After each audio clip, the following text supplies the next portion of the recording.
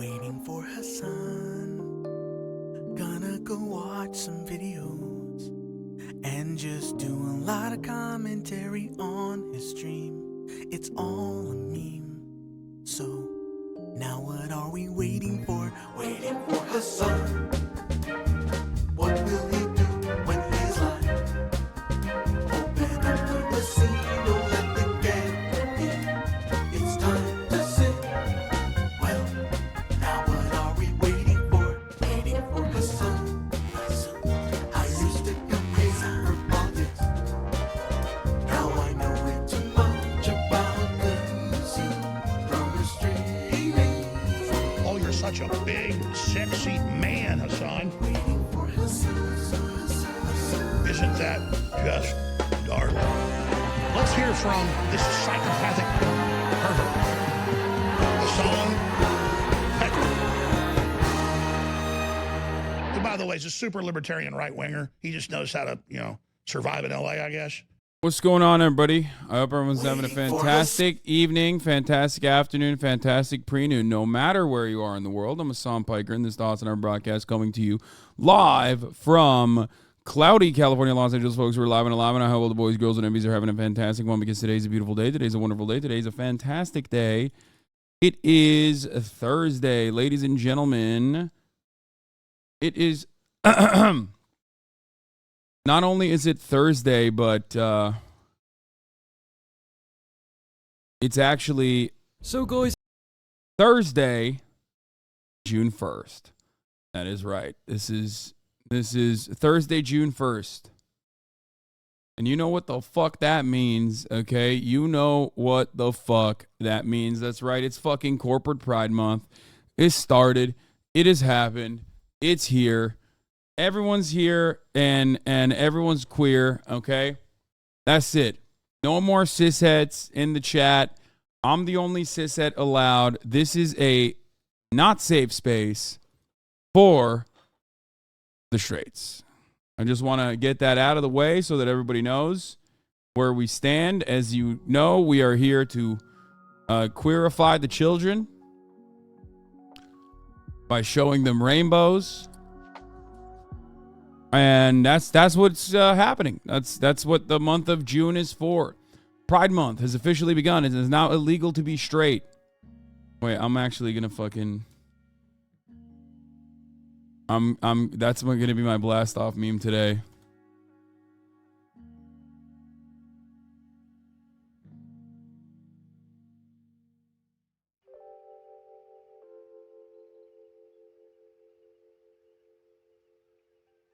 Oh, fuck.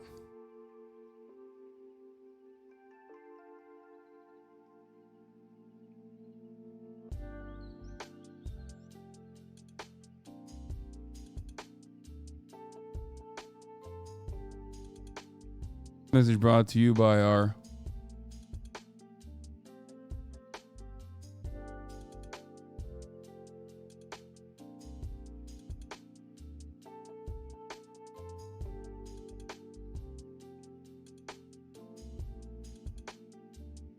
hold on, twitch.tv/HasanAbi. Okay. Folks, we're here. And some of you are queer, not me, obviously, but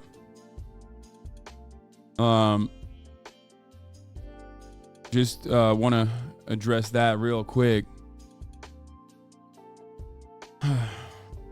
Good thing everyone is a little B in LGBTQ. I think it's time for a new Batman reboot where he finally comes out of the closet.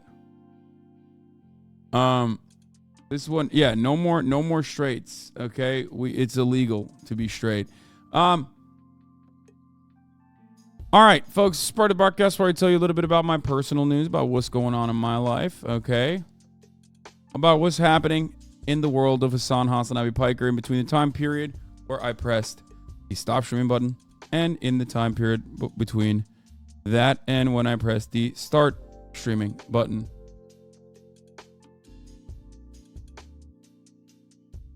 Okay. For all my parasocialists out there.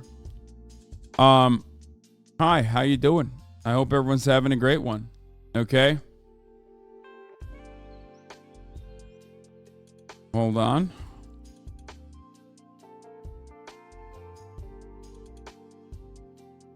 One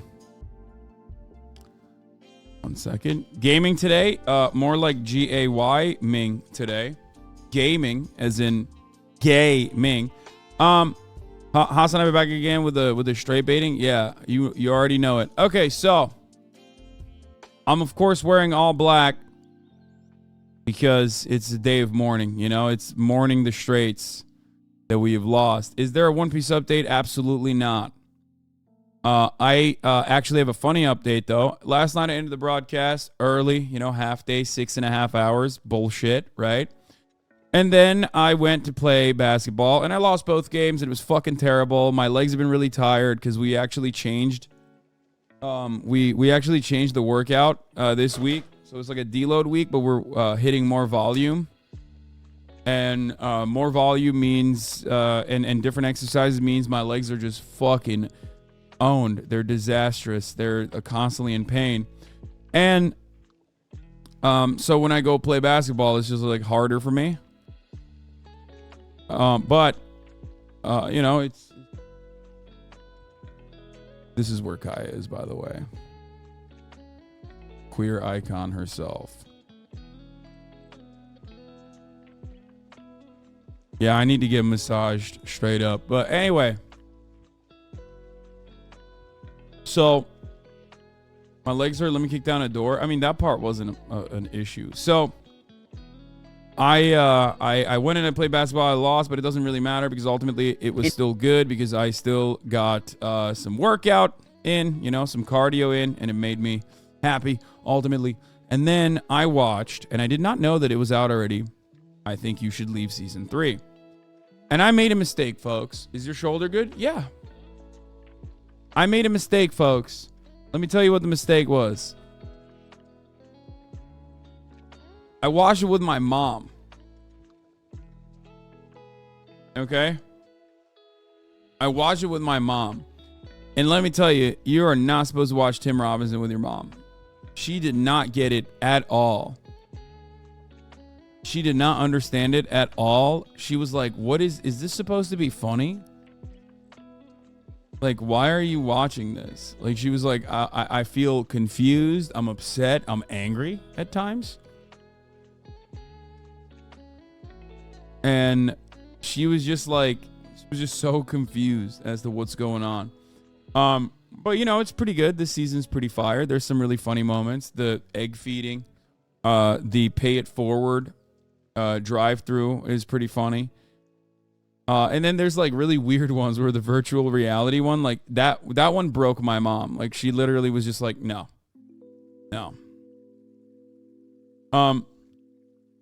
But anyway, I don't think your mom is your target audience. I don't think so either. So,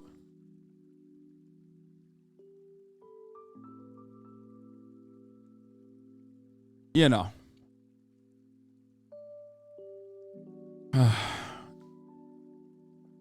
Oh, my ponytail is stuck. That one also freaked her out. She didn't get that one either.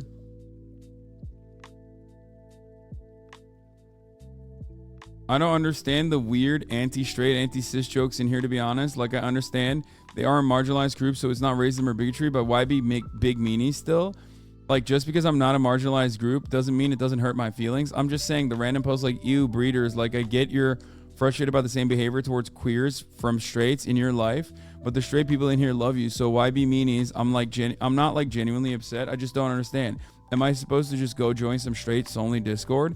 Or just put up with people being rude in here for no reason? That's an ancient copy pasta.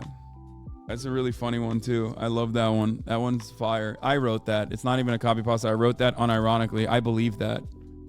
Actually, I hate that people are doing that. Really fucked up, in my opinion. Straight hate is alive and well, folks. It's happening. It's happening every day.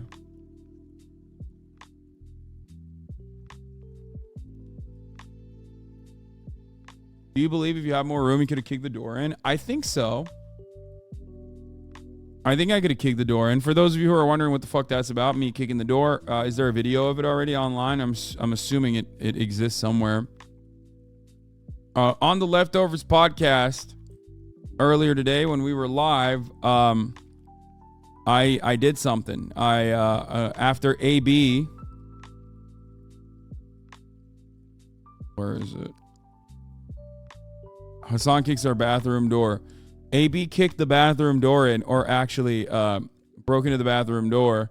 So I was like, oh, I love breaking stuff. Like, can I also try? And Ethan was, of course, immediately like on board.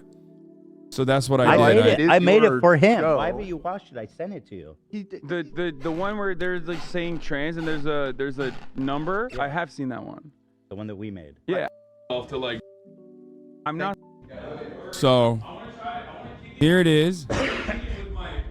How do we get light? RIP shoulder, it's fine. I don't know why people keep saying RIP shoulder. My shoulder is perfectly fine. I did not actually.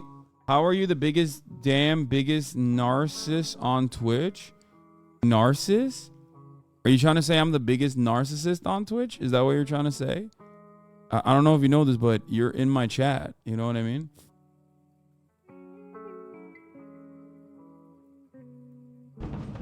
You get some more assistance over here? Okay, this one. Or no, this one. No, that one. That's the one we broke. Okay. So Libby's gonna close the door, full latch. Okay. You want to feel the door? So there's a deadbolt, right? Yeah, it's a pretty solid door too. Guys, back out! Okay. So it being a deadbolt kind of cooked me. It was definitely harder than I thought it was gonna be. Is that there's not a lot of space to like to brace yourself to like do a fucking kick. We've all been operating under the same conditions. Yes. No, I know. I'm saying I'm getting my bearings in. I'm not gonna be able to kick this with a kick, I don't think. Let's see. I think you might. Whoa, my God. Wait, hold on. I think our building's about to collapse. Wait, what the fuck should happen? Fan caught the mirror. The mirror fell. Yeah, I kicked it, but I pushed myself back into the wall, and then that mirror almost fell. Oh, I think I don't know if our beams can support that. fuck. I love the karate stance. To be fair, we had a partner when kicking. What? No, it's fine. Yeah, I don't think I'll be able to kick it. All right, so now we're going to the shoulder. Whoa! Whoa! Yo! It's hard. You know what I think is happening? What? AB was Ethan saved me here. The image behind you was a painting that Belle Delphine sent them, by the way. It's nice. I like it. hitting it lower where the hinge is. Yeah. That could have helped. But AB's a psycho, man. You should have seen the way he threw himself at that door. Yeah, the moment that I actually hit, like, the moment that I lowered my shoulder into where the log is, it was over. It was a one tap. Yeah, you're right. Lower was better. Yeah. Freedom! Are you okay, Olivia? I am literally so safe. Oh my God. Thank you. Do you want to keep it? That's a keepsake for you. Yeah. Here, let's look at the damage. Bring it in here. Oh. Yeah. Yeah. There it is, you know what I mean? I shouldn't have gone so high, I think. Exactly. AB was hitting it lower. Yeah. But I gotta say, he's holding up. No, for sure. That man did work on that door. If you would have kicked it in the same place you hit it with your shoulder, you would have got it that way too. Yeah, but I realized that there wasn't enough space for me to kick properly. So I was just like, it's fine. It's better to just get in there with the shoulder. I like that you were keeping your hands up in case the door fought back. If you kicked the door by the handle, I bet you could have one-tapped it. I tried.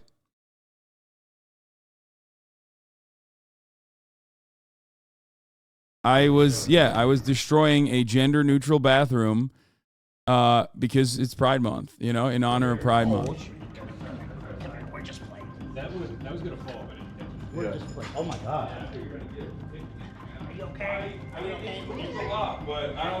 It's so much fun. It's so much fun to break stuff. I love breaking stuff. If there's ever an opportunity to break shit, like, I'm gonna break it. You know what I mean? Like, when they said, oh, we would love for you to break the door, I was like, oh, that's great. I love that. It is definitely a lot of fun, just like breaking stuff. Go to a rage cage? Yeah. Apparently, I also broke the fucking chat. Look at this. Unreal. Can I be the damsel next? You've been to a rage room? No, I have broken a lot of doors. I've punched through doors. I have kicked through doors.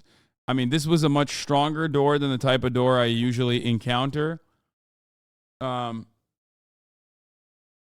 is this? Wish I was trapped in that bathroom. Daddy Hasan, you can knock my door down any day, cutie. I swear to God. Hasan, I'm trapped behind a locked door and I might be pregnant. Help. Hasan, can you do that again? I need to see something.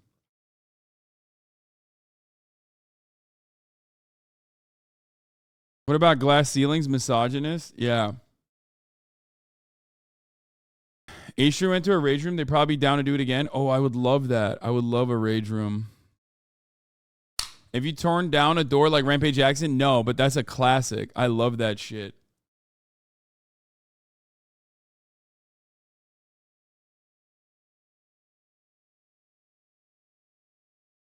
White man superpower, destruction of various walls and doors. Yeah, it's so much fun.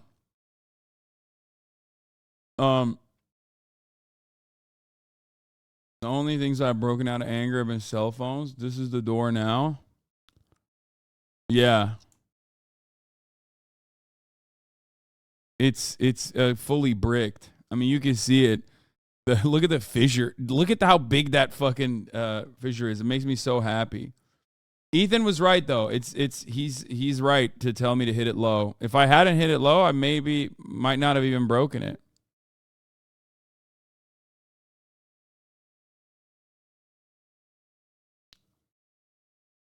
You can carry a giant cross like those boxing dudes and slam them into the door with the power of Jesus Christ.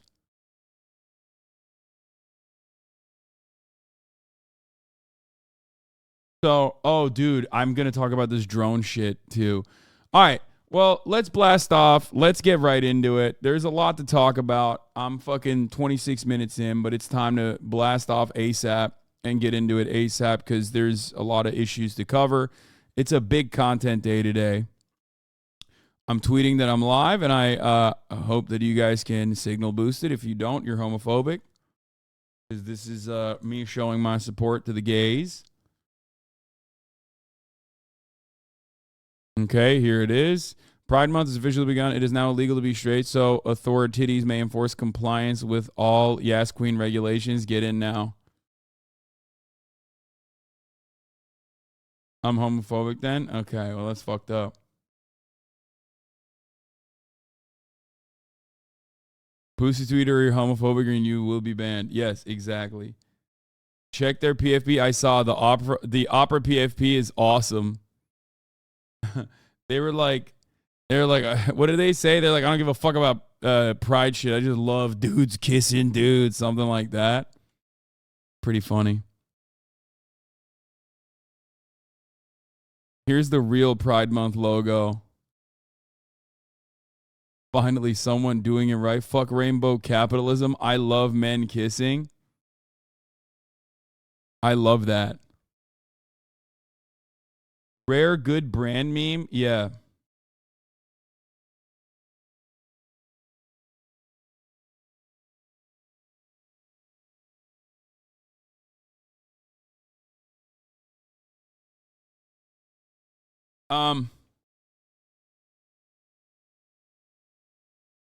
It's Kiss a Homie Month. Yeah. So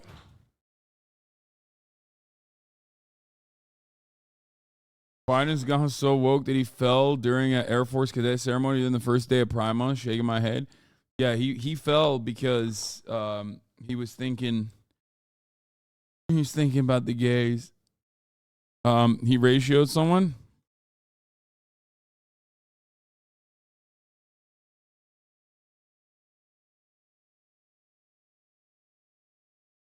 What is it? Dan, we got to step up. Cringe woke profile picture. Where was the ratio?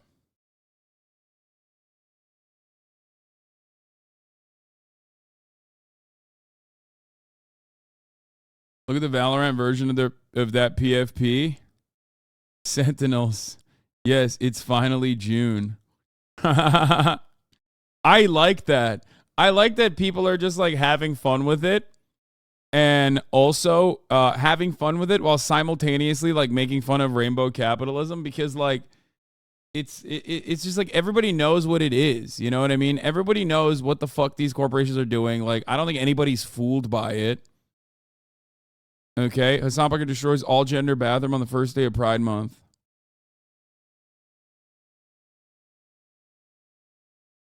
Yep.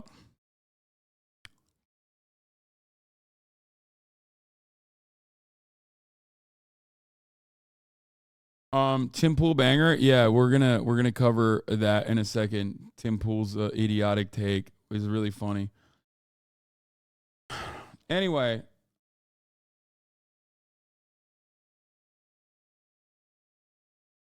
Trump being based? Wait, really? What's he saying? Oh my God. Trump is fucking... What the fuck? Why is Trump popping off? This was the ratio from Opera GX. He said, truly shocking. Gaming, gay. Supporting LGTV people won't fetch you extra users, Opera GX. That bio won't get you any bitches either. Oh my God. Oh my God. Oh my God. What the fuck? And they QRT'd Pride Month, demon. Yeah, except like this person is probably posting this because they're like Christ first. They're like a goober. They're like a Christ cuck. Meanwhile, like that's actually kind of fire. Like, I can see gay people unironically rocking with that. You know what I mean? It's yet another one of those instances where, like, this dumbass was like, oh my God, demon. But it's like, yeah, a gay person probably made that.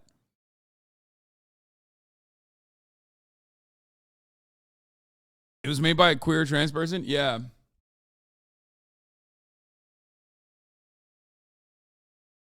Keep reading, it gets better. You sure about that? You should just ask your mom where she was last night. You stream on Kick. Please build a relationship with your own mother first. Oh my God.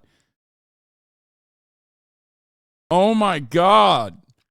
Absolutely fucking eviscerated, dude. Oh God. Oh, Jesus Christ. Oh, just fucking cooked them. Is that allowed? Is that allowed? No, that person is posting it because she's getting sued by a gay couple because she called them PDF files. Look at that tweet, the demon one. Christians are done taking crap from the LGBTQ mafia. We're canceling Pride Month, pouring out your Bud Light, shutting down your Targets, and we're taking back the rainbow. We will also stand up for our rights to criticize your depravity in court. No more cowarding, no more pandering. Support my lawsuit here to defend free speech against the LGBTQ mafia here.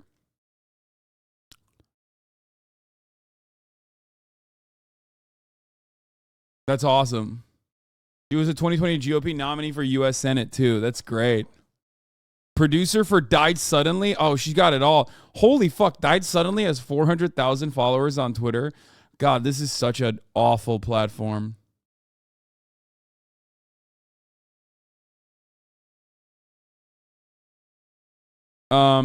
So yeah, you already know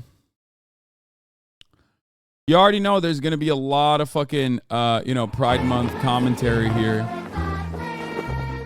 The Boys Season 3 calls out inclusive woke nonsense in Hollywood. Oh my God. Did this person upload this without understanding the message behind The Boys and like why they were making fun of this? Oh God, this is literally like when people come in here and like follow me because they think I'm fucking conservative. Like making fun of rainbow capitalism for what it is, which is like pandering nonsense from capitalist corporations that do not give a fuck about queer people, does not mean that you like hate queer people, you fucking idiots. Oh my God. Welcome to Brave Name's Inclusive Kingdom.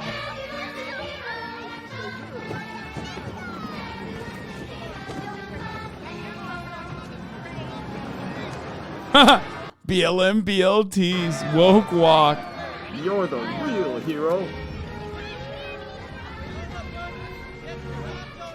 que sea hamburger with a donut for a bun. Surely there is no gut here. Format extreme flight.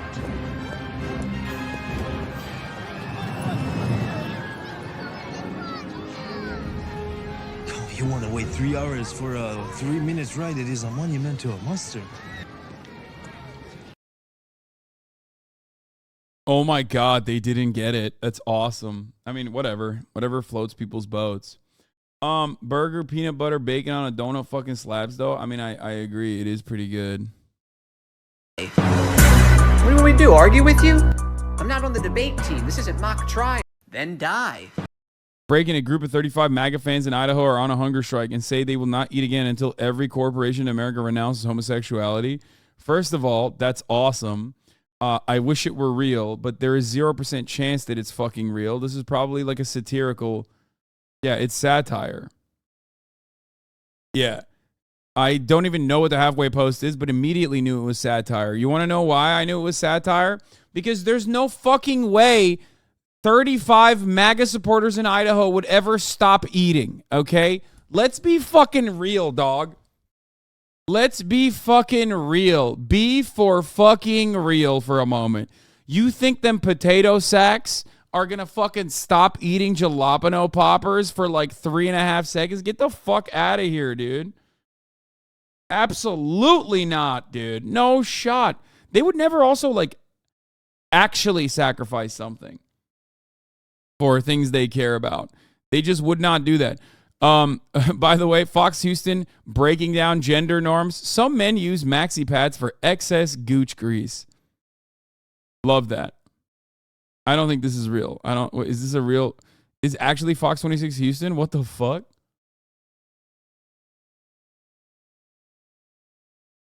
This is what some straight guys think Equinox is like. 1.4, 1.5. Dude, this man is the #1 Pride supporter, okay? I'm sorry. You will never convince me that this man is not the gayest man in Romania, okay? Holy fuck, dude. He is so gay. 1.6. Man, you're never going to get to 100. Hurry up. 1.7. 1.8. 1.9. 2. Yay, 98 to go. Obviously, you're happy to see me again, Andrew. If not, I'm going to whip you later with the sticks. Everyone old school knows what the sticks mean. It's not baseball, but you know. Say, oh, sorry, I forgot to count. 3, 4, 5, 6. Why? 94 to go. Why are you hating on Andre Tate for showing support? Dude, how is this video gayer than like the actual gay dude who like dances and kind of looks like Andrew Tate? This is literally gayer than all of those other videos of him like fake dancing, like fake Andrew Tate dancing combined, okay?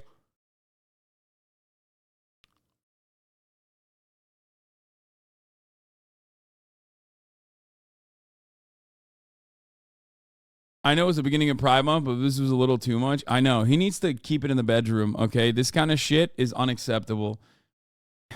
Yuck. Keep it in the bedroom, buddy. Nobody needs to see all of that, okay?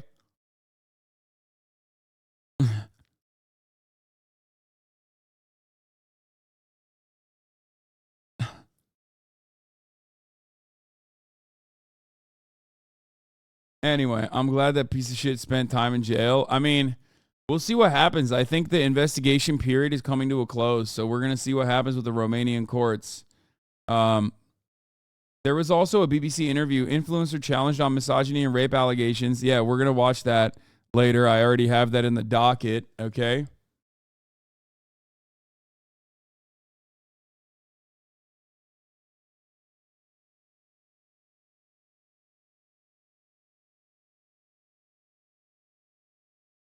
That docket is stacked. Dude, we have so much. We have so much to talk about. He even looks gay with women. I know. I saw.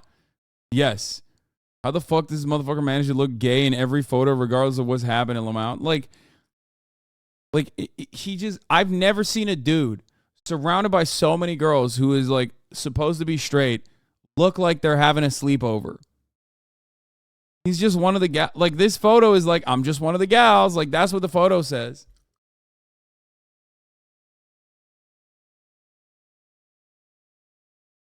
I love that he put his brother in the back there too. I mean, oh my God. Don't let anybody take away from his, his shine. He's at the sleepover, but they let him because he's, yeah. Anyway, so yeah, I like that. I like that people are making jokes about the fucking rainbow capitalism shit. I'm a fan of that.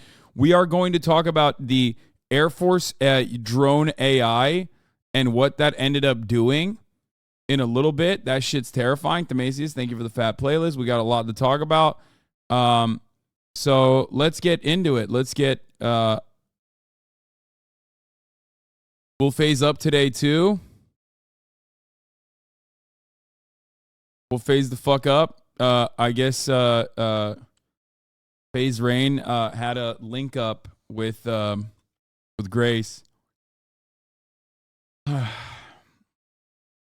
And it did not go well. But yeah. Very confused MB. Thank you for the 10 gift of subs.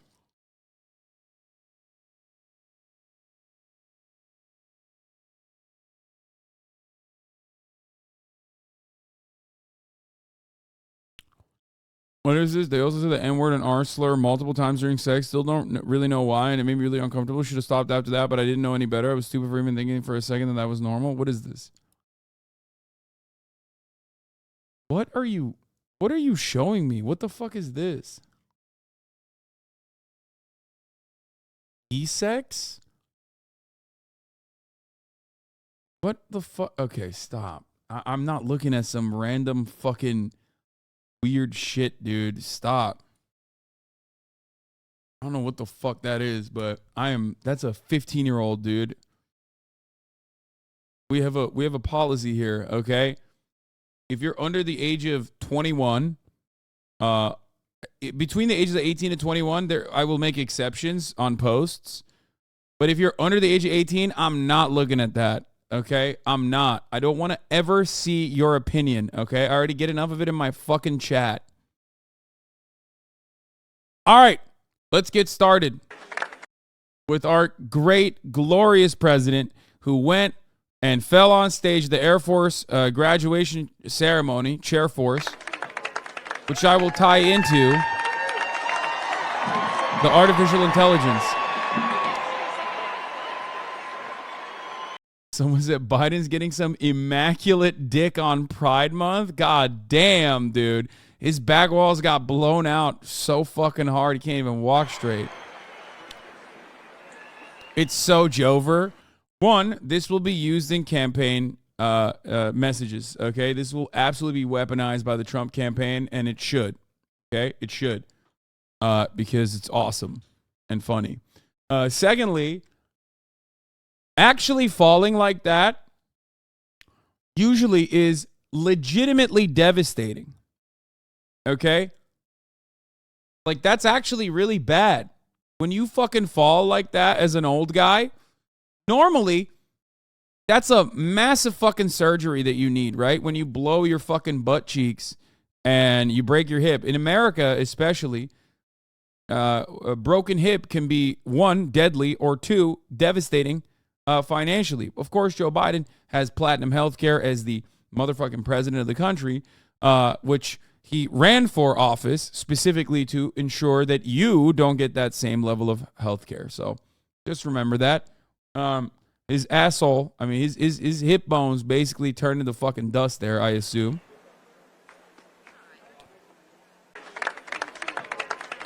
Oh, let's watch it again. Love that they...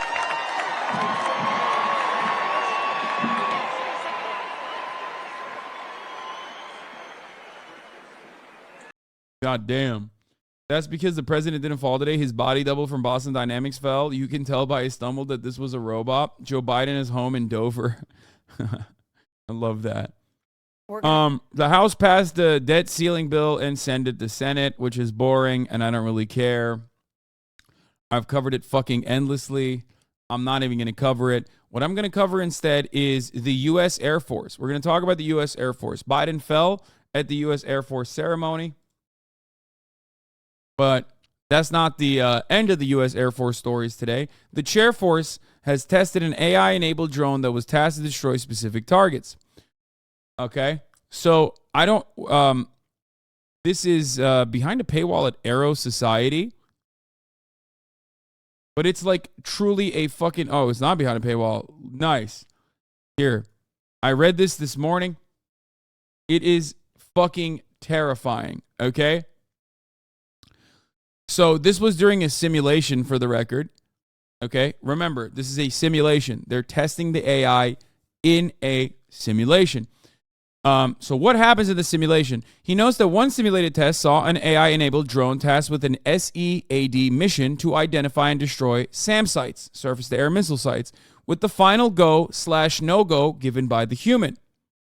However, having been reinforced in training that destruction of the SAM was the preferred option, the AI then decided that no-go decisions from the human were interfering with its higher mission, killing the surface-to-air missiles. And then the AI drone attacked the operator in the simulation, killing him in the simulation. Okay? Said Hamilton, we were training it in simulation to identify and target a SAM threat. And then the operator would say, yes, kill that threat. The system started realizing that while they did identify the threat at times, the human operator would tell it not to kill that threat, but it got its points by killing that threat. So what did it do? It killed the operator. It killed the operator because that person was keeping it from accomplishing its objective. There's one more part about this story that makes it even scarier. So then they trained the system. They said, hey, don't kill the operator. That's bad. You're going to lose points if you kill the operator. So what did it start doing? It started destroying the communication tower that the operator was using to communicate with the drone to stop it from killing the target. Now, this is pretty basic hierarchy stuff. Like, obviously, the highest hierarchy, the highest priority is killing the surface-to-air missile system. So when the highest priority is to kill the surface-to-air missile system, everything else that you feed the machine afterwards is going to be nothing. Okay? Everything else that you feed the machine is not going to amount to anything because the system is correctly identifying its objective, which is its highest priority, which is to kill the surface-to-air missile system. No matter how much you try to fucking train the system against that, every single part of that process is ultimately going to turn into yet another objective to eliminate. You can add as many different priorities onto it as possible, but ultimately, if the highest priority is still to eliminate that, it will just operate in the same fucking way that it's tasked to. Eliminate the objective. This is why it's called training. Compare this to AI learning walking, too many variables. First and foremost, this is obviously terrifying. This is obviously fucking terrifying. Okay?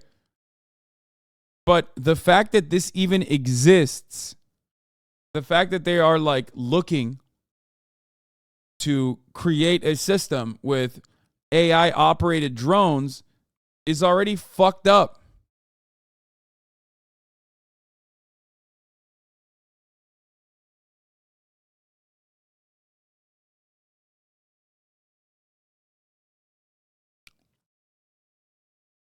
Like eliminating the one human component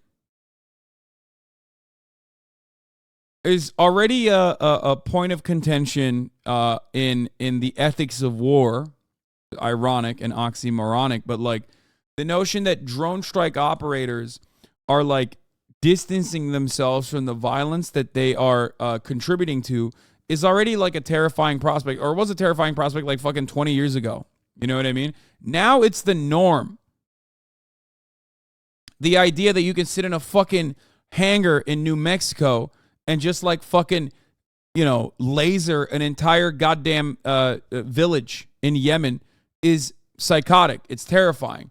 You're basically video gamifying murder, right? So that already creates this process where it's much easier to kill. The entire point is supposed to be hard.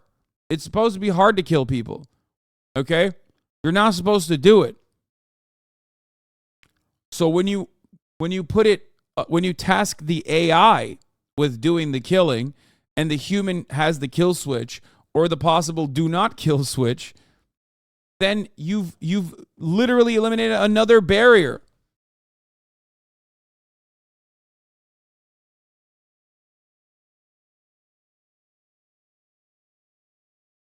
The fact that the simulation wasn't run with conditional priorities and lines not the cross makes me skeptical about the legitimacy of the simulation. It seems like it was run with getting this outcome in mind.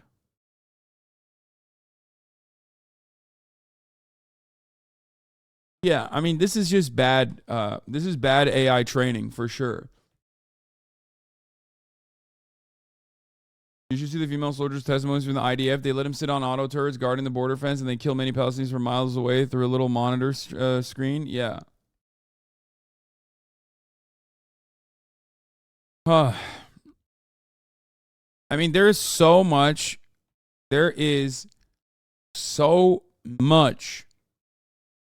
footage and so much media dedicated to how devastating this will be.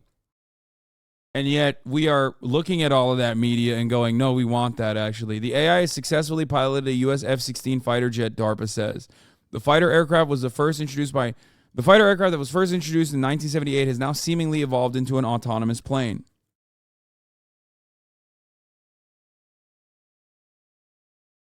AI is not developed enough for this. They should wait 2 to 3 years before they try using AI to run these types of simulations. How about they should never do these simulations?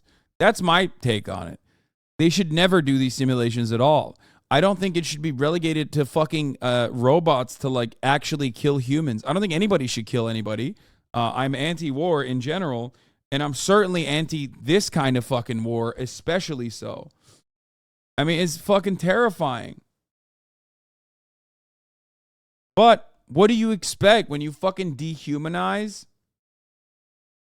By the way, that Ask Aubrey is now like straight up doing right-wing anti-trans bullshit, okay? This account is like they went straight turf. They were already like annoying and they would like make stuff up, or they would constantly fucking post like stupid baits that they fell for, or maybe deliberately posted the baits on TikTok. I mean, how many times we've covered it? Every single time this account has like posted shit, I always will tell you like, oh, they're posting a TikTok. This is most likely fake. And it always ends up being fucking fake. The top of the hour ad break, however, is not fake. Okay? Very real. Unless you're a subscriber, in which case it is fake for you. You probably think, oh my God, it doesn't exist. Because at the top of the hour, there's a 3-minute ad break. If you no longer want to see those ads, all you need to do is subscribe, which you can do for $5 or for free with a Twitch Prime. By connecting your Amazon Prime account to your Twitch account, you get 1 free Prime subscription a month. Use it on your favorite broadcaster. Hopefully that's me. That's right. It's the top of the motherfucking hour again. No. King of Life. Thank you for the 5 Get the Subs, allowing 5 people to no longer see the ads at the top of the hour. Thank you. You too can be a gift sub recipient. If you're lucky, here's a 3-minute ad right now. Okay. Sakura Gore, thank you for the 10 Get the Subs, allowing 10 people to no longer see the ads at the top of the hour. Look at her little toe beans. Look at her little toe beans. Just wiggling, dude. She got stuck in there again. I'm willing to bet she's going to hurt herself. I have to pull it out before she hurts herself.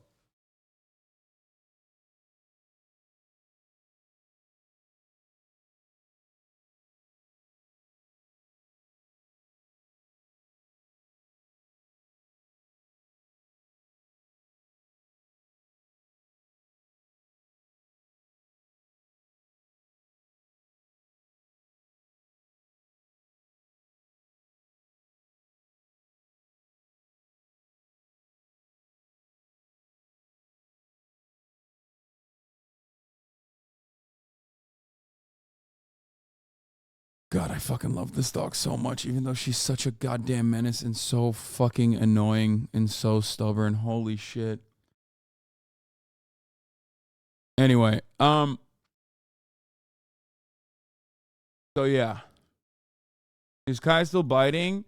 My pup just turned 11 weeks and he's like a little shark. Kaya still bites a little bit, but not as much. Nowhere nearly as bad. Actually has stopped biting my mom completely. I sometimes still rile her up when she's on her back and then she like starts nipping a little bit, but it's okay. The real problem is the peeing. She actually definitely has like stubborn piss issues where like she doesn't poop inside the house, which is great. She hasn't pooped inside the house in weeks. But when she pees inside the house, it's a big problem. Like she was perfectly fine all day. Yesterday. And then I went to play basketball and I left her with my mom. And then my mom had her friend come over and her friend has a puppy as well. And they were playing. And I think she got overexcited and she peed inside the house.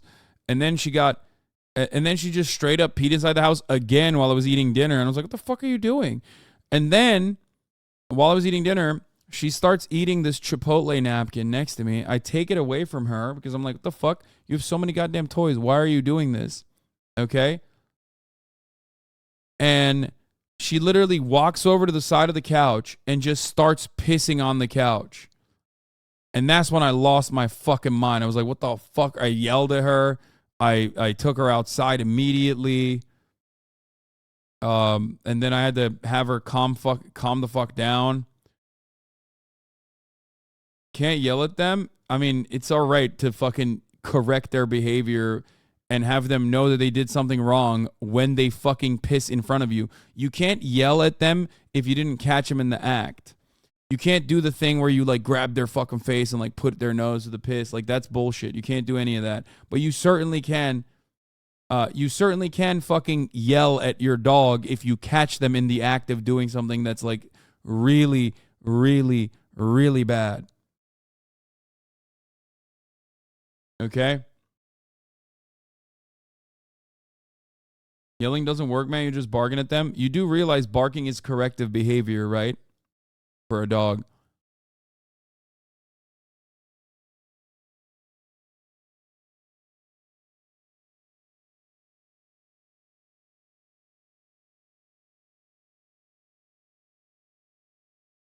Oh my God. Chatters, shut the fuck up. Shut up. People saying, no, it doesn't work. No, it does work. Make sure to always spray the pee spots with scent neutralizers. Yeah, I have like 11 different kinds of scent neutralizers. And trust me, I know.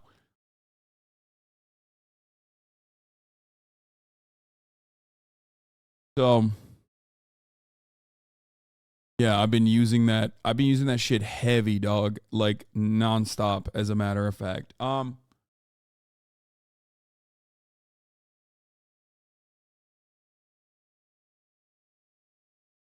So, have you ever tried clicker training? I've never done clicker training. So,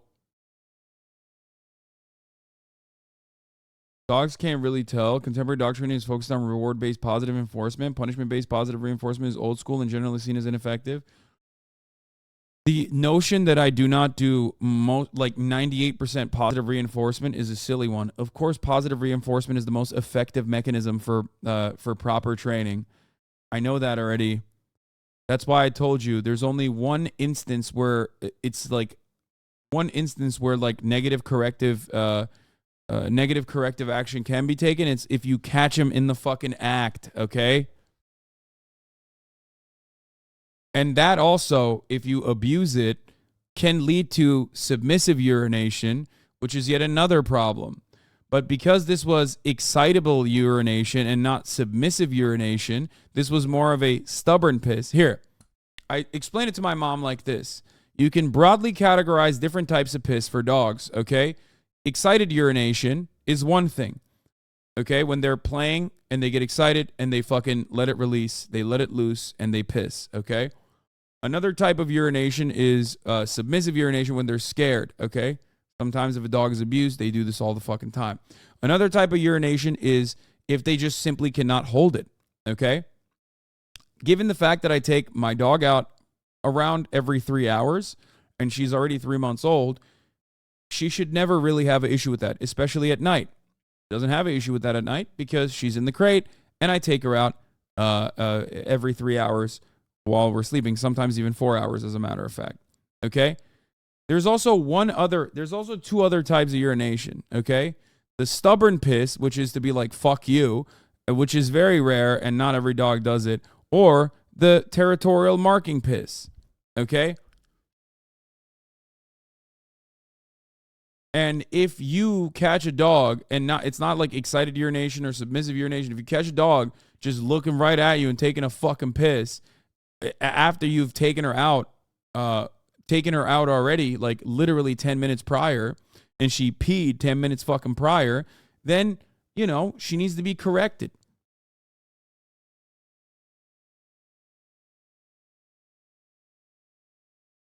That's it. So that's what it was. And also, it doesn't even matter because, you know, after that situation unfolded, and she was like, she was fine. She was perfectly fine for the rest of the night. I crated her later after she calmed down, gave her many rewards, gave her favorite toys in her crate, and she was perfectly fine sleeping in her fucking crate and pissing twice in one night. So there it is. That's not an argument. What? That's not the case with submissive. Read about correcting submissive urination. That's not the case with submission. No, she felt you were angry at her about the napkin. The napkin was a dominant display from you. Get a dog expert on the show. That's not an argument. Yes, I took the napkin out of her mouth that she was like eating. Okay? So she walked over and peed, and that was not an... What do you mean? Why? That's not an argument. What do you mean? Why are you debating me on this?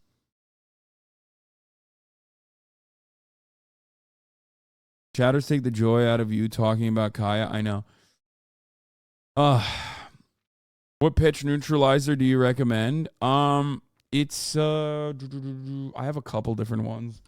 There's one that smells like peppermint. That one I got on Amazon. That I feel like that's the most effective one.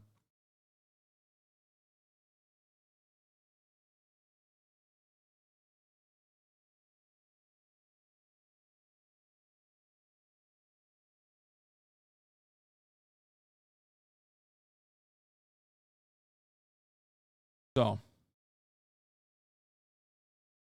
Matt Walsh revealed his Pride Month plans.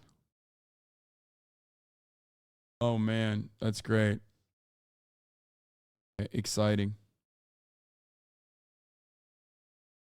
So, where were we? Okay, we're moving on from the dog Andes, okay? Here it is. Let's get the Trump. Trump spoke to the voters in Iowa, and he fucking popped off. My goat. We're going to be talking about that. We moved on from the AI drone operator shit. Okay. We're not covering the debt ceiling. I don't care. Trump is back taking credit for the vaccine. Yeah, well, you know, everybody wanted a vaccine at that time. And I was able to do something that nobody else could have done, getting it done very, very rapidly. My king. But I never was for mandates. I thought the mandates were terrible. And you know, there's a big portion of the country that thinks that was a great thing. You understand that. Not a lot of the people in this room, but there is a big portion. I had a man come up to me the other day who's actually a Democrat liberal guy. A big portion? Yes, you can look on my phone. Here you go. Are you going to cover the next chapter in the phase misogyny arc? Yeah, we'll do it later. A friend of mine, and he said to me, I don't even know if he voted for me, to be honest, but he's a friend of mine, smart guy, but very liberal. He said, why is it you never mention what you did with the vaccines? I said, no, thanks. I'm not going to be doing that right now. That's bullshit. He's making it seem like he was such a kind guy, and like that's the reason why he didn't mention it. First of all, he mentioned it all the fucking time, and then the only time he stopped mentioning it is when he realized like the crowd was booing him. There was a point in time when, like, at the peak of like the anti-vaxxer narrative that had become like a permanent staple of the idiotic American politics. The final stage of like idiocy in American politics, Donald Trump got booed in his own fucking crowd when he talked about this exact same thing. Where he was like, look at me, I did it. When is the last time you took her out to pee, Mom? Mom!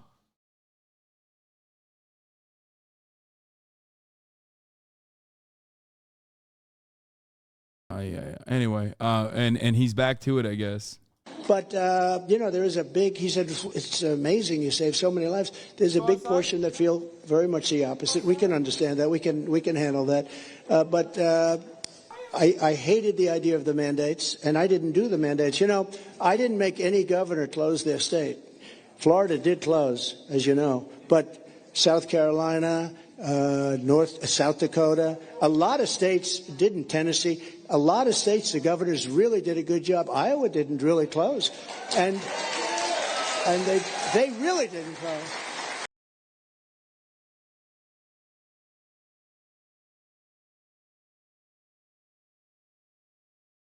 Okay, we'll get back to Trump in a second here. I'll play this as a brief intermission, okay?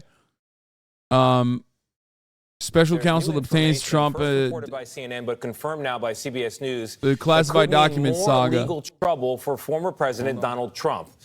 The former president was recorded talking about a classified document that he kept after leaving the White House.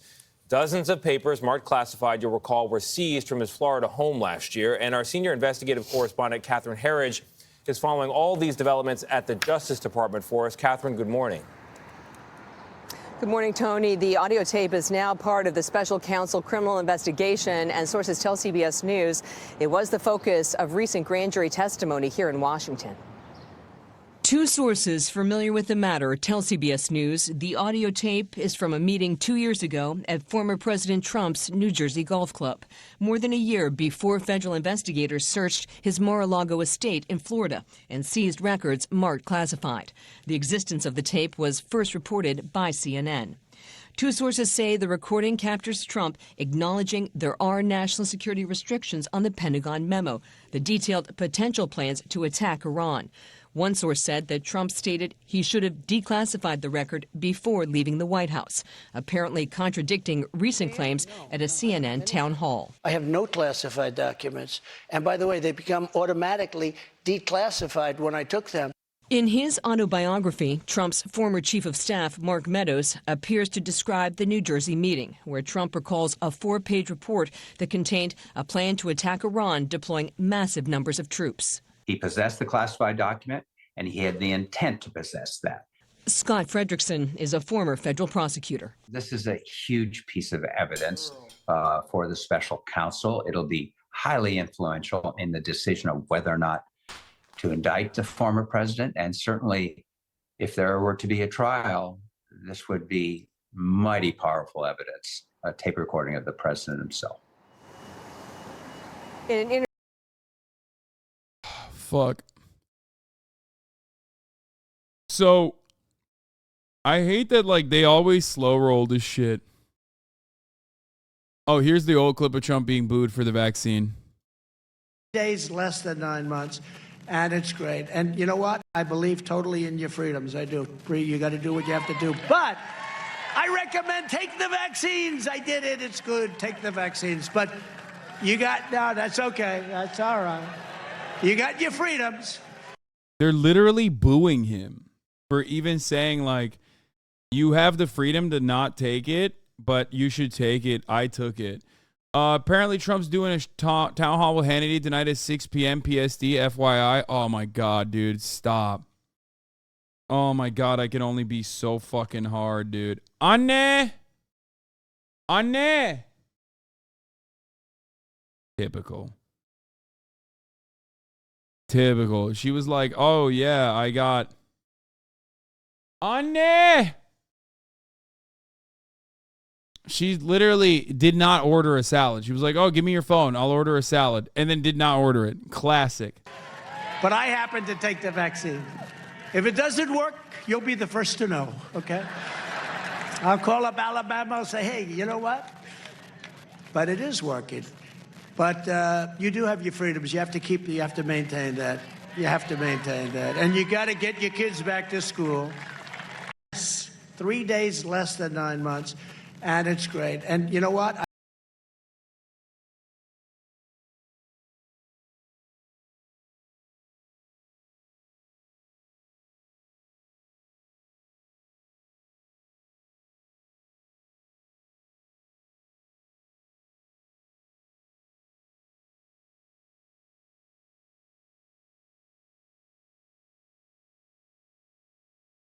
There is nothing better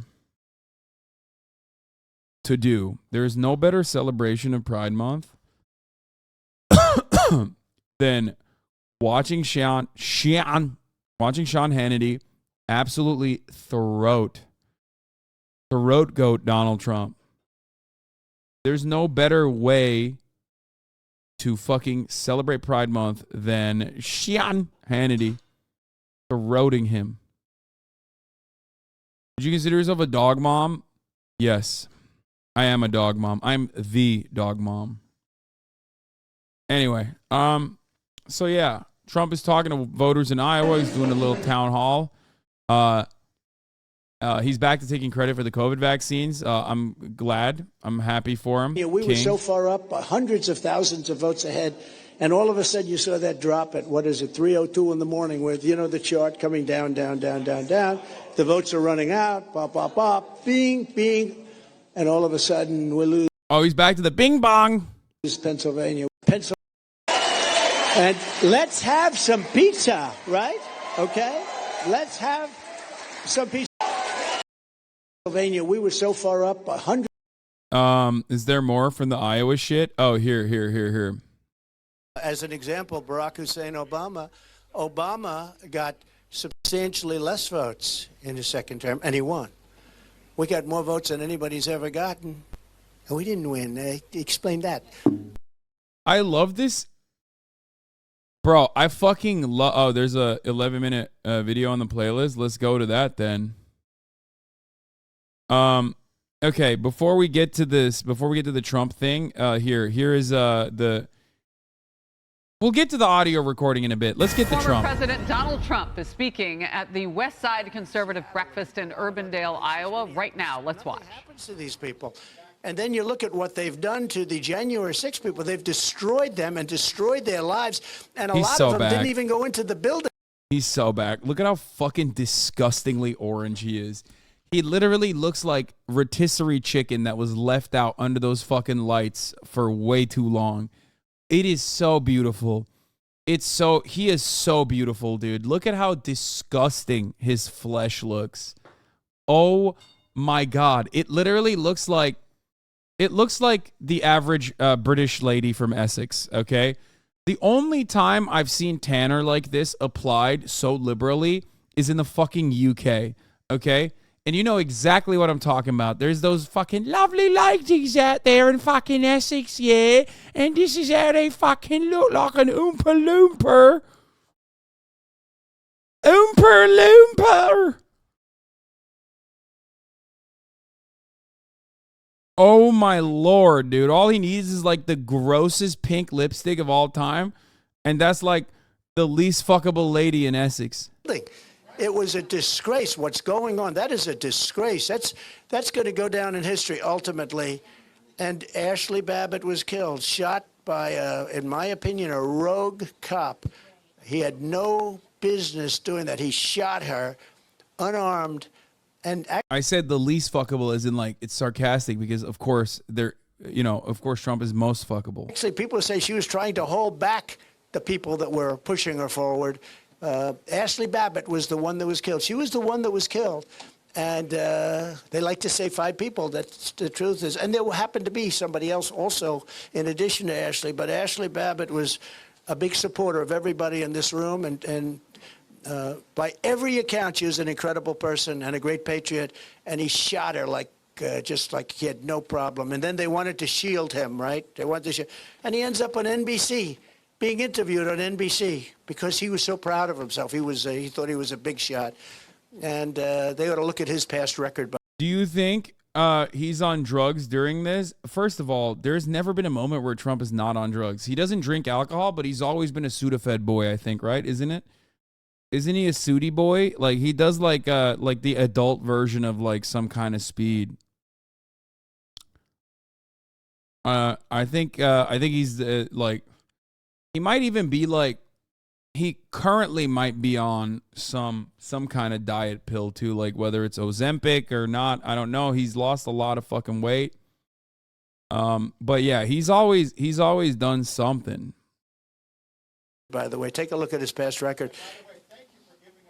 Kim Reynolds for governor of Iowa. Good.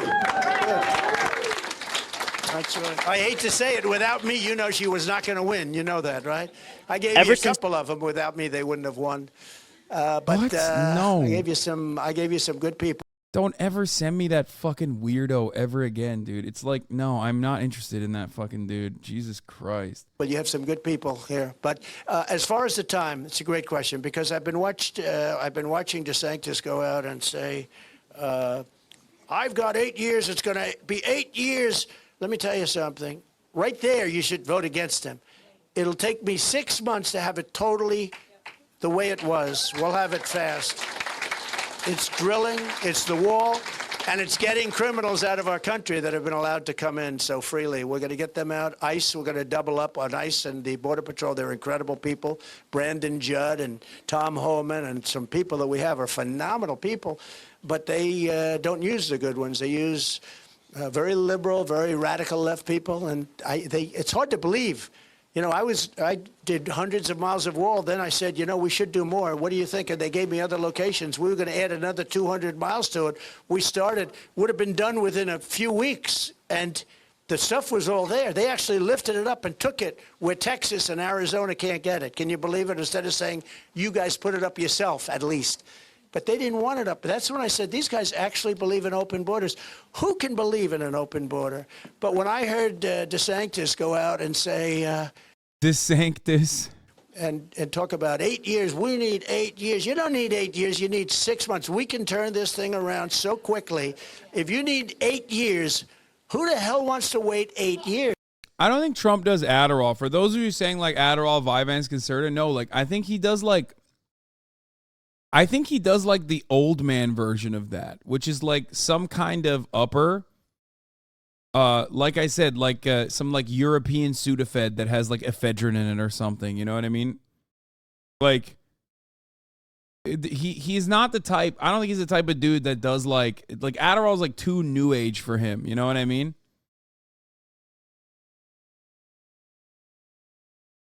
What the fuck are you talking about? We're just discussing what kind of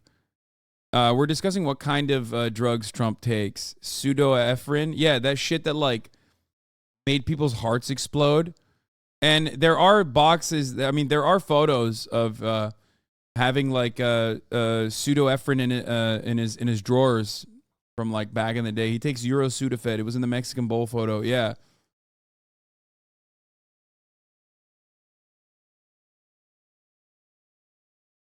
Why do you know all of this? Because I'm Trump's #1 stan, brother. What the fuck kind of question is that?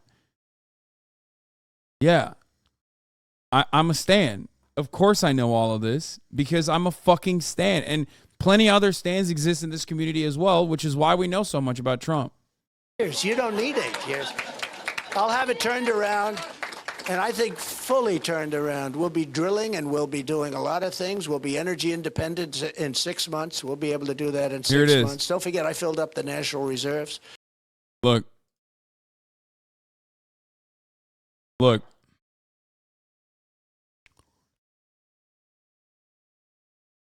You can't really see because it's blurry in this, but this is like, I'm pretty sure this is the photo with like with the Sudi sniffer. You've got Trump sniffing through the debates in 2016. He sounded like he had a cocaine party prior to the debates, or maybe it was the Sudafed he kept in his drawer.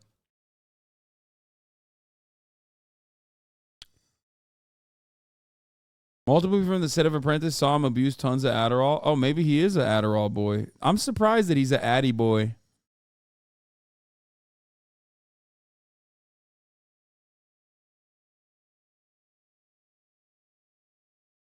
Anyway. I did a lot of things at very cheap prices. Congress held me back, actually. But we had a deal where I was going to fill it up for nothing, you know, when the oil was down so low because we had so much of it. We have more liquid gold under our feet than Saudi Arabia and Russia. Think of it. We have more than any other country. We were going to double up on them. We were not only going to be dominant, we were going to be beyond dominant. We were going to be bigger than Russia and Saudi Arabia ×2. We were going to make a fortune with energy. We were going to start paying off debt and further reducing taxes. It was so beautiful. It was working so great. And then they just shut it all down. So a shame. But it's not 8 years, it's 6 months. And we'll be back in business, and sooner than that. And we'll be back in business, and those tractors are going to be spending a lot less money for their energy. And the food prices are going to start coming down, and a lot of things are going to start coming down. It'll be a beautiful thing to watch. And it's going to happen very quickly. And I'm very experienced now. You know, it's not like I'm going in.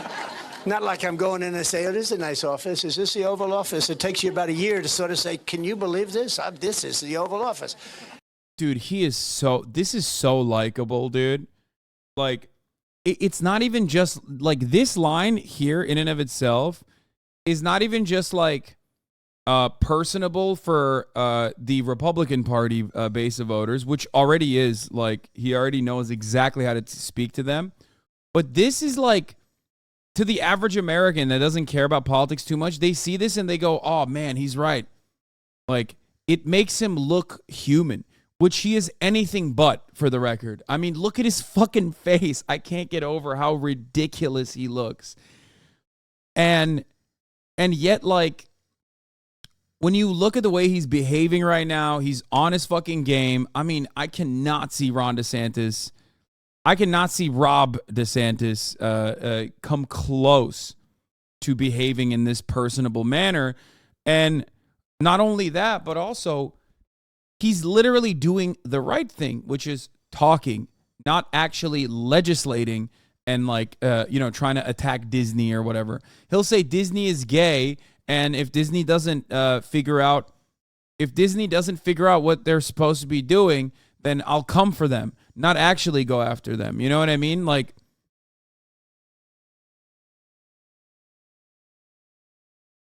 king like you, he's a misunderstood man. No, he's the horrible monster. Do not misunderstand me.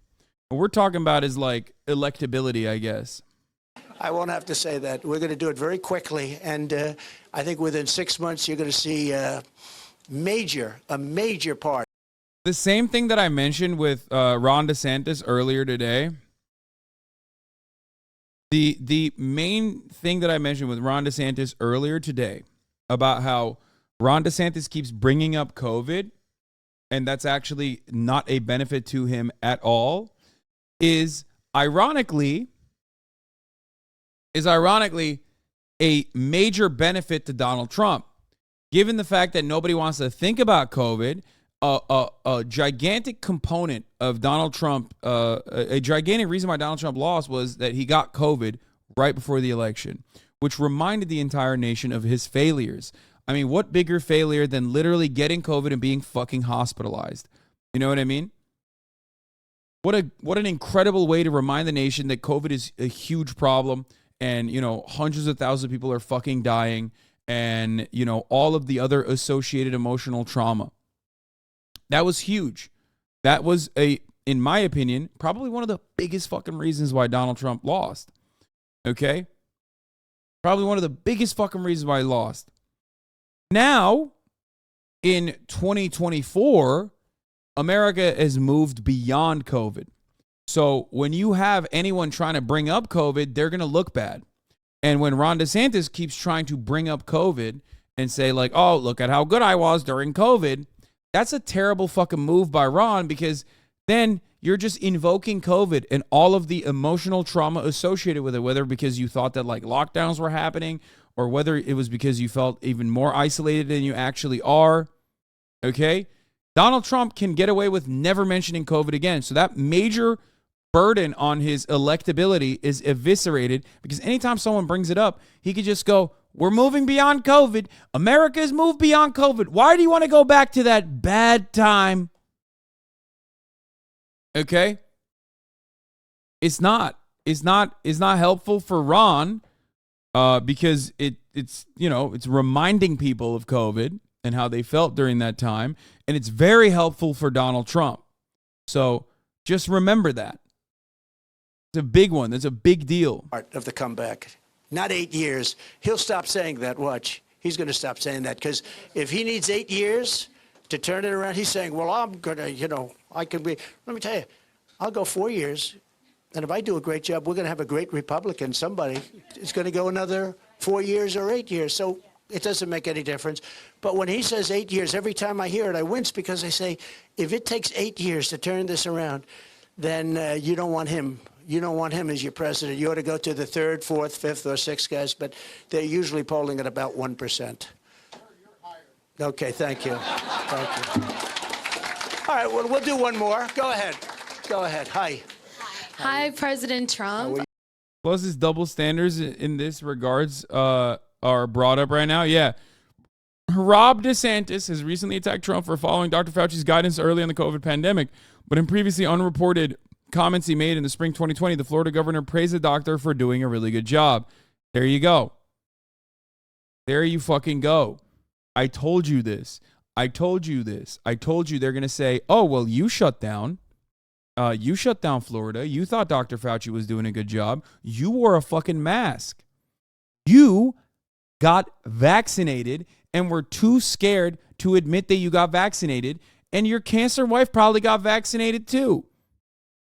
I told you, Donald Trump can fucking eviscerate him with these lines. Like, he could just turn around and literally go, you and your cancer wife got COVID, or got the COVID vaccine. At least I'm honest.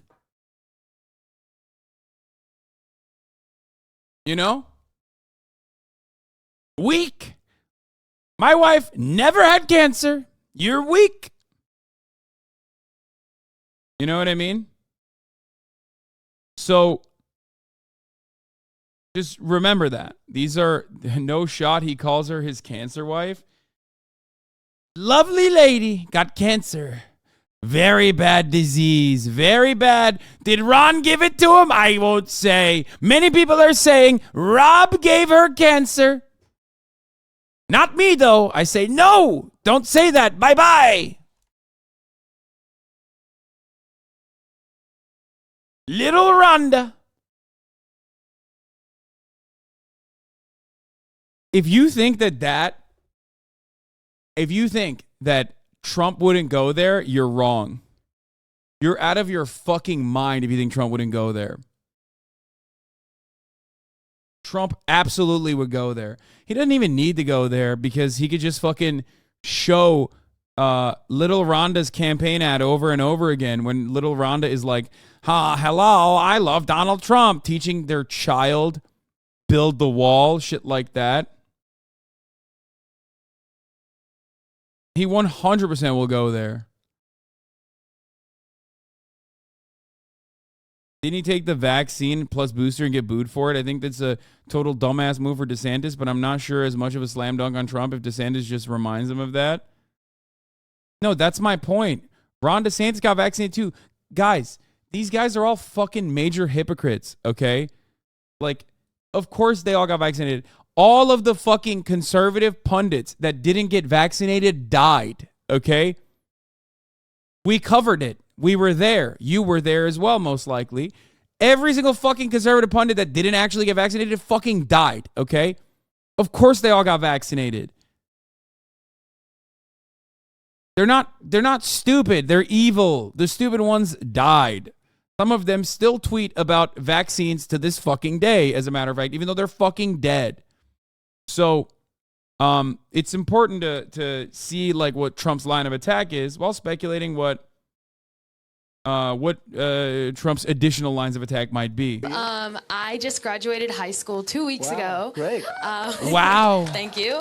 Wow, And so great. my question for you is, since your last term in office, there have been a lot of attacks on education in terms of censorship and all of that. So I was wondering what your thoughts were on parental control and that kind of thing within schools, school choice, and all of that. Education is very important to me, so wanted to hear your thoughts on that. So Thank big, you. very good question. Congratulations, by the way. Good. Were you a good student?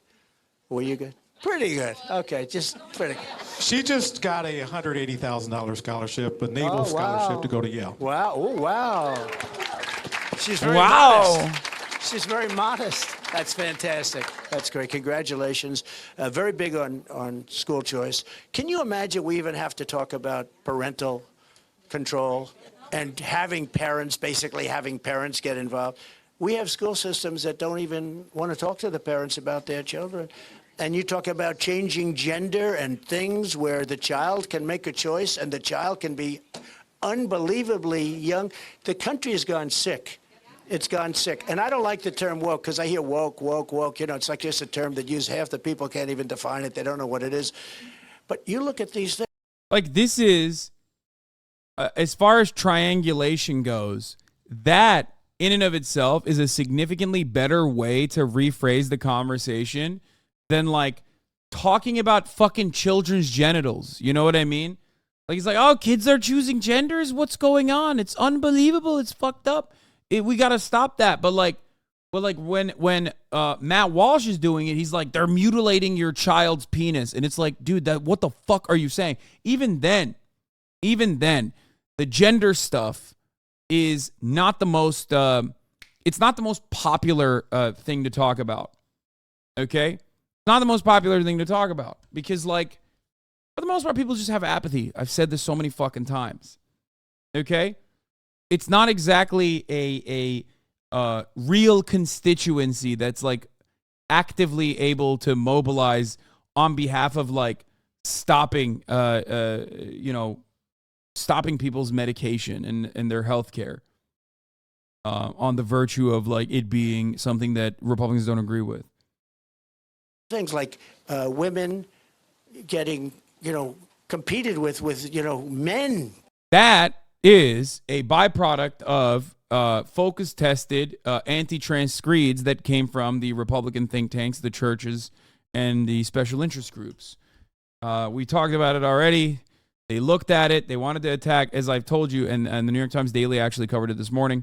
Did a pretty good job. I can't believe I'm recommending them. But after Obergefell, they were like, all right, the next line is trans people. We got to attack trans people. We got to make them the villain of society. We got to constantly bully them, bash them.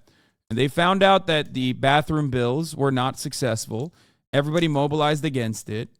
Okay? Everybody mobilized against it. So, they were like, all right, let's get back to the drawing board. Let's figure out what will actually be better as a better line of attack. And shouts out to Joe Rogan, who was already doing this at that point. Trans women participating with cis women was the strategy. They found it. That is significantly more popular than anything else. Why is that popular? Not because people are, like, grossed out by trans people in general, but because you can make an adequate argument as to why it's unfair. And Americans love fairness. It's not fair when you tell a little girl or even a trans person who's an adult that they can't go into the fucking bathroom, okay? That part is ridiculous. It's silly. It still goes back to, like, your hands are in people's genitals, you know what I mean? You're constantly trying to figure out what the fuck's going on in people's genitals. That's weird and gross. But fairness in sports is a universal value that you can advocate for. And that is the reason why it's the most effective way to open the conversation up and just, like, expand on additional transphobia. That's why they move very quickly.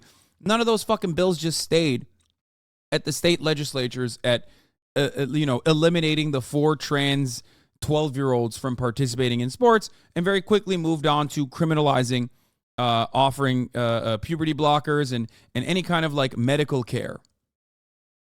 Okay?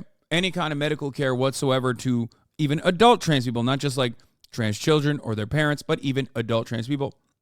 So they, you know, it was never about the 1, 2, 3, 4, maybe 5 fucking young trans people participating in sports. It was always about just stopping trans people from existing in society. Okay? Same with the bathrooms. Because when you ask people like, okay, so what's your suggestion? The kind-hearted transphobic person will say, oh, why don't they make their own league? And that's unsustainable. That's not a thing that can ever happen because there's like 3 of them and they're all participating in like different fucking sports. So what are they supposed to do? Go up against one another, all 3 of them? Like the track and field athlete is gonna fucking go against the athlete at the swim meet? Like it doesn't work that way. Because the goal is not to stop trans people from participating in sports or whatever. It's usually just to stop trans people, period. Okay? No, that's a bad take. What do you mean? Ultimately, if you care about this kind of stuff, if you legitimately are fearful of this kind of stuff, I'm sorry to report this, but you have been duped by literal dumbasses. Like Republicans put this in front of your eyes and made you angry about it when you didn't know that it existed. You never would have thought under different circumstances that you would care if it was a real, like that it was ever a real problem or not. And the only reason why you talk about it is because reactionaries are very good at making everyone laser focus on whatever kind of initiative they consider to be the biggest, most unjust moment, or the biggest, most unjust situation happening. Anyway. I still don't get your Americans love fairness. Americans, or just people in general, are significantly more interested in competition fairness than they are in like stopping random trans people from going potty. Okay, that's it. That's why it was a more effective strategy. Ultimately, it still doesn't matter. Anne bana bir de çatal var bende gerçi. I don't need anything. You can just give me the salad. And for the record, like, Americans believe in a false notion of meritocracy to begin with. That's the same concept. It's the same principle. And for those of you who don't understand that, for those of you who don't get it, like, this is not my assessment of the situation. Okay? It's not my assessment of the situation. It is tested.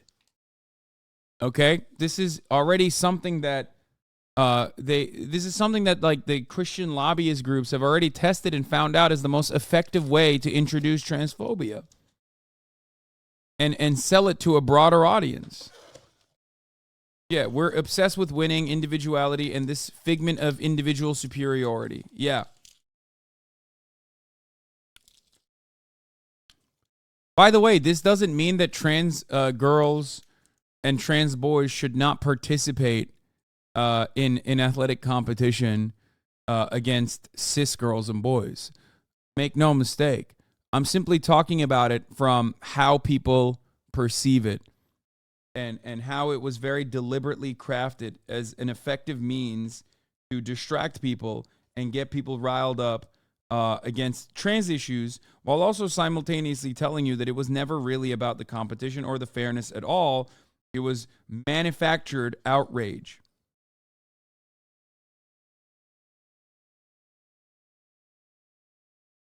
But ultimately, it doesn't matter because ultimately it's inconsequential, it's insignificant, and you should fucking belittle people that regularly bring it up. I think that's the most effective way to just like kind of snap people out of their fucking mania. So he basically admitted that trans women competing with biological women is unfair. No sports is fair, okay? If sports were fair, then you wouldn't watch sports at all. It's a matter of, do you think it's fucked up that trans people get to compete with cis people, or do you not? Okay? Is there some cynical reason as to why trans people are transing themselves to compete with cis people, or not? The transphobic person will say, yes, trans people are transing themselves deliberately to win a fucking high school swim meet. Okay? Sports have never been fair. It is so fucking stupid.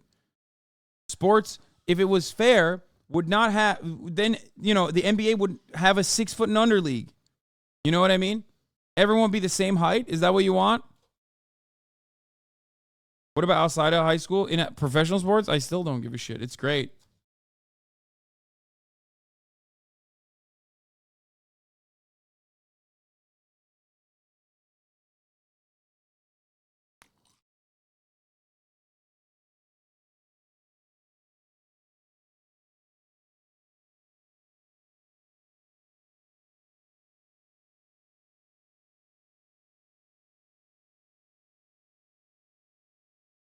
Everybody's on steroids starting from high school to the NBA. Yeah, that too, but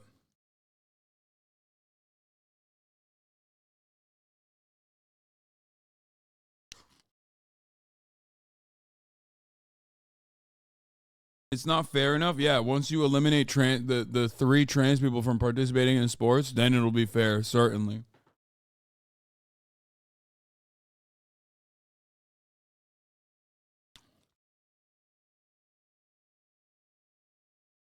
So, I'm not saying that, like,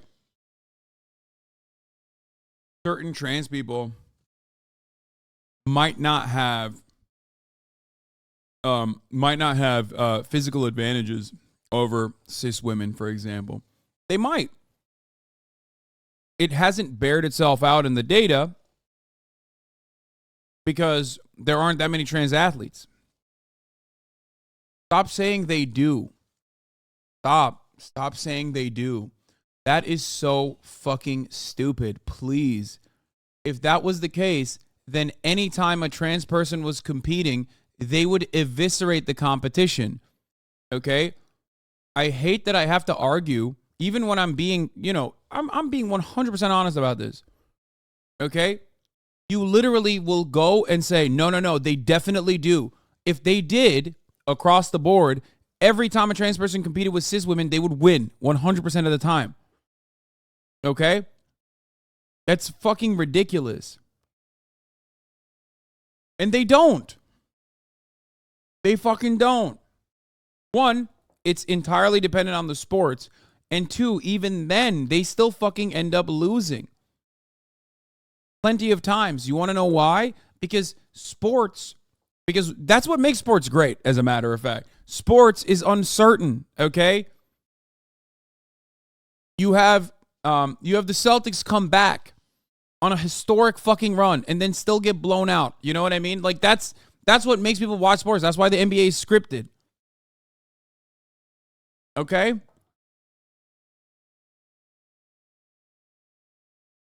Like, plenty of the trans athletes that you hear about, ironically, are never in, like, first place. They're, like, tying for 5th place with a cis girl, meaning 4 fucking cis girls defeated this person, and yet you're still making a big stink about it. Do you want to know why?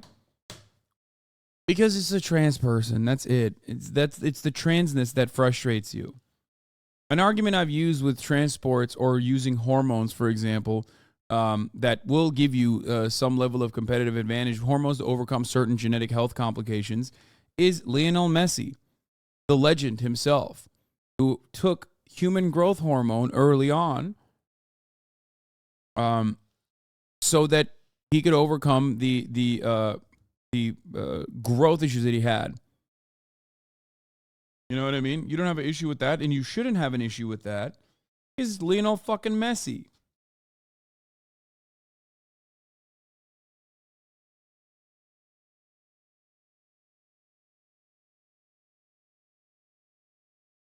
But when it's a trans girl literally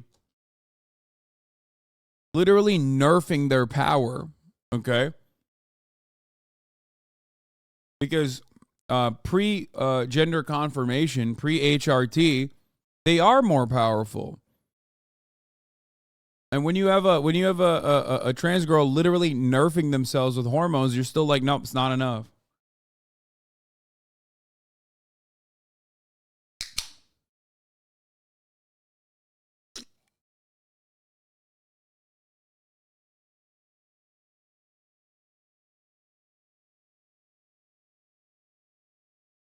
And ultimately, we end up having this conversation for like an hour when it is so insignificant. Okay?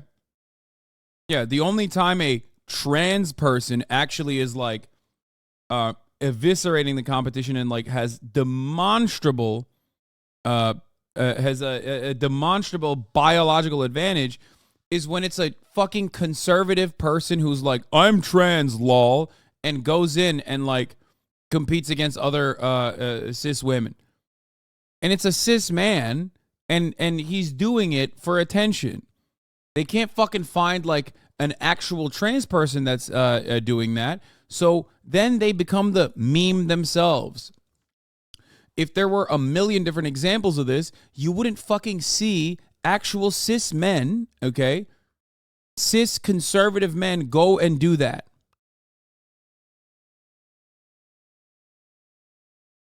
An argument made is that someone will claim to be trans just so they can win even if they aren't. Exactly. Exactly. And because there are no real examples of that argument, there's the only time that argument has ever happened is when it's like a conservative fucking podcaster or some shit like Zuby. He did the weightlifting challenge. You know?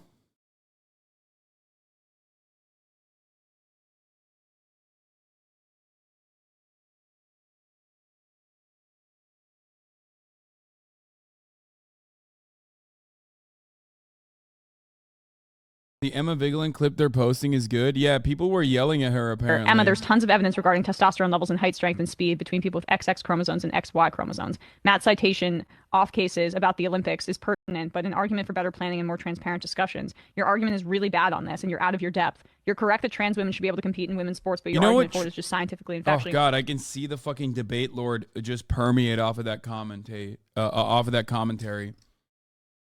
Listen, motherfucker. If you want to have an honest and earnest conversation about this thing, you can't say you're out of your fucking depth, okay? Who the fuck are you? I'm literally yelling at the commentator who's a Majority Report subscriber who's like yelling at Emma right now. I hate it. It's like, no, I'm not. You're a fucking donkey who read and misunderstood most likely three studies from the same like Swedish Institute of Killing Trans People or whatever the fuck, okay? From like 1984, and you're literally in here repeating the same fucking talking points, but you're like in your depth. You're in the pocket. Like, no, you're not. Shut the fuck up. We are both just as fucking clueless. I just happen to be on the side of empathy is all, and you are not. That's the only difference. Why? Because there isn't enough studies and enough adequate data on the issue, quote unquote, of trans women competing. You want to know why? Because there haven't been that many trans women competing in sports in a long enough fucking timeline. And medicine in this field is constantly fucking improving.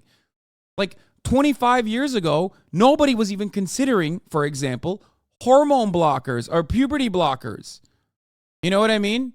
This is like all very new stuff, which is why I often find myself on the side of empathy, number one, and also find myself listening to medical professionals on what is the best path forward instead of the 3 detransitioners that get like 1,100 articles on the New York fucking Times all goddamn day.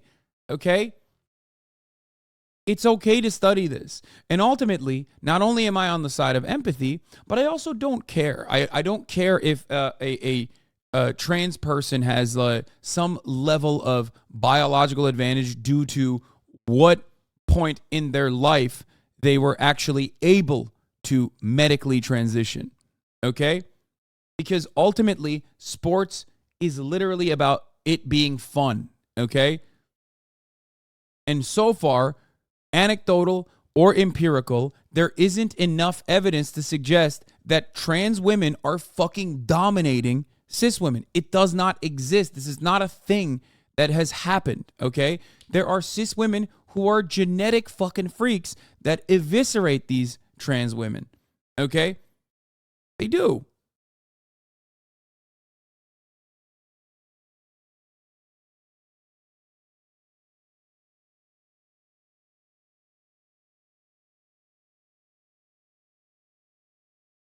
That's why it's frustrating.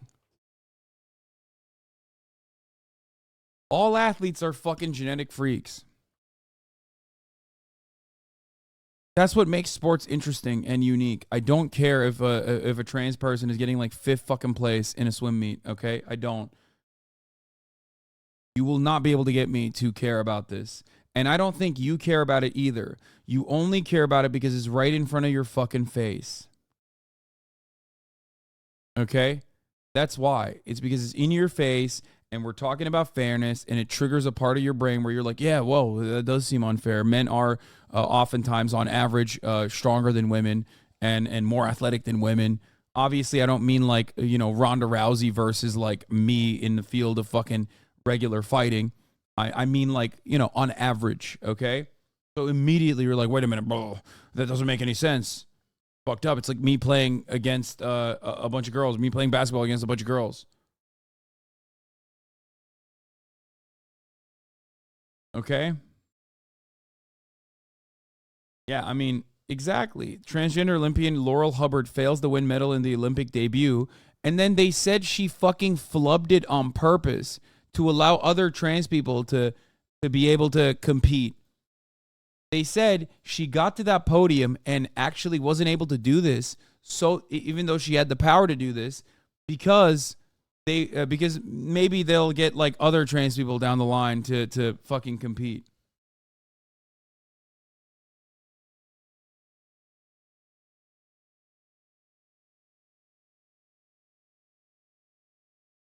The only time trans athletes drastically outperform cis ones is when they're M2F trans and they live in states where they can't compete against bio men. So they take tons of testosterone for their HRT, and it's not even that big of a problem because there's only like 4 in total high school sports.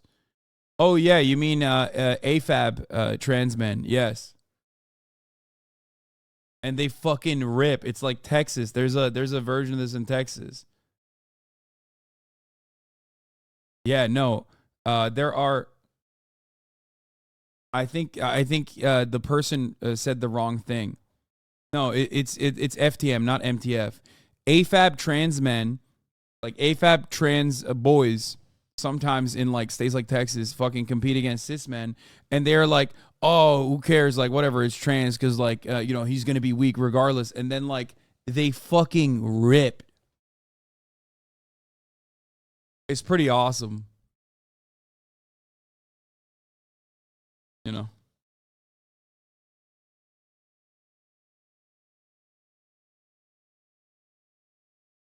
That dude is like in college now, no?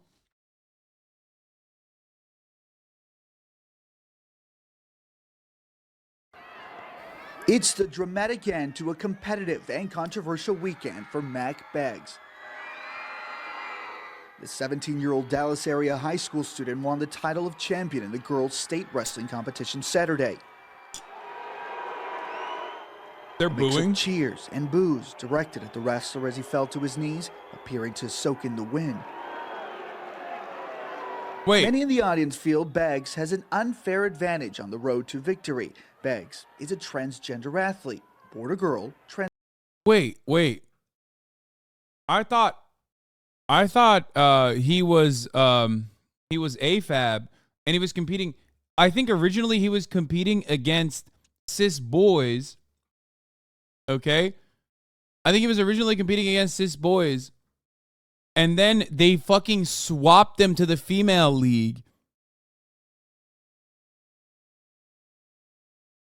Yeah, and by the way, he was literally beating the cis boys too. AFAB means assigned female at birth. Yes, this is a trans man who was beating the cis men, cis boys in high school. So they swapped him to compete against cis women who he fucking absolutely destroyed.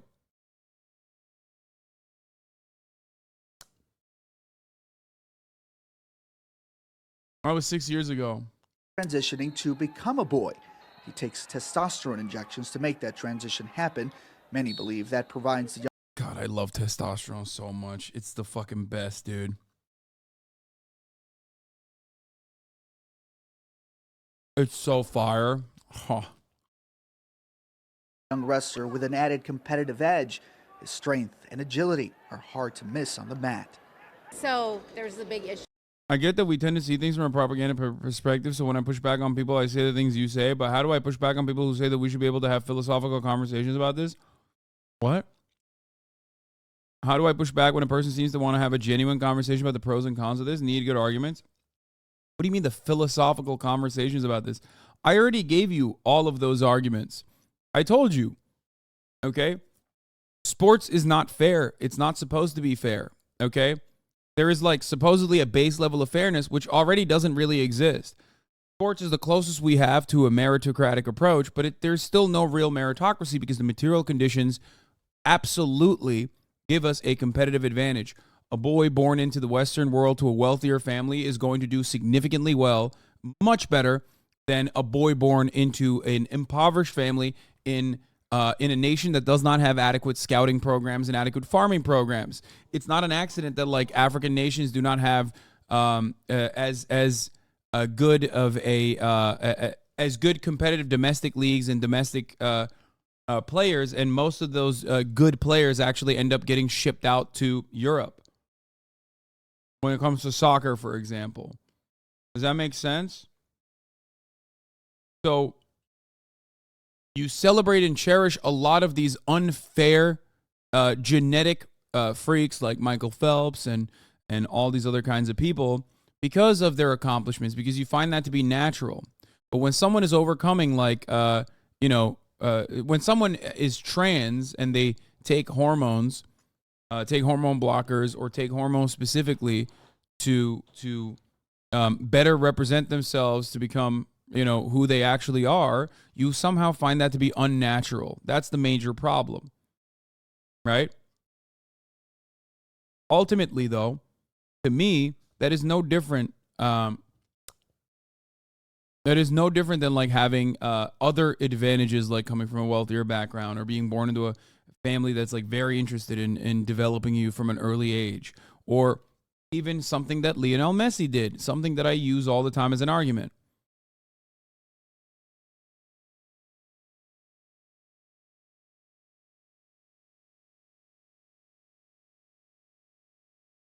The girl who lost and got second place was not even mad at him about it. She was in a doc with Mac about the situation, and she had the best take on the situation. She said, who becomes transgender and goes through all this just to win a sport? That's dumb, and that's not how it works. But it's true. That is not how it works. She scared the fuck out of me for a second when she got up. She just peed. There's no way. And for the record, because of the way that people can supposedly, quote unquote, always tell, oftentimes, you know who gets hurt the most? Other than the 3 fucking trans people that are competing in sports that are no longer able to, it's all the cis girls. It's mostly cis women that get shit on in this regard, because there are significantly more cis women that are in competitive sports than there are trans women. So people constantly go, oh, I can tell that's a trans woman. That's a trans woman. That's a trans woman. She's cheating.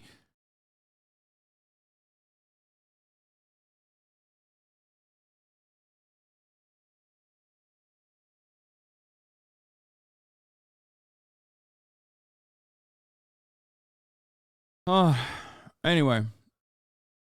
Yeah, and they weaponize it against black women usually too. So there it is.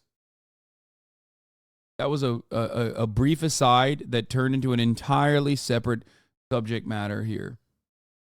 Let's listen to what Emma has to say, and then we'll go back to Donald Trump in a second. But really, what you should be considering is going back to the top of the hour ad break that I forgot to run, because at the top of the hour, there is a 3-minute ad break. If you no longer want to see those ads, all you need to do is subscribe, which you can do for $5 or for free with the Twitch Prime.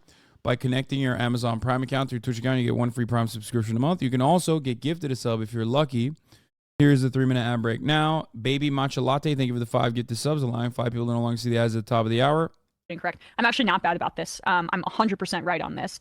I don't give a shit about the scientific explanations. People, if they identify as a woman, get to compete in sports. If that's not fair in the short term for a variety of little competitions, I don't give a shit. I don't give a shit, because the societal interest of including trans people in society trumps stupid competition. Full stop. So I'm right about this. You're wrong about this. Anyway, Dr. Shock, I agree. I Let's agree. get rid of weight classes in all combat sports. Perhaps have grown man compete in Little League. Sometimes life's not fair.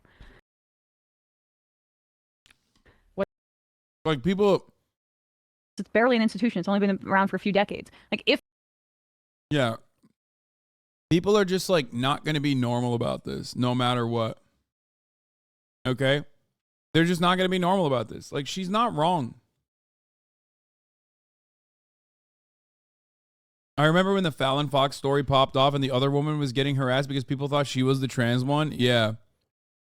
That happens all the fucking time. People are so stupid. They literally end up yelling at the cis woman that they are supposedly defending and protecting.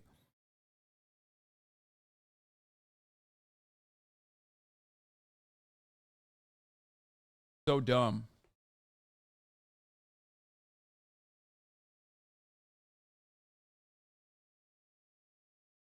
You also mentioned the one time there was a surfer that people got, no, it was a skateboarder that people got angry at them for winning, and then you pulled an article about them as a kid beating a,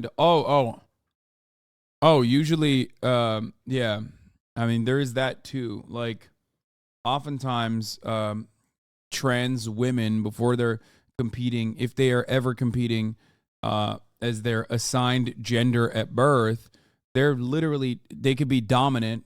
And then they're significantly less dominant when they go through gender confirmation, when they start taking HRT. Anyway, Emma continues her heated rant, declaring that if women's sports can't accommodate trans women, the entire institution of women's sports itself shouldn't exist. I don't want to have this fucking conversation, but the real thing is, like, if trans women are so fucking dominant and so aggro and so like hyper competitive, it would unironically bring more revenue and more attention and more eyeballs to women's sports, which would inevitably yield positive results for women's sports in general. Obviously, that's not the fucking case regardless, so it doesn't really matter. But, you know, that is the truth.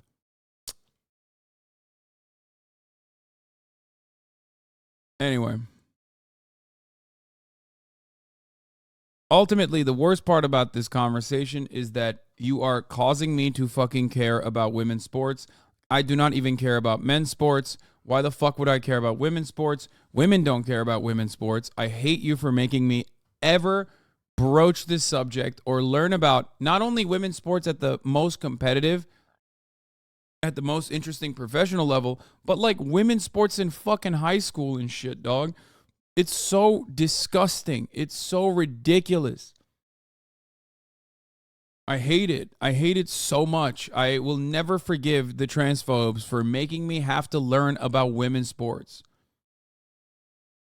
That we're men and are men, and they're out there swimming and setting records. You see the records that are being broken? Records that lasted for 19 years are being broken by, 30 seconds. They're trying. Name one instance. I was never happened.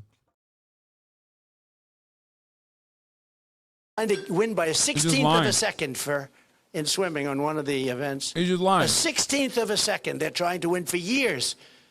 And a guy comes along and breaks the record by, numbers that will never be broken again, unless you have another guy come along, and then you'll probably have it broken. The whole thing is crazy. I'm not a fan of LeBron James, but I said, if I were the coach of a women's basketball team, I would have the greatest team. I'd say, LeBron, would you like to become a woman?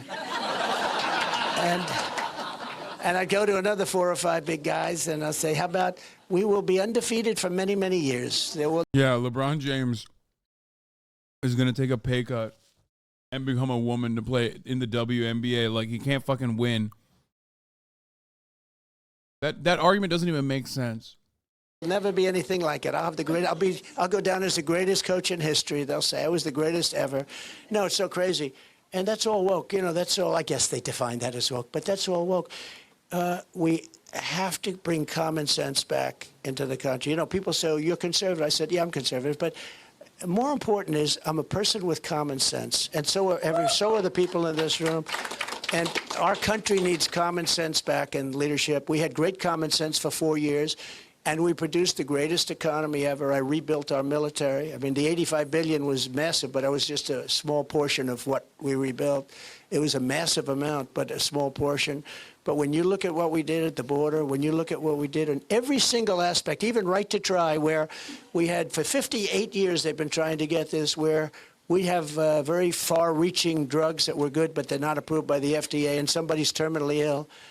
And we couldn't get the drugs. They'd go to Asia, or if they're poor, they just go home and they die. They have no hope. But they'd go to Europe. They'd go all over the world looking for something. And I signed a bill, very hard to get, actually very complicated, because the drug companies didn't want it, the labs didn't want it, the doctors didn't want it, because, you know, they thought they had liability. I signed a non-liability.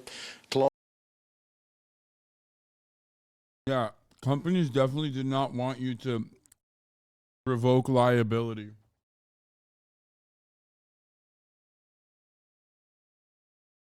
They were like, Mr. Trump, please don't deregulate pharmaceutical trials for us, please. That would be so terrible. Laws, I got it approved, and everybody's happy. We've saved, with right to try, we've saved. Like, he literally owned himself in that same argument. He's like, companies didn't want it, so I revoked the liability. I took it away. It's like, yeah, no, they wanted that. That's why you did it. No, he didn't. You misunderstood what he said. Wait, what do you mean?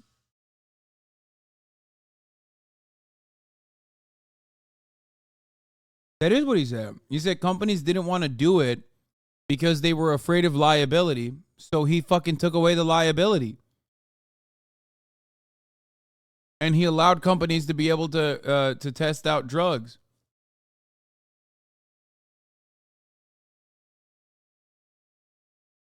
Also, right to try is like not the worst thing. Anyway, it doesn't even matter.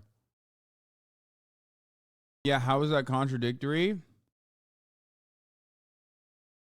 It's not contradictory. He's lying when he says companies did not want to try right to try. It's a lie because companies did want to do it. They just wanted him to revoke the liability, which he did. What are you doing? I'm the #1 Trump stan here. Don't you dare fucking come at me and try to like defend Donald Trump in this chat. Okay?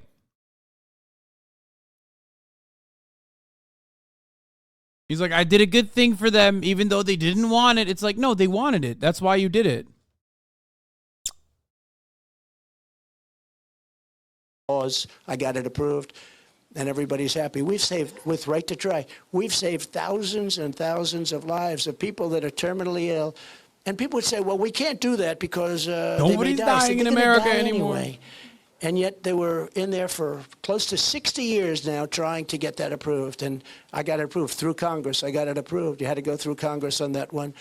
And we're saving lives, tremendous numbers of lives. I'm very proud of that one, right to try. It sounds easy. You'd think it would be easy to get it approved, actually, but it was very, very tough. Gone for many, many years. I'm surprised he's not talking about gay pride. I feel like that should, like, I'm surprised he wouldn't hit, like, at least a little bit on it. Not at all is confusing. Like, I don't think he'll be like, oh, we're taking down Target. Like, I don't think he's going to do that. He's not going to get into the fucking weeds of it. But I could see him being like, corporations are so woke. I took care of the vets better than anybody. We had a 92% approval rating, and now it's going way down, I understand. But we, you know, we had a lot of bad people in the VA, and you weren't able to fire them because of civil service and various other reasons. And I got that taken care of, and we let go of 9,000 really bad people. And I also, people were waiting in line for literally. Yeah. Every solution to the problems is like deregulation and cuts. He's so good. Like, he don't give a fuck about the, it's not money. It's never money. It's always, he just tweeted. No, he didn't. Shut up. This is from 2019. You got my hopes up for a second. As we celebrate LGBT Pride Month and recognize the outstanding contributions of LGBT people that have made our great nation, Let us also stand in solidarity with the many LGBT people who live in dozens of countries worldwide that punish, imprison, or even execute individuals on the basis of their sexual orientation. My administration has launched a global campaign to decriminalize homosexuality and invite all nations to join in this effort.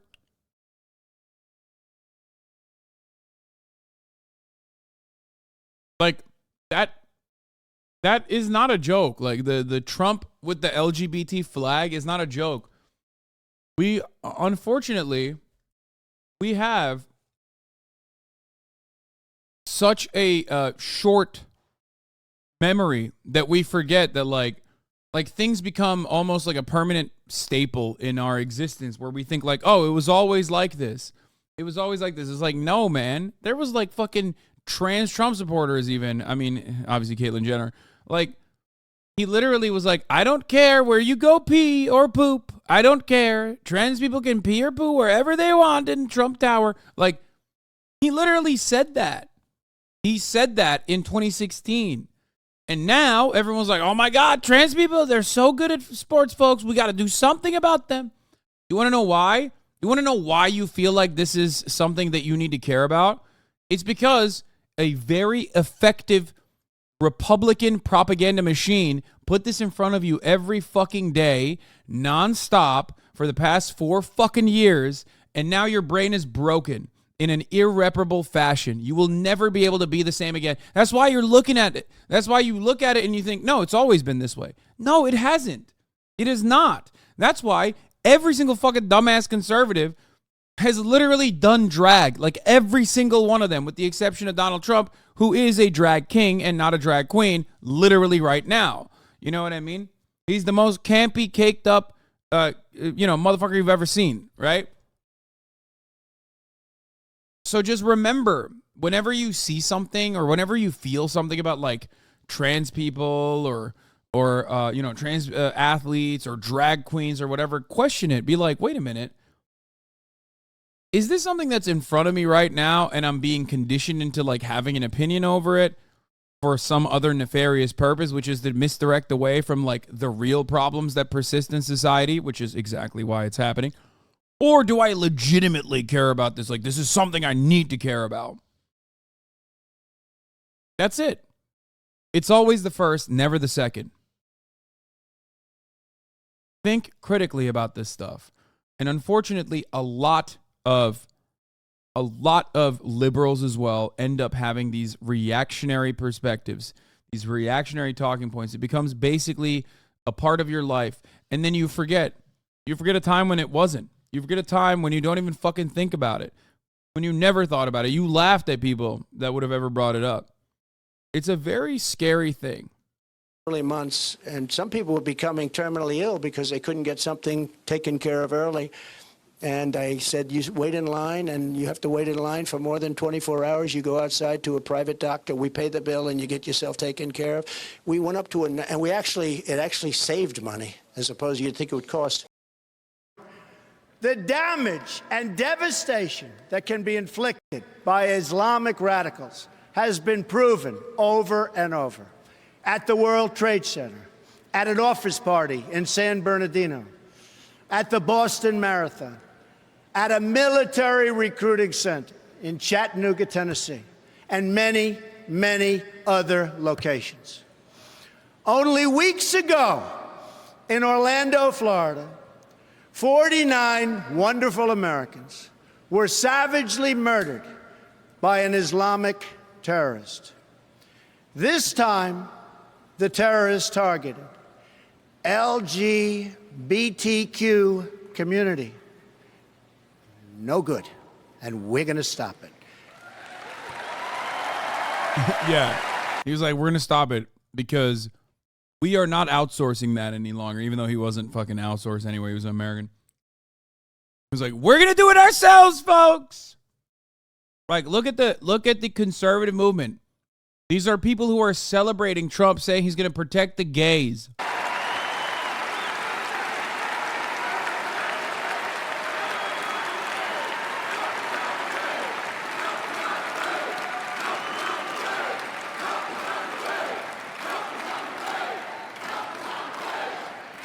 As your president, I will do everything in my power to protect our LGBTQ citizens from the violence and oppression of a hateful foreign ideology. Believe me.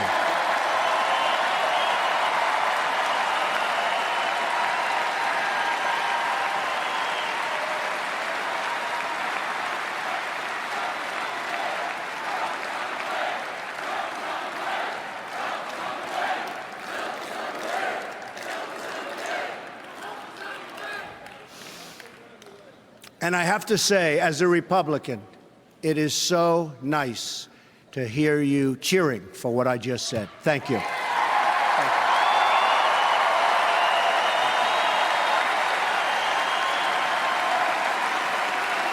Like this looks like from a different planet, right? Knowing what you know about what has happened since then in the fucking like 7 years, almost 8 years since this happened, you look at it and you're like, wow, this must be from a different universe, an alternative universe. Like, no.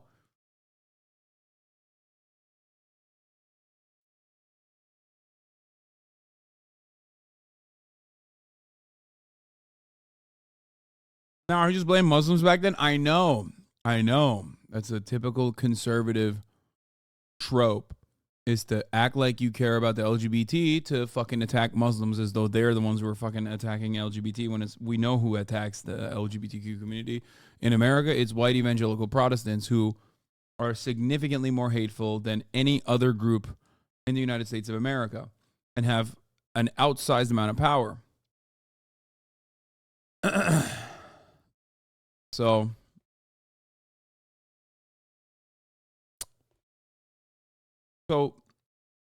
the point is not that Donald Trump is like some woke hero. It's not. He just knows how to read the room. And at the time, this was the audience. The audience was receptive to this kind of message, especially when partnered up with anti-Muslim sentiment. Okay?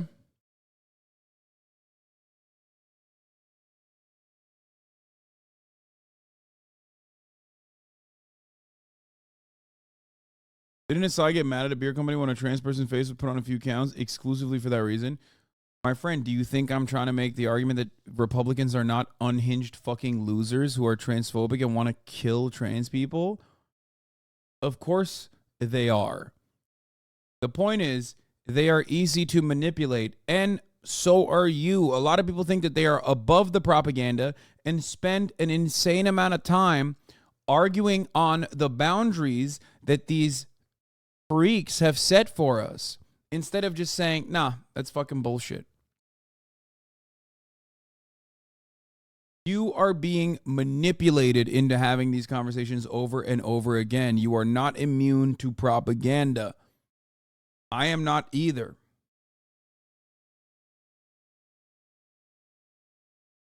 And it ultimately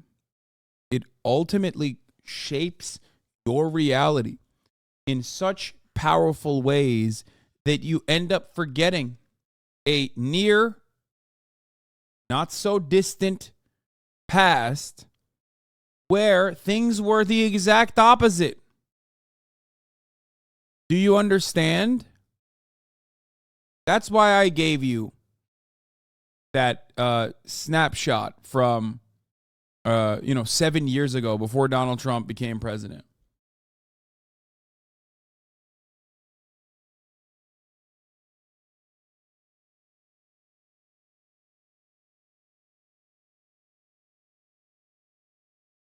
It actually saved a lot of money.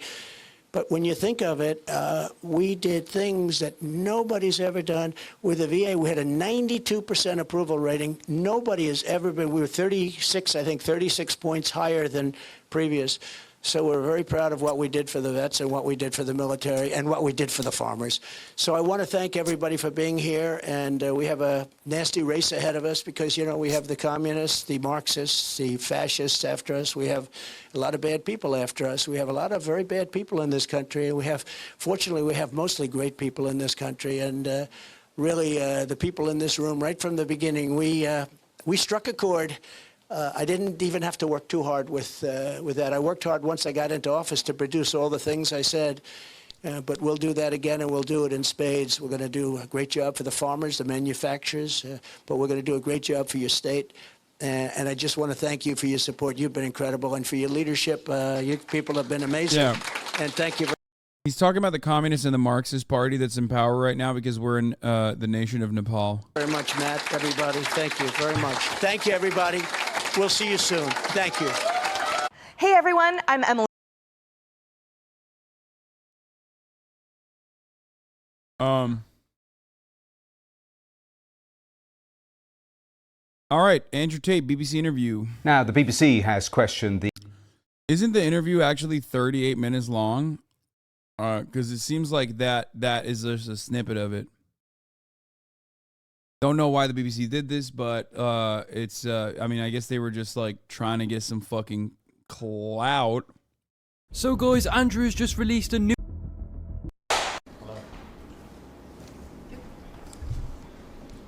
Andrew Tate. Hello. You've agreed to do an interview with the BBC today. Yep. The material is going to be published on television, on radio, online. Perfect. We are doing an interview with you because... My boy, you are not using anybody with that hairline, okay? Everybody knows what's going on up here. Just buzz it, dog. That is, look at that. Because you're facing some very serious allegations. Correct. Rape, human trafficking. Yep. And also because there's a great deal of concern about the things... What the fuck is his mic quality? What is happening with his mic? You say, and the impact that they have on young people, on women. I don't think the concern's about the things I say. I think the concern is for the level of influence I have and the reach I have. I would argue that a lot of the things that are already out there... Why is the BBC audio so shit? I don't understand what's happening here. Someone needs to find a better fucking version of this. There's no shot. This is the audio.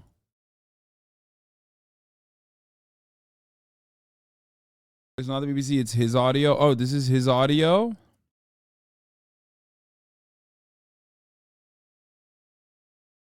Oh, this was a lot.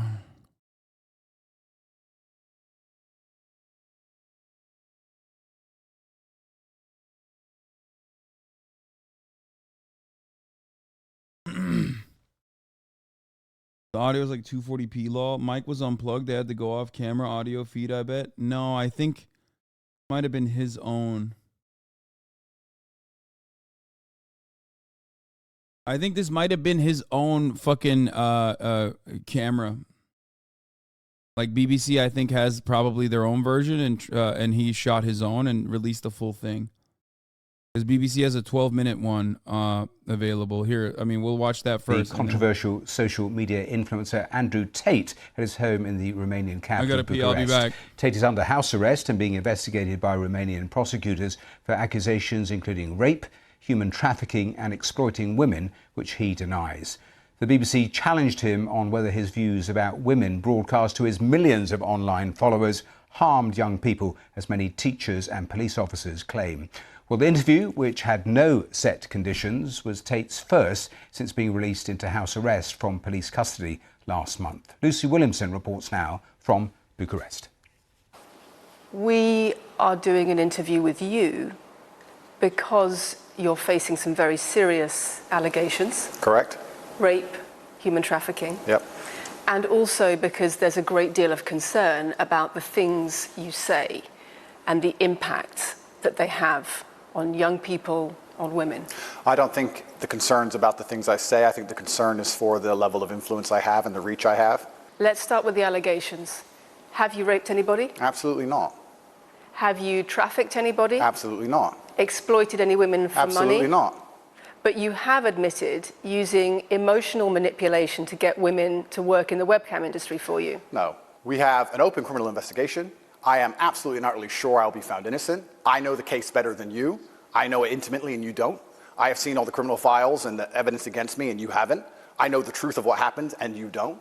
And I'm telling you absolutely and utterly, I've never hurt anybody, that the case that's been... So why does this have better audio? And also, why is Kratos in the background? He's coming across a little woman-like to me, actually. Sir, you're coming across a bit like a female. Very emotional, not very alpha.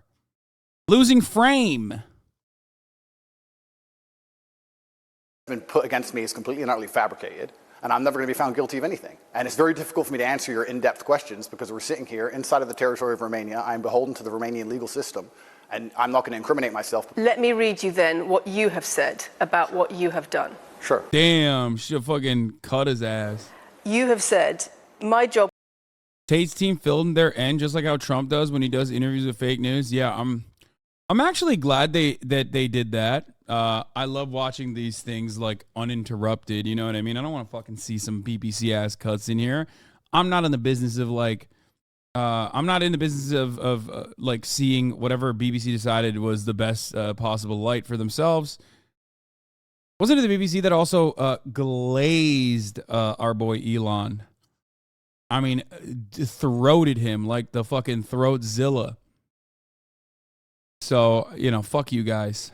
Was to meet a girl, go on a few dates, sleep with her, get her to fall in love with me to the point where she'd do anything I say, and then get her on webcam so we could become rich together. I don't think that's what I personally said. I think that's exactly what you said. Dude, that's a transcript. That's literally a oh my God, that is literally from a video. Oh my God, that's awesome. His defense is what? Like it was AI? Is that the defense? What are we at right now? That's on your website. That's no, I've never said that. That's something that you found on the internet. Doesn't mean I've said it. Dog, that's crazy. That's your counter? I never said that. I never said that? That's insane. Bro, come on, dude. That's like why his fans love him to begin with. Yo, dude, will this work on his fan base? Of course it will. What am I saying? Of course it will. They're so fucking stupid.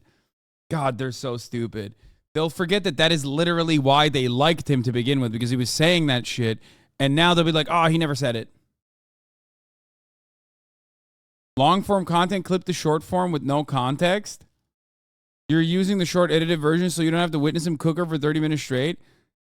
Brother, I don't know if you know this, but I own this fucking fraud, okay? Personally. So I'm not exactly afraid of watching him in a good light, and I will fucking own him again. I will own him so fucking hard that the Romanian court system will look fair and just, okay? So shut the fuck up, you little tater tot bitch. You think I'm afraid of Andrew fucking Tate and his rhetoric? My man has like 3 fucking brain cells. You lost the debate. LMFAO delusional much. Yeah. I lost the debate when Andrew Tate said he actually flew up into the fucking sky to see that the earth was round. You're right. Or I lost it when he said, "You're boring. I'm scared." Or when he took off his fucking headset. Come on, man. I'm no fucking debate lord, but Jesus Christ. Okay. No, it does make sense. No, his fan base will genuinely believe him. I realize now. They are so dumb. Not a fan, Law. Yeah, you're not an Andrew Tate fan. You're just a me hater, I guess. I've seen people try to make it look like you're a flat earther. Wait, what? That's desperate. And funny.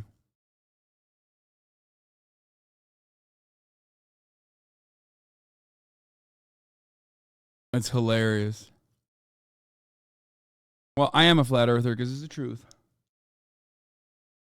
Yeah, I won that debate so fucking hard. My longtime haters even gave me the dub. Like, literally, that was like universal acknowledgement. But it's okay.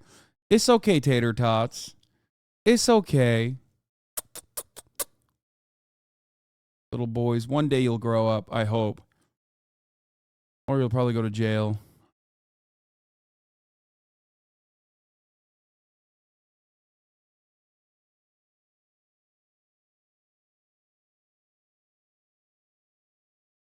And again, once again, if any female on the planet has a problem with me, I strongly recommend her to go to the police and try and pursue me for criminal charges. I'm actually such a nice...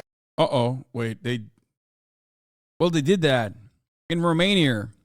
They did that in the UK, and then the UK was like, oh yeah, we don't prosecute rape around these parts. So much so that literally, oh my God, his hair looks so bad.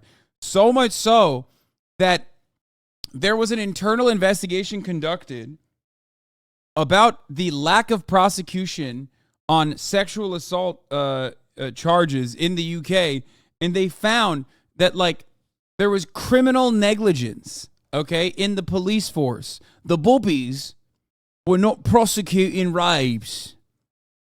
So the irony is Andrew Tate literally, on his own, by his own words, left the UK to go to Romania so that he could like more easily do sexual assault and stuff like that in the Me Too era, except he was more protected in the fucking UK than he was in Romania. The UK never actually got to this point. They just dropped charge. They never even like continued to prosecute him, whereas Romania did. So that's the irony. Nice person that The I've never had BBC has anyone come at spoken me. to somebody since your arrest who says exactly those things that with But for all the tater tots,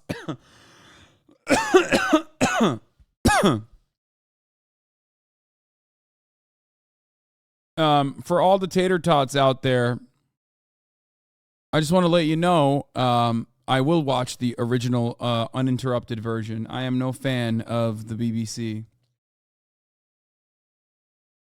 So don't worry. I will watch your daddy's full... with you, it's all manipulation. There's an ulterior motive. I don't mean to nitpick, but I don't think that's what that BBC reporter said is a verbatim transcript.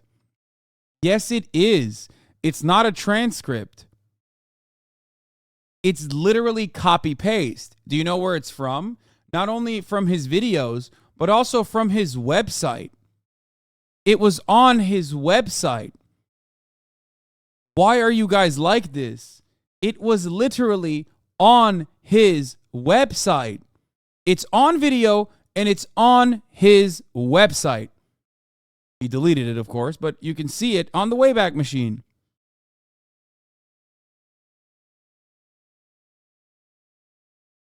I mean, do you want me to find it? Do you want me to go after it? Like, do you want me to tackle it?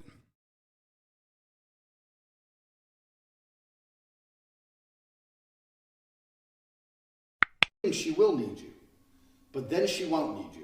But you have to keep that fallacy, keep that dream alive that she can't do this without you. What did she say? And at the beginning she can't, but there'll become a point she can.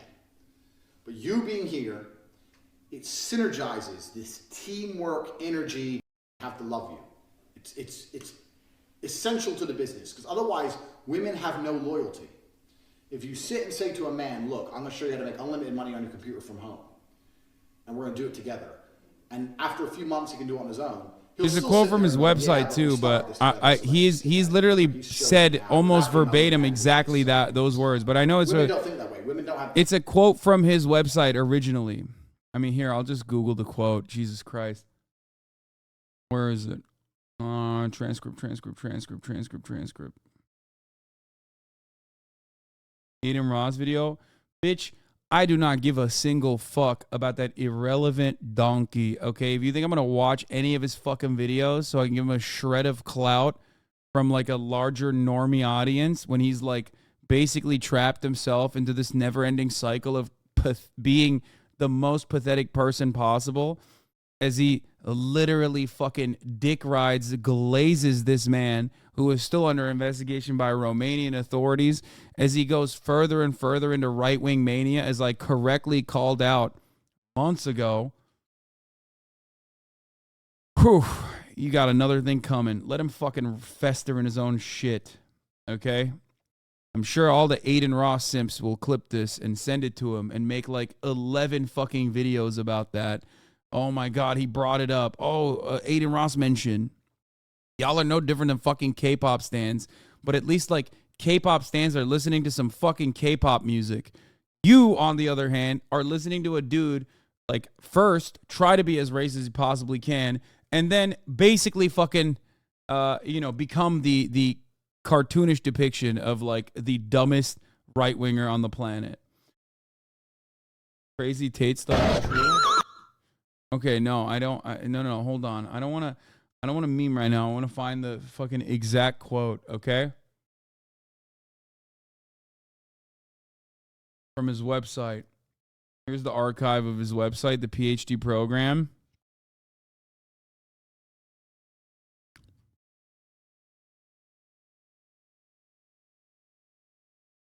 Oh, shit. Okay, there's no TOS there. Andrew Tate's website was straight up like, why am I an expert in this? Because I'm a successful sex trafficker. Oh, this is the website. Been running a webcam studio, multi-millionaire. Literally, that was my job. My job was to meet a girl, go on a few dates, sleep with her, test if she's quality, get her to fall in love with me to where she'd do anything I say, and then I get her on webcam so we could become rich to get her. Whether you agree or disagree with what I did, with her loyalty, submission, and love for me, doesn't matter. You cannot reject the results, and the results are simple. My girlfriends would do more for me than 99.9% of men's wives would do for them.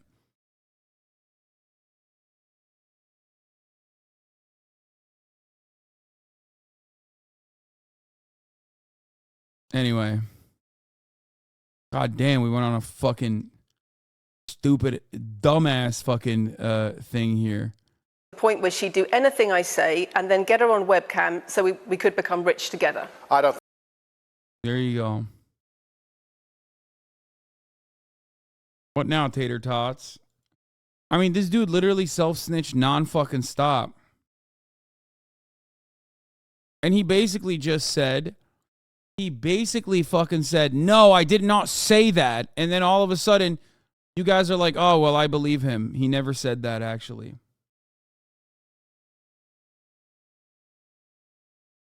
There is Has she accused me of a crime? Emotional or psychological manipulation. I've asked you a question, and I've allowed you into my house. I'm asking you a question. Correct, but you're not the boss here, because I've allowed you into my house. I'm asking you the questions. Correctly, and I'm telling you. You get to decide the answers. No, we're equal here. I've allowed you into my house. You don't come here with a position of authority.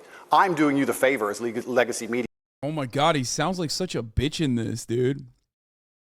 But if you like him because of what you think he is in your mind, because you've built up this like character in your mind of what Andrew Tate is and what he represents, I suspect you won't actually see this for what it is.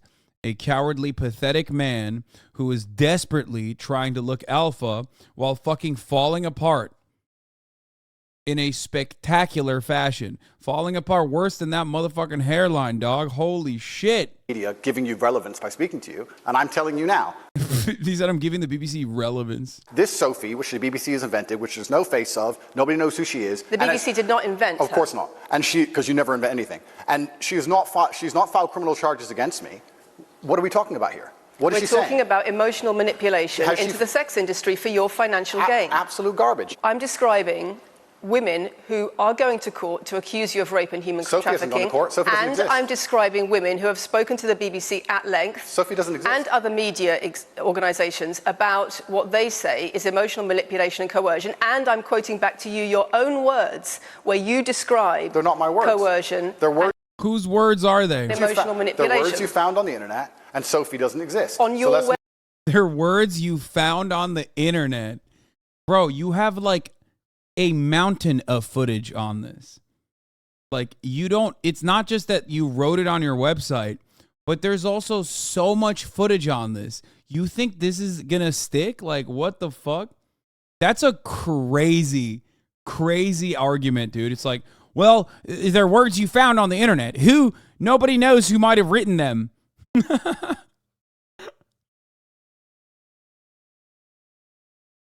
That's awesome. Yeah, where do we find them on the internet? Oh, that's right, on your website, dog. Move on to the next subject. In your voice. Move on to the next subject. No, I think I'll stick on this one for a minute. So there's other places in that same website where you say you get girls to fall in love with you, and they do it because they love you, because they want to do what you say. Convincing women to take part in some kind of business arrangement doesn't work. I think the only way out of this for Andrew Tate is to say that he's an insecure baby and he actually lied about doing all those things. But because he became such a fucking misogynistic beacon that women came out of the woodwork and said I mistreated them. And actually it was all a lie because I'm a virgin. I've never been around women. Obviously that would be a lie. But hey, you know, I don't see any other avenue here. How could I have manipulated women to be my girlfriend when I've never had sex? I was lying. I was lying the whole time. Long term because they're emotional. You've got to get them to fall in love with you. That's coercion. That's emotional manipulation. That's abuse. What you've found are clips from the internet, some text from the internet, and you're going to sit here and tell me. Of who? Of you. He's like, you've found clips of me on the internet. Why is he saying it like it was just random people and it was just random people and we basically are just attributing it falsely to Andrew Tate? Maybe, oh my God. Guys, what if that's why he's growing his hair out? To be like, that guy that you found, that's the gay guy. He's dancing all the time. Everyone knows that that guy's not me. Look, I have a full head of hair. That's a different guy that you're saying is falsely me. That's an accusation. That guy is bald. I, on the other hand, am not bald.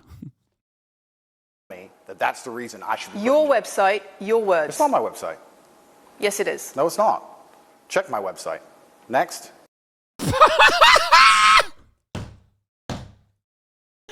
Bro! Wait, I didn't watch this interview, but I saw people online, tater tots, saying that he fucking popped off on this. You have to literally be, like, this isn't even fucking mental illness. If you think that he looks good in this interview, both physically or, you know, lyrically, he came across as, like, solid here. Well done, Andrew. You defended yourself well. BBC should be ashamed of their deplorable journalism. The fact that Andrew recorded this with his own camera to stop BBC from misreporting him is just genius. Yeah. No, we're done. We're done. No, these people have been lobotomized, dude. It's over. No, they deserve it. They deserve to be fucking absolutely scumfucked by demons like this guy. No, you deserve it. You deserve to lose every single fucking penny you have to like whatever crypto rug pull he's pulling if he ever escapes prison. You do. You deserve it. It's over. I am willing and readily available to welcome the nuclear holocaust that will inevitably end this planet. Okay? Nope. That's it. Threw in the towel. You're watching this dude flub and cry and look literally like the least masculine alpha dog you've ever seen. And they're like, no, I don't care. He's actually great. Shut the fuck up. BBC should be ashamed. The comments get better. I couldn't be any more thankful for Andrew Tate. He's exactly what this generation needs. Even my fiance loves the guy. He's helped improve my life dramatically. Thank you, BBC, for showing people a clear proof on how media manipulates words and context for their own interest. Okay, now that we watched the BBC manipulation, I am very excited to see what the OG video looks like. It's the website you've taken down, and I wonder why those comments have been taken down. No website's been taken down. My website is the same, and it's been the same for a very long time. You are accusing me, I'm guessing, what you're trying to say is you're accusing me, and you're trying to say that I'm guilty of the things I'm accused of, and that I'm emotionally manipulating people. I'm saying that you... What? Bro, the Wayback Machine is right there. What do you mean, brother? Does he not know that the Wayback Machine exists? I guess his fans don't know. Like here, the CobraTate.com PhD program.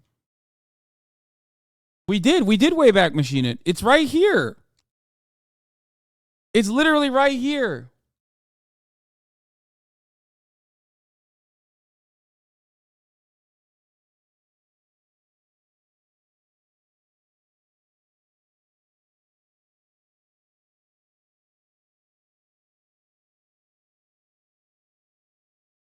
What is happening? Literally insecure kids who cannot handle seeing their savior get his arse handed to him by a middle-aged woman.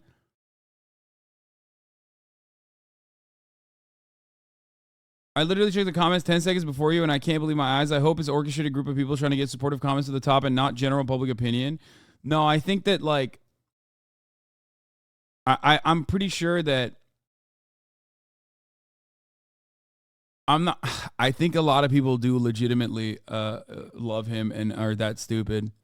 You have said you emotionally manipulated people here for your own financial gain. No, absolutely not. It's not only about the criminal allegations. It's a much bigger issue.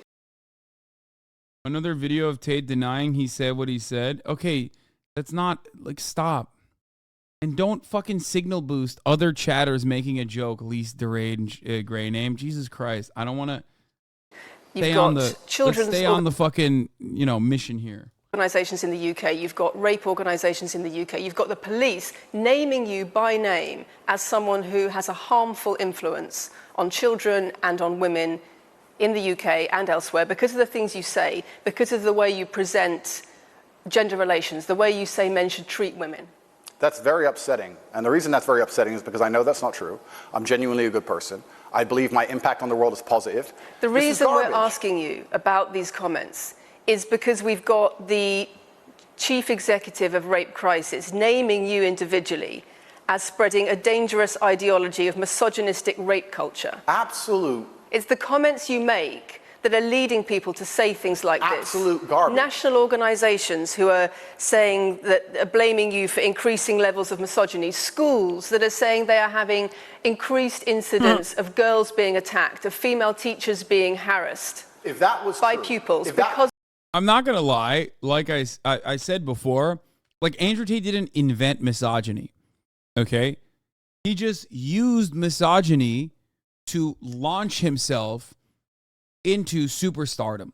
He was trying to be famous for many, many years, and it didn't work out for him. He tried it with the fucking Big Brother angle. That failed. He tried it by, like, posting shit about how, like, if you watch Star Wars, you're gay, and you'll never have a nice car.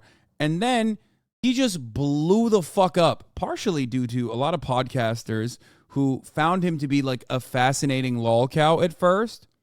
Okay? But because he was, like, charismatic enough, and he is. He's, like...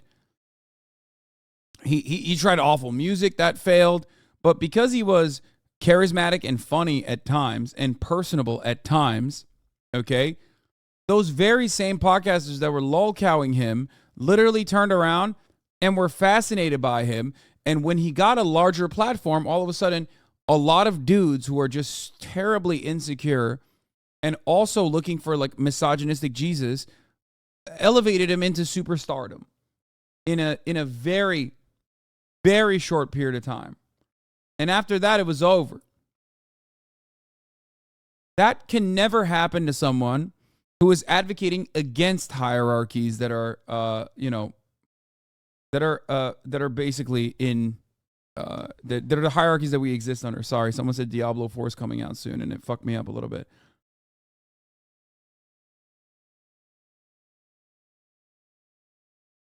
Yeah, Tom Segura also says socialists should be lined up against a wall and shot because his dad is CIA, so I'm not shocked he platformed a Romanian sex criminal.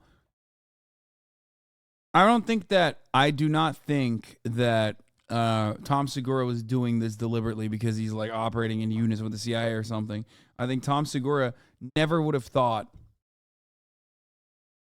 I don't think Tom Segura ever would have thought that his lol cow and his like personal fascination would turn into something this massive. Okay?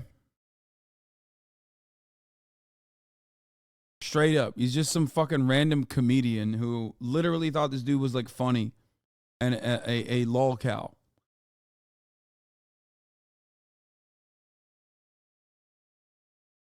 Because of you and your teaching and your influence. That's absolute garbage. I have never, ever encouraged a student to attack a teacher, male or female, ever. I preach hard work, discipline. I'm an athlete. I preach anti-drug. I preach religion. I preach no alcohol. I preach no knife crime. Every single problem with modern society, I'm against. Chad, even Ethan lolcow Tate, but he never developed a fascination. No. This is before everything else. No, Tom Segura is like the OG. Like the first major prominence, like the first major point of prominence for Andrew Tate that I can think of is Tom Segura. Where people were like, is he joking? Is he not joking? Is he serious? Like, what's going on here?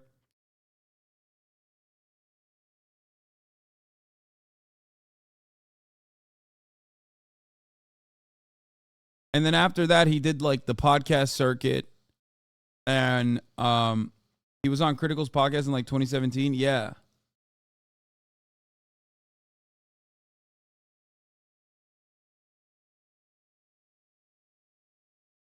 When he talked about sparkling water, I thought it was all just a character. Exactly. When he was like, government water, I will never drink that. Top of the hour ad break, I will never see that. Real alphas do not watch ads at the top of the hour when there's a 3-minute ad break. If you no longer want to see those ads and you want to be a top G, all you need to do is subscribe for $5 or for free with a Twitch Prime. By connecting your Amazon Prime account to your Twitch account, you'll get 1 free Prime subscription a month. You can also get gifted a sub if you're lucky. I never heard of him until I saw your stream where you slammed his ass and it was all downhill for Tate from there. As far as I can tell, yeah. I did slam his ass and it was downhill from there for Tate. That is true.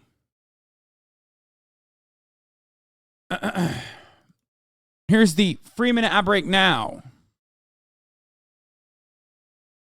I'm teaching young men to be disciplined, to be diligent, to listen, to train, to work hard, to be exactly like me. And I'm saying that if men grew up like me, which are hardworking and diligent and emotional control and stoic, we're going to have a better society, not a worse society. To sit here and say that schools in England, which is a failing nation, which has knife crime going through the roof, violence going through the roof, men's mental health going through the roof, and they're going to all blame me because I appeared on the internet 1 year ago. The fall off is fucking real, dog. That's crazy. Even when he actually fucking ended up getting like resurfaced because of like the criminal trial and whatnot. Holy fuck, dude. He just got he got owned harder than a cryptocurrency, dude. Jesus, Lord mercy. Wasn't he talking about doing an NFT rug pull the other day? The real NFT rug pull was him, dude. Holy fuck. Not like you. I mean, I come nowhere near his peak, obviously. Don't be fucking ridiculous.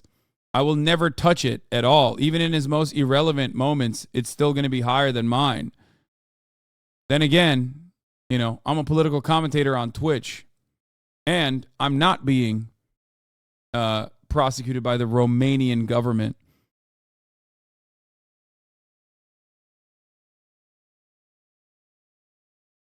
Search HasanAbi W. No, Hasan Piker is better than HasanAbi.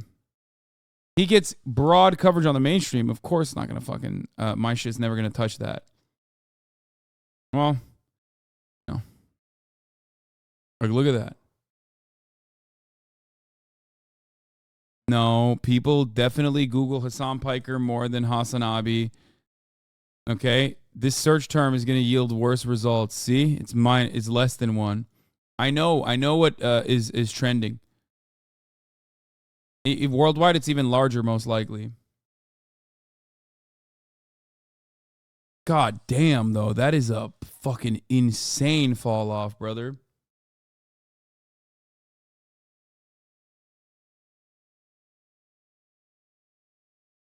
Yeah, most people call me Hasan. Even Twitch streamers call me Hasan, not HasanAbi. You just gave Tater Tot something to be happy about. I never fucking said that I was anywhere near Andrew Tate's like name recognition globally or in the United States of America. That would be insane. No, that spike was not when he was arrested. This spike was when he first popped off. Wait, isn't it? Or maybe it is when he... No, this is like right before his arrest. And then this...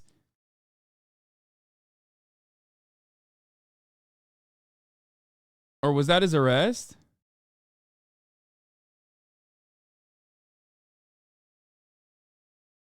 You're comparing a search term to a non-search term? It don't matter.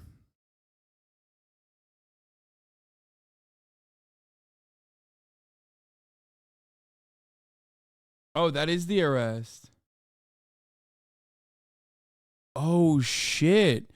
Holy fuck. That arrest made his former peak look nothing. Yo, that's insane, dog. Wow. Wow. At this peak, he was literally like, Mr. Beast had nothing on him at that point.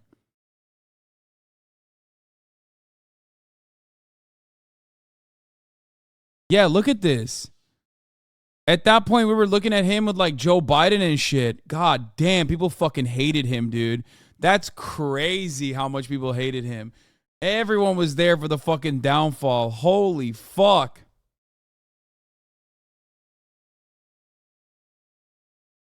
That is wild.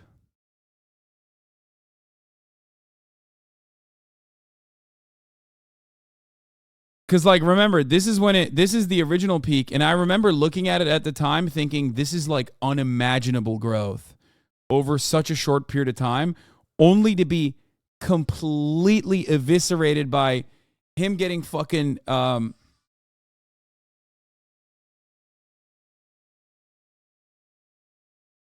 Web search is everything, chat. It's Google search.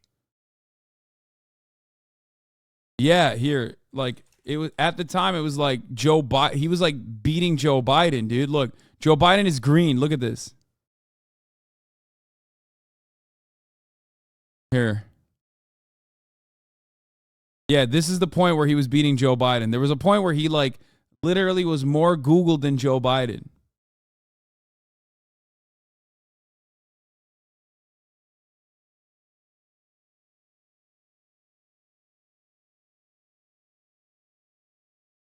Damn, dude. My man fucking cooked himself. Let's look at Taylor Swift. Sheesh. Yeah. Nobody's got anything on Taylor. God damn. Let's see what happens with Dream. No, that's not. That's going to skew the results. Because it doesn't show up as like Dream Minecraft.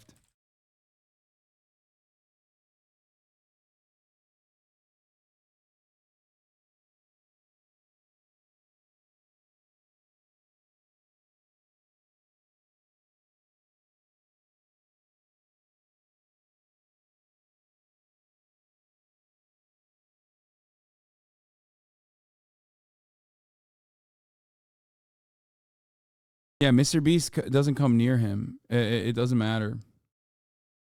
Dream is not a good term to look for.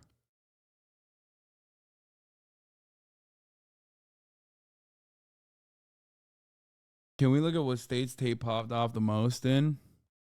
Let's get back to the fucking interview. Let's finish this. I don't want to. An image of success. Disingenuous. It's disingenuous. You and sell also, an image of financial success with a Bugatti and a cigar, but it comes with a side order of misogyny. How does having a Bugatti and a cigar come with a misogyny?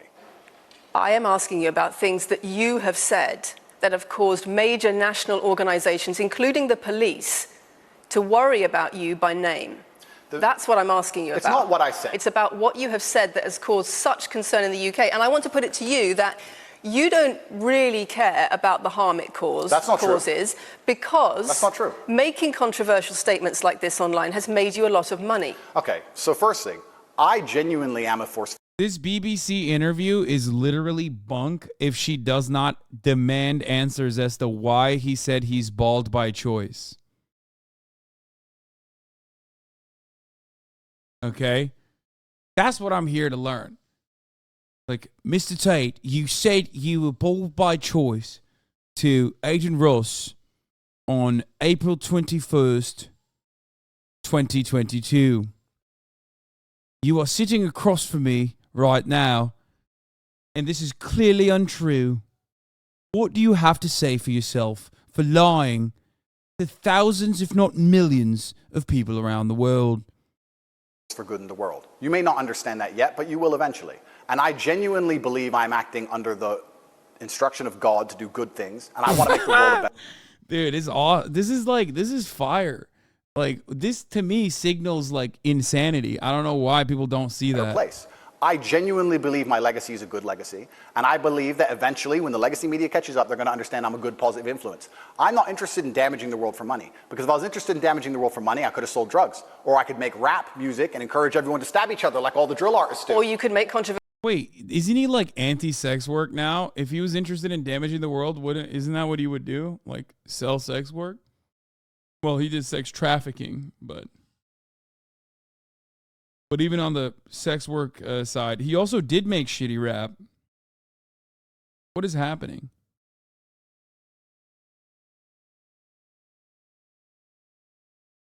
He did he did make rap music, and it was really fucking bad. Controversial statements online that attract a lot of followers who you then direct to your website where they pay to learn how to be like you. I mean, I could make jokes online. Who doesn't? I mean, I could make a joke online. Are you saying that all the controversial things you've said are jokes? No, I'm saying that these organizations and the BBC who are going to sit here and pretend that I am the face of damaging the youth is absolutely garbage. It's completely disingenuous. It makes you money. And the reason, in fact, I've seen thousands and thousands of comments and have endless emails from women praising praising the fact that their sons are listening to me. Does it not worry you? The fact that their the things I'm saying, does it not? Yeah, no, definitely. Women love me. They email me all the time. Remember, does anyone have the funny Andrew Tate moment off the top dome when he like claimed that women would email him and tell him how much sexier they think he is than me?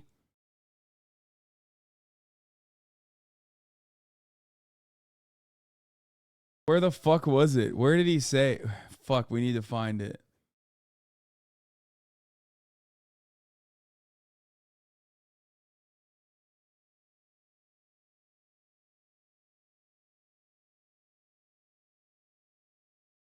I wonder if I can find it.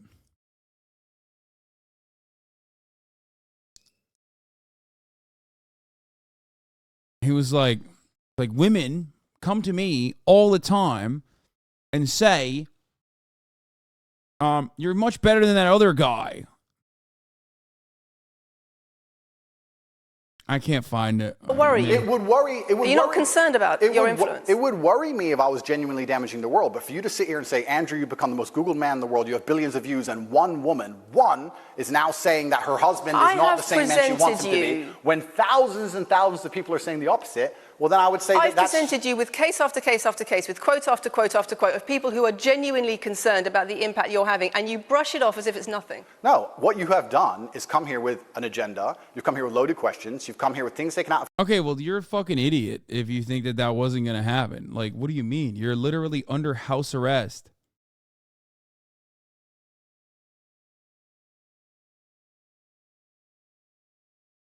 You're under house arrest for sex trafficking. Like, what, did you think it was going to be a puff piece? What, are you stupid? Of context. You come here with things that you don't understand are satirical, and then you're going to also sit and say that one woman said that her boyfriend changed when he watched one of your videos, and then I don't know what you expect me... This part looks stupid. This part is stupid. Oh, is this the one?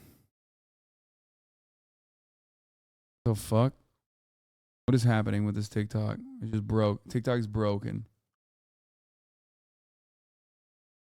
Women come up to me and say, you're firstly a real man. You're not like that fucking, who's the guy who wears dresses with long hair on Twitch? Who's obsessed with girls driving better than him? Hasan.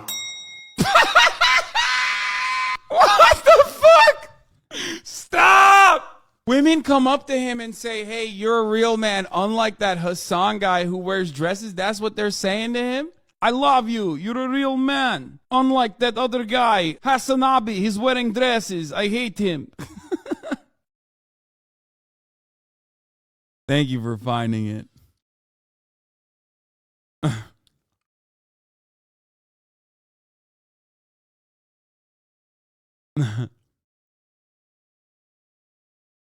So dumb.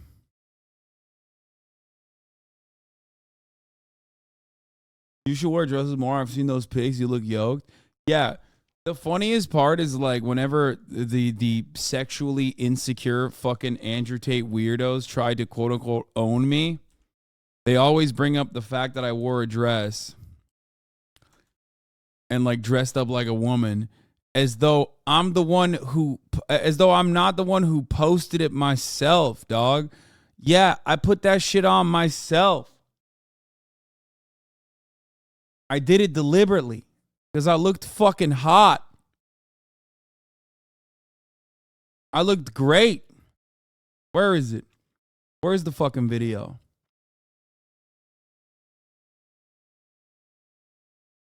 I'm going to show it again.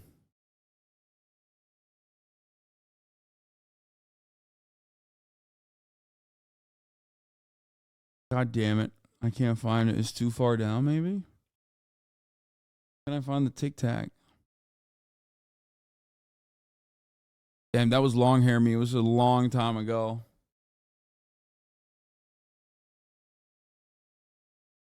All right, so we're playing this. No, there's a whole ass fucking video, bro. It's just a TikTok. Oh my God, you guys. I'm just looking for my TikTok where I posted it on TikTok. On my TikTok. Oh, here it is.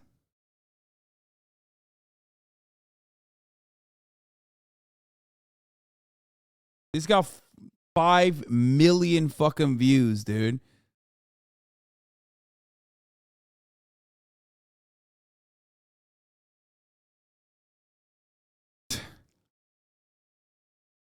Dude, this shit is literally like them things were thangin', okay? Look at those hangers, dude. They were literally fucking flopping. Oh my Lord, they were clapping on my chest, dude. Get the fuck out of here. Anyway, let's get Cool, say to that, sarcastic and jokes. No. That's how you explain the comments you make. For you to sit down. Would you like to apologize for any of them? For you to sit down. For you to sit down. Let's be real, that's embarrassing. Brother, that's only embarrassing if you are literally the most insecure man on the planet. Like, it's embarrassing to you because you think like, oh no, that's so fucked up. Like, I can't believe I would never wear a dress. Like, no, you're embarrassing.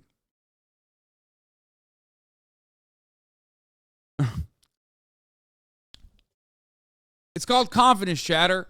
Hopefully one day, if you are not this insecure, you will be able to achieve it for yourself. Okay? Down. It's fine. No, it's fine. It's easy. For you to sit down and say. What did he say? And then I don't know what you expect me to say to that. Sarcastic and jokes. No. That's how you explain the comments you make. For you to sit down. Would you like to apologize for any of them? For you to sit down. For you to sit down. It's fine. No, it's fine. It's easy. For you to sit down and say that one woman said that her boyfriend watched an Andrew Tate video and now he won't do the dishes. Schools. Or whatever your argument is. Police. And that I'm somehow the worst, most dangerous man in the world because I have a car. Is just disingenuous. If you actually watch the things I say, if you actually watch my comments about women, I've done long podcasts for hours long about females, talking about protecting for them, providing for them, females. How I believe a woman should be treated in a relationship. I've done all of this. Andrew Tate talking there to Lucy. Andrew Tate. Maya, you want to go outside? Okay, I'm going to take her outside here. This is the OG video, uninterrupted by fake-ass BBC. It's the concern about the influence you have being a harmful influence, but let's start with the allegations. Not necessarily a harmful influence. The fact that I'm massively influential over the youth, and I understand that. But it's my influence as a whole which people are afraid of, not necessarily the things I say. Let's start with the allegations. Have you raped anybody? Absolutely not. Have you trafficked anybody? Absolutely not. Exploited any women for money? Absolutely not. But you have admitted using emotional manipulation to get women to work in the webcam industry for you. No. Firstly, let's begin let's start at the beginning. I'm facing charges. The first one you mentioned, the rape one, has already been thrown out by a judge because there's no evidence of it. Secondly, it's very difficult for me to sit here and have a very frank and honest conversation with you while we're in the territory of Romania about a legal case that's going on within Romania. I have to protect myself. I've agreed to do an interview with you, and I want to be as honest with you as possible. But I can't incriminate myself in any way, and I have to be very careful with what I talk about. There are no charges yet. Correct, there are no charges. There are no charges, and I've agreed to speak to you, but I have to be as honest and frank as I can while also protecting myself and following my legal counsel. So let's talk about what you've said yourself then. You have said on the website, for your original website for the Hustlers University, that you emotionally manipulated women to fall in love with you so that you could get them working in the sex industry for your financial gain. As I said, I have to be very careful with what I say, but let's put it this way. No women are coming out against me and accusing me of doing it. Yes, they are. No, they're not. Yes, they are. No, they're not. Who? There's testimony from the current investigation. The current investigation, which I cannot discuss, which I know intimately and you don't, I can tell you right now that the women who are in this case file, there are 2 American women who have been caught already admitting they're lying, and then nobody else is accusing me of anything. To begin with, it's very common in cases like this that the alleged victims do not always see themselves as victims. Well, that's very interesting. It's actually extremely interesting because if I was a matrix-controlled organization. Oh my God. Okay, you know what's really funny about this? The unabridged, this unedited video makes him look worse. I think people literally just want him to like come across cool. So the fact that this was like, the fact that he like filmed himself, the fact that this footage exists is enough for people to say, oh, he's so brilliant. This was 5D chess. Because like this video quite literally makes him look worse. It makes him look like an even bigger baby. Oh my God. Okay. Yeah, no, for sure. He's like white knuckling through this while he's doing like the fucking Illuminati symbol with his hands or whatever.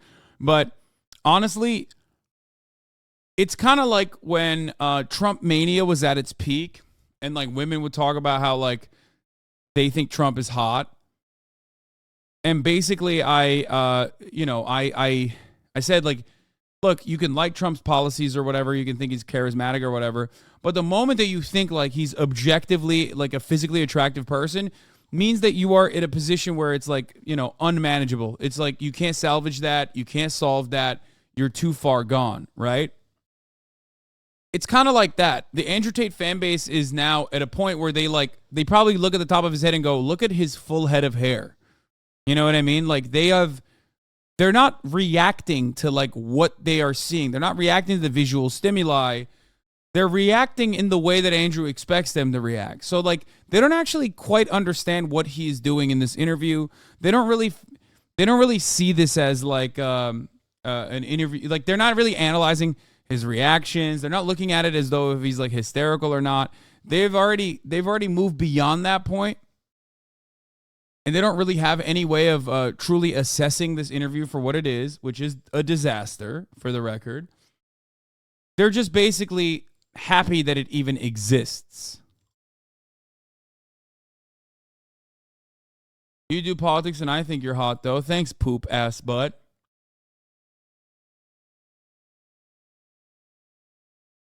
Reminds me of a certain streamer's fans. Plenty of streamers and their fans behave like this, though. It's just like, it is what it is. It's just like a part of the parasocial nature of like experiencing content online. organization. My goal was to slander somebody and try and destroy their name. You're telling me that they've chosen a crime, which one is heinous, of course, because it damages the person's credibility. And two, you're saying that even if everyone else involved, if you have 5 people and everyone's sitting there saying, no, nobody's hurt anybody, we like Andrew, we've all worked together, or we're friends, etc. That's not what everybody's saying. No. Let me read you some of the testimony from the current investigation. Can I finish this? One of the witnesses said... Can I finish this? You're not answering the question. Except your fans shit on you even if you pronounce a word wrong. Yeah, I still have like a lot of stands as well, but I think the relationship that I have with my community is a little bit different than the way that like a lot of these fucking dick riders operate. Even though if you ask other communities, they'll say, oh, Hasan stands are fucking crazy, they're insane. It's like, no, not really. Like, you just have been conditioned into thinking that like the attacks on me are justifiable because I like bought a house or something, and it's somehow antithetical to my worldview. You know what I mean? Whereas with Andrew Tate, there's like very valid criticisms to be made here, and yet his fan base is like routinely deflecting away from that. I've asked you. You're not answering the question. I am answering the question. You're Let saying, me read you the testimony of one of the witnesses. You're saying the people who are involved in this, even if they say they're not victims, that they're still going to try and attack me and pretend they're victims. Treated as victims by the case that's ongoing. And not all of them are saying that. One of the witnesses says... We can't go into the case. The case is open and active. Well, let's just be clear that not all of the witnesses in the case are behaving in the way you describe. And even those that are, it doesn't bar them from being treated as victims by the prosecution by the case. We have an open criminal investigation. I am absolutely not really sure I'll be found innocent. I know the case better than you. I know it intimately and you don't. I have seen all the criminal files and the evidence against me and you haven't. I know the truth of what happened and you don't. And I'm telling you absolutely not really, I've never hurt anybody, that the case that's been put against me is completely and utterly fabricated. And I'm never going to be found guilty of anything. And it's very difficult for me to answer your in-depth questions because we're sitting here inside of the territory of Romania. I am beholden to the Romanian legal system. And I'm not going to incriminate myself because you're trying to prod me. You are wrong, and we're going to have to accept that for now and talk about something else. Let me read you then what you have said about Sure. what you have done. Sure. You have said, my job was to meet a girl, go on a few dates, sleep with her, get her to fall in love with me to the point where she'd do anything I say, and then get her on webcam so we could become rich together. I don't think that's what I personally said. I think that's exactly what no, you said that's on your that's website. that's no. I've never said that. That's something that you found on the internet. Doesn't mean I've said it. In And your and, words. and again, once again, if any female on the planet has a problem with me, I strongly recommend her to go to the police and try and pursue me for criminal charges. It's actually very interesting that me, one of the most famous people in the world, who's been vilified by the legacy media and places all over the internet, while everyone has attacked me from every single angle, while federal agencies from multiple countries have called over 2,000 women who know me, we stand here with 0 new accusations since my arrest. 0. If you took any famous person, I love that. Oh shit, I didn't realize this part was cut out from the original where he says, oh, well, these women have accused me, but how about all these other women who haven't accused me? Like, we called random women on the street, or even women that I did not do anything to, and they said I didn't do anything to them. Oh, got it. Okay. Checkmate, libtard. It's the classic defense that I bring up regularly. Your Honor, you say that I've done a murder, but think about all the days in my 32 years of existence where I haven't done a murder. I rest my case. any man of substantial wealth, and you called 2,000 women who knew him, he'd find an ex-girlfriend is upset, somebody who wants money who's upset. They called 2,000 people who knew me and could not find a single woman to make a new complaint. The only complaints they have against me are the initial complaints, which we can prove are lies, and that's where it stands. So it's like, Your Honor, there are billions of people on the planet, and I haven't sexually trafficked. I haven't sex trafficked them. So, you know, I think it's pretty obvious that I am clearly innocent here. I'm not going to sit here and allow you to pretend that I'm some kind of evil predator. When actually, I'd argue the fact that people who've been investigated to the level I've been investigated to. If you were to take the This is literally This is Donald Trump. This is straight up Donald Trump. Average man on the street and investigate his entire life for 14 months, call everyone who's ever known him, and vilify him in the media, and encourage people to come forward for money, and you try to contact every ex-girlfriend he's ever had. Would come forward and accuse those people of rape and accuse those I people think of that you would have a lot more. manipulation. I think you would have a lot more flack than I've got. I'm actually such a nice person that I've never had The BBC anyone has come spoken at. to somebody since your arrest who says exactly those things. That with you, it's all manipulation. There's an ulterior. Is this motive Sophie? to everything Is this you've Sophie? done. Oh, it's Sophie. The fake name, no face, no I one. was so The story that was intent on wanting invented. to please him and wanting him to be happy that I was just kind of, yeah, okay, do whatever you want. And what is she That's accused? Has she accused me of a crime? This imaginary.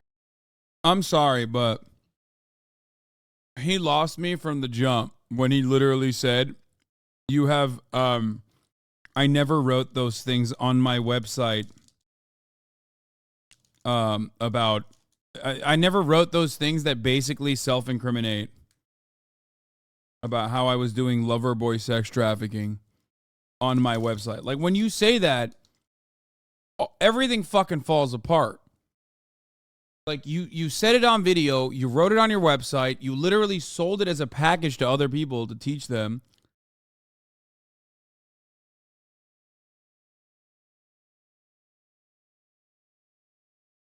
It's done. Sophie? She's making the point that there is Has she accused me of a crime? emotional or psychological manipulation. I've asked you a question, and I've allowed you into my house. I'm asking you a question. Correct, but you're not the boss here, because I've allowed you into my house. I'm asking you the question. Correctly, and I'm telling you. You get to decide the answers. No, we're equal here. I've allowed you into my house. You don't come here with a position of authority. I'm doing you the favor as legacy media, giving you relevance by speaking to you. And I'm telling you now, this Sophie, which the BBC has invented, which there's no face of, nobody knows who she is. The BBC did not invent. Of course not. And because you never invent anything. And she's not filed criminal charges against me. What are we talking about here? What is she saying? Talking about emotional manipulation Has into she- the sex industry for your financial gain. Absolute garbage. She has not filed criminal. This person, if they exist, has not filed criminal charges against me. I welcome anybody who believes I've harmed them, male or female, any point in the past to file criminal charges against me, and I will fight them. I know who I am, and I know what I've done, and I know the truth, and I know that I'll be found innocent. Motherfucker said, I'm giving you relevance, dude. Like, he said, I'm giving you relevance. Like, you should be excited for me giving you relevance.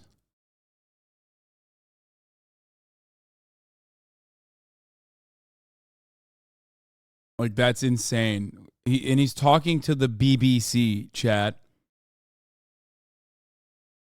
Like, that's insane, dude. What are you talking about? Like, that is the platform. Also, if you're giving him relevance, doesn't that make you a fucking idiot? Why would you ever allow the BBC into your fucking house? I mean, it does make him an idiot, for the record. But, like, it would make him extra stupid if he was, like, doing it out of the kindness of his fucking heart. You know what I mean? This attack. The reason I'm being attacked is because of my massive influence, not because I've ever hurt anybody. And for you to sit here and say that everybody around you is saying you're innocent, but that doesn't matter because the state will say they're victims and they're just going to grab everybody you know and call everybody victims, even if they say they're not, and try and put you in jail. You are describing a matrix attack. You're not describing human trafficking. I'm describing women who are going to court to accuse Matrix you of attack. rape and human trafficking. We and will see who- what women go. Excuse me, can I We will finish see this? what women go to court at Can the I end of this finish, trial. please? We'll see which women go Can to I court. finish, please? We'll see which women go to court. That's I'm ominous. describing women who are going to court to accuse you of rape and human Sophie hasn't trafficking. gone to court. Sophie doesn't and exist. I'm describing Brother, you cannot be like a fucking 40-year-old man and say the Matrix attack in a serious setting where you're being interviewed by the BBC for your sex trafficking and rape trial that's ongoing in the nation of Romania. Okay? That is not allowed. You cannot do that. You can't say the Matrix attack. You're not like 14 years old and you watched The Matrix for the first time. women who have spoken to the BBC at length Sophie doesn't exist. and other media organisations about what they say is emotional manipulation and coercion. And I'm quoting back to you your own words where you describe They're not my words. coercion. They're words and you emotional found. They're manipulation. words you found on the internet, and Sophie doesn't exist. On So your let's me. move on to the next In subject. your voice. They're words you found on the internet of me.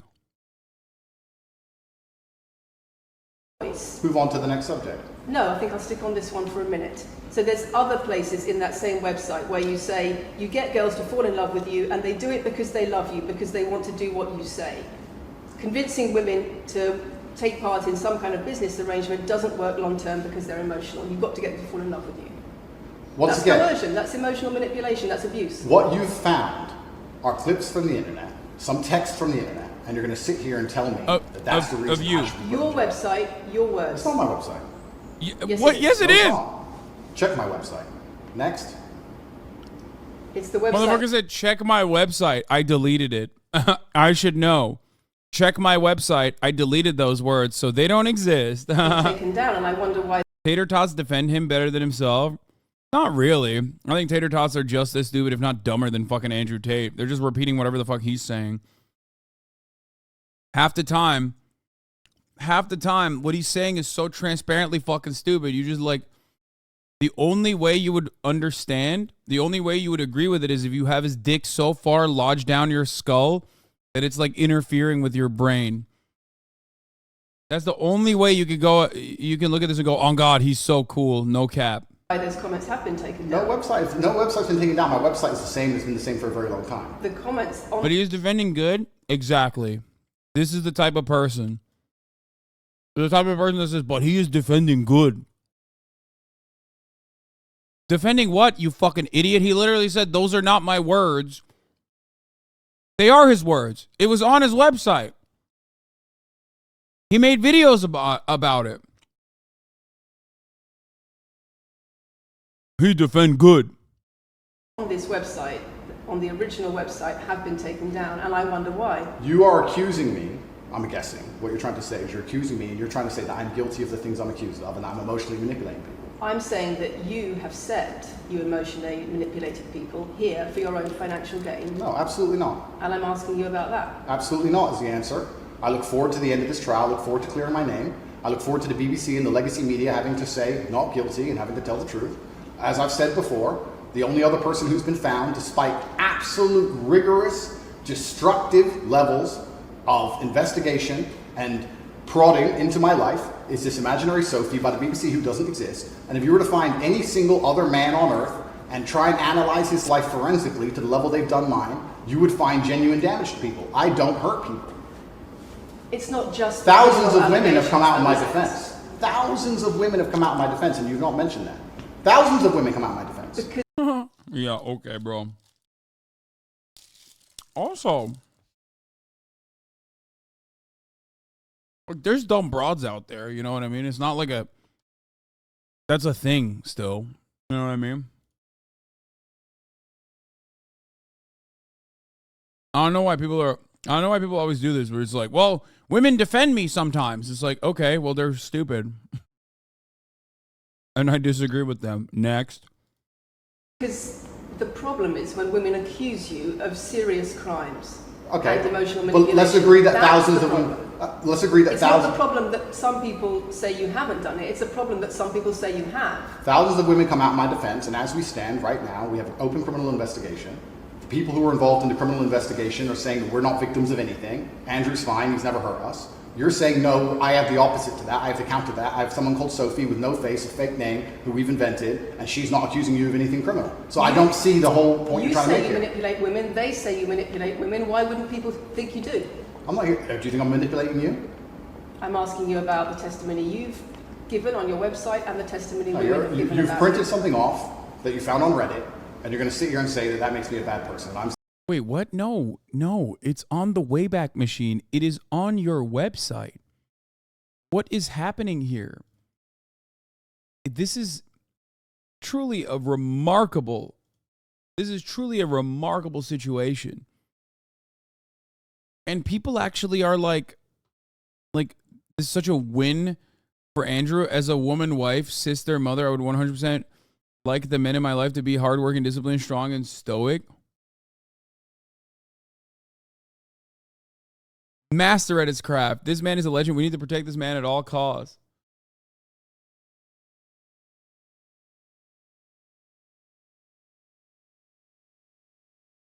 That's wild, man. I'm saying that you should know better as a journalist and do some proper journalism. Let's investigate the fact that I thousands... think you should answer my questions I am. properly. I already have, and we should move on. She's just trying to start an argument. It's not only about the criminal allegations. It's a much bigger issue. You've got children's organisations in the UK, you've got rape organisations in the UK, you've got the police naming you by name as someone who has a harmful influence on children and on women in the UK and elsewhere because of the things you say, because of the way you present gender relations, the way you say men should treat women. That's very upsetting. And the reason that's very upsetting is because I know that's not true. I'm genuinely a good person. I believe my impact on the world is positive. In fact, if you were to read the comment section of nearly any video I post, especially on legacy media... That's awesome. Dude, read the comment section of any video I post. I'm a good person is not exactly a defense that would hold up in court or anywhere for that matter. What kind of fucking take is this? I've never been like, let's go to the comments to see what like the brain trust has to say I've never used that in a positive manner. If anything, you always go to the comment section to see the stupidest fucking takes. And sometimes you get pleasantly surprised when you land on a comment that is actually well thought out.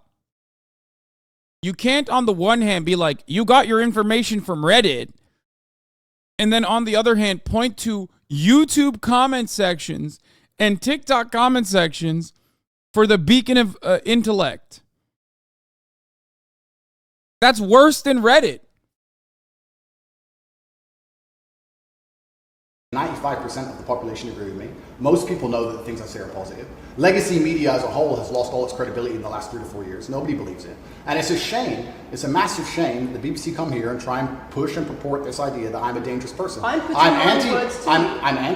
I've never pushed drugs or any... I'm anti-drugs, I'm anti-violence. The UK is facing a knife crime epidemic, and they're going to sit here and say that I'm the most dangerous man in the UK. You have said you're the most dangerous man in the world. I've said I'm the most dangerous man in the world.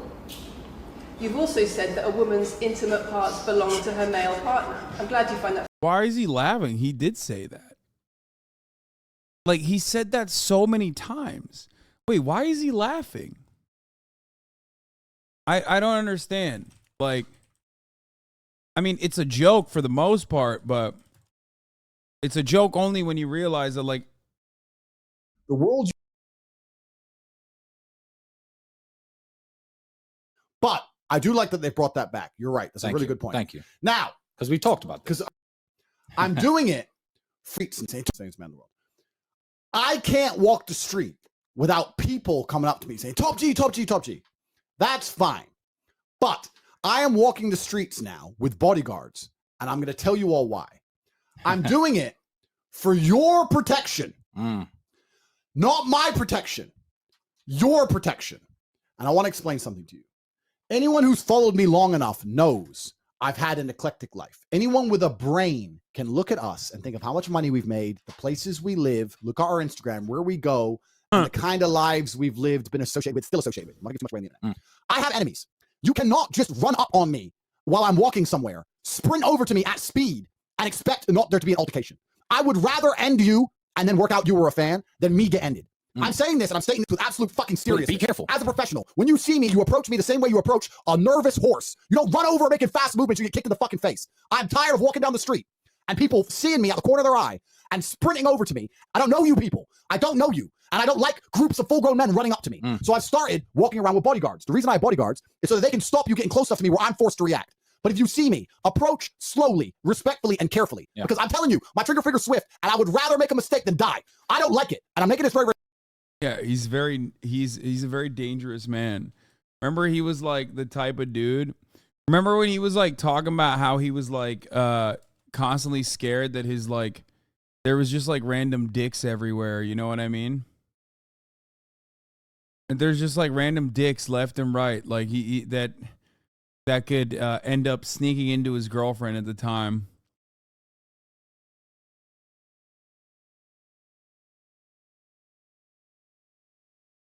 Do not approach me swiftly. I do not want to piss my pants on accident in public.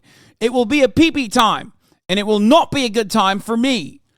I've made Tristan wash all of my laundry on a weekly basis. Funny. I find it funny that you're sitting here saying that I've said I'm the most dangerous man in the world, and you believe that's. When did I say that? I'm asking if you believe it. No, you said you're the most dangerous man in the world. Is that some kind of proof that I'm dangerous? Am I Dr. Evil now? I'm telling you that it's very upsetting that you're going to sit here and that certain organizations in the world are going to try and pretend that I'm the biggest force of evil on earth when I'm genuinely a force for good. I'm genuinely a force for good. And the reason they're doing this is because of the massive influence I have over the youth, and they don't like that I'm telling the youth to think outside of the matrix and ignore things like the BBC, which come here with loaded questions and false narratives and try and paint innocent people as guilty. You said women's intimate parts belong to their male parts. I said that if a woman marries a man, she takes his last name and traditionally the man gives her away. I've been pushing traditional religious beliefs because I'm a religious man, and traditional beliefs in regards to men. Bro, this motherfucker's been a religious man for like the past 2 months. Like, when did he become this religious? He was never a religious man. He just claims it now. Oh, God, people are so stupid. I cannot believe how... At this point, it's not necessarily what Andrew Tate is saying that's frustrating to me, okay? It's the fact that people believe this nonsense that's frustrating to me. Because that signals, like, something way more damaging about the state of modern society, the state of men, how they exist in this space, when like so many fucking dumb motherfuckers are out here and they're like, yeah, no, on God, for real, this guy's spitting, like he's the king, he's the GOAT. That makes me sad, man. It's like when I get mad at dummies in the chat who are so asinine and come in and clearly don't know what the fuck they're talking about, but then they say the dumbest shit possible, and it fucks me up because I'm like, it's not your bigotry that is frustrating, right? What's frustrating to me is that you think you're right and there are other people who support that. And I just, it makes me sad to see that we live in a world like that. It's just another somber reminder that there are so many people like that out there. Marriage, which everybody accepted 10 to 15 years ago. So that's not a crazy conspiracy theory. If you're going to sit here and say that me believing a woman should take a man's last name in marriage makes me the most dangerous man in the world, then you're just going to lose even more credibility than the BBC's already lost in the last 4 to 5 years. If that's your point, if that's your narrative you want to push, good luck. He was a fan of the old BBC. Marriage. That doesn't sound very religious or very conservative. That's not what I said they should be able to. I said a lot of high-value men, a lot of rich men do it. And then we discussed at length on podcasts why rich men do it. And we also discussed why women decide to be unfaithful. It's not. I like that this also has like the energy of debating a flat earther, where you're forced to like address the stupidest talking points ever. Like, well, if you didn't listen to my 3-hour podcast where I described why high value men fuck around, it's like, what are you saying, man? Like, no, nobody fucking should ever watch that. Okay. You're not learning anything in that regard. You're not learning anything when you do that. It's not a gendered argument. We discussed unfaithfulness as a whole. What are the reasons and motivations? Wait, did this guy say you constantly ignore his counter arguments? Why don't you debate him face to face instead of hiding like a coward?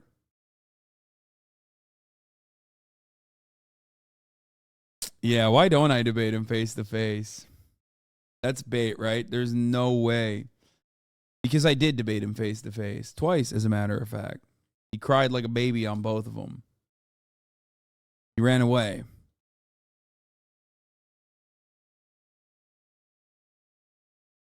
Also, I am addressing his counter arguments. His counter arguments are like, nah, I didn't do that. Hasan, they're so fragile and they're finding solace in a man who's saying what they've been thinking already for years. It confirms their bias. Patriarchal norms are deeply entrenched in boys' brains as they're forced to contend with the hypocrisy and contradiction of the stories they've been told as a child. They are pathetic, entitled babies. Lamau. I agree. For men and what are the reasons motivations for women? Because you have no time to actually watch my content, because you have no time to actually watch my content at length, and understand what I'm saying. You just come here with a small snippet, which has been provided to you on a piece of paper. Saying it 3 times doesn't make it true. No, completely. You don't have a clue what I say or what I talk about. You never watch my... Dude, he said he has a gun for people like HasanAbi. Did he say that about me? I think he's only talked about how like women constantly compare him to me and say how much hotter he is than me. I don't know if he actually said he has a gun for people like me. Or was that on the debate? I think that might have literally been on... I don't know. Content. You have small pieces of paper, small clips on a piece of paper, and you're trying to pretend I've said evil things. And then you're going to say I'm the most dangerous man in the world, which is truly laughable. You said that, not me. Okay. Do you believe I'm the most dangerous man in the world, Lucy? I'm not answering your questions. Well, then we need to change the dynamic of this interview because, and I'll make this clear, I allowed you into my home. I'm doing you a favor, giving you the first interview I'm giving to the public. You don't come here with a position of authority. You're not the police. I don't respect the BBC. I don't know you. You do not come here with a position of authority over me.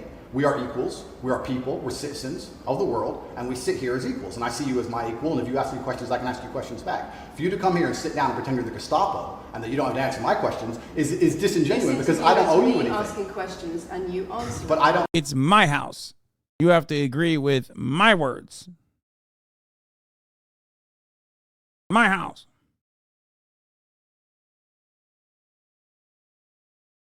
Oh, no. However you want. This is a conversation, and I don't owe you any degree of authority over me. So let's make that clear. And that doesn't matter if you're a man or a woman or from the BBC or the CNN. I'm here to answer your questions and be honest with you and do you a favor. Great. And I'm doing you a favor. But you come here with loaded questions. You're trying to paint a narrative of me which is negative. I'm asking you And about that's things fine. you've said that people are concerned about. And that's fine. You But have you're not said going to sit a here and say you don't woman's- answer my questions because you're not above me.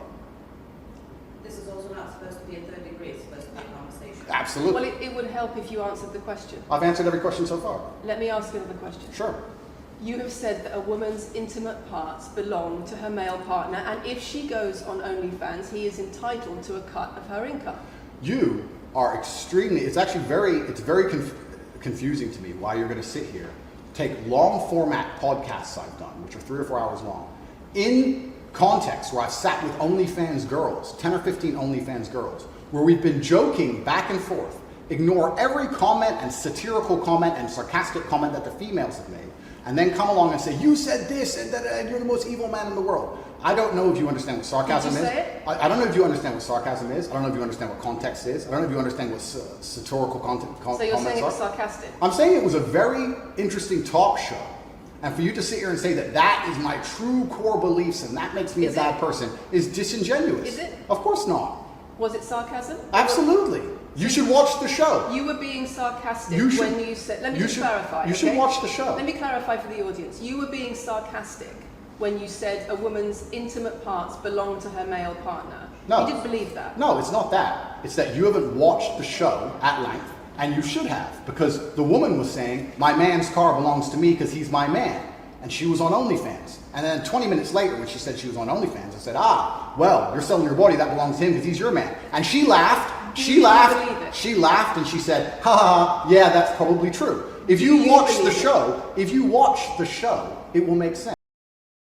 I like that he's saying that he was taken out of context when he said that seriously so many times. It's not like she laughed because like she's like, oh, I'm in agreement, or maybe she was, but it's still odd that he's like bringing up the one time where it's like, well, she laughed, so clearly it was just actually said in jest, and it's like, but you've said it so many times. Like, I don't even know what the context was. Maybe she agrees with it, but that's only a singular individual. I've heard him say it so many fucking times.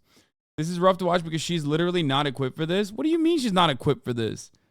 I think she's doing a great fucking job. I think it's misogyny seeping out if you literally look at the situation and go, she's not equipped for this. No, she's been cooking his asshole for like 17 fucking minutes. What are you talking about? The only reason why she's like looking like she's weak is because she's a woman and she's talking to the woman hater. So like most people are going to go, oh, this is a dynamic I'm familiar with. This is like Jordan Peterson destroying the lady on Channel 4. He's fucking hysterical, dude. What are you, crazy? There's not even a single moment where he's looked good thus far. Not even a single moment. Maybe I'm looking at a different interview than you. I don't know. No, please, not misogyny, but I think she isn't well-versed on the content. What do you mean she isn't well-versed on the content? She very clearly fucking stated quotes that he had, did not let him fucking get away from it, and said, you said these words, and his answer was, nuh-uh. Oh, wow, owned. What are you, fucking brain dead? Are you watching this and falling for Andrew Tate's flailing? He's like literally flapping his gums and flapping his arms like a little baby bird who's just learning flight.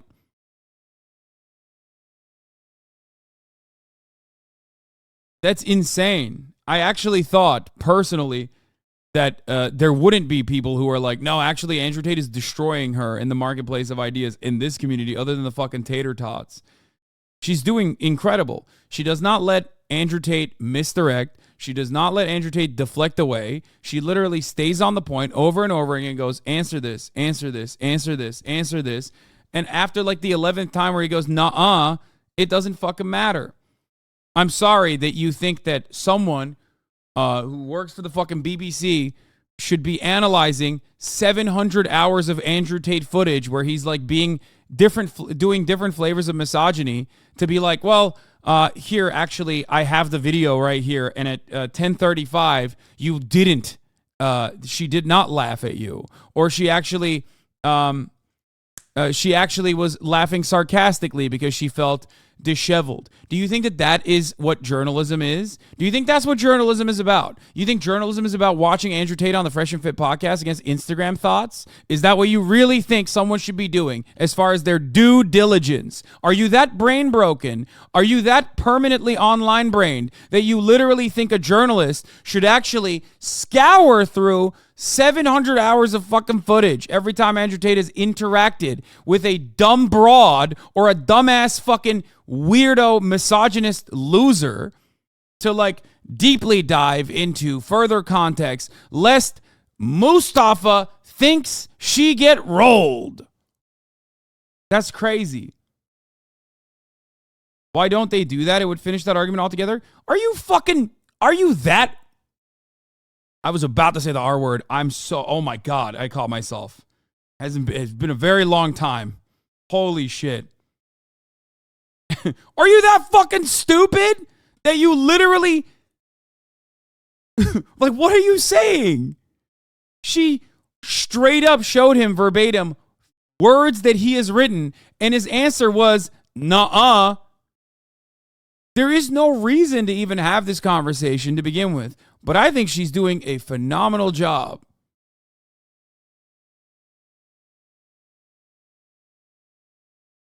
Lamau, Hasan hates chat more than Tate changed my mind. No, of course not. I don't hate chat at all.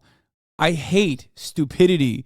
I hate people who are permanently brain broken with Dunning-Kruger, where they think that they're a lot smarter than they actually are. They come in here and they have this like fucking weird attitude where he's like, actually, she's getting cooked right now. And if you had the emotional capacity to comprehend, you would know that too. You know what I mean? That's what fucking pisses me off.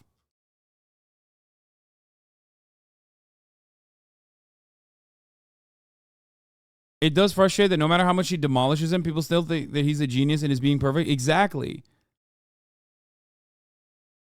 She's doing a great job. I'm sorry, but yes, she has a team of researchers. She should do the full context so she knows how to combat him. She's doing a great job. However, she could have cooked him a little more. You are fucking delusional, okay?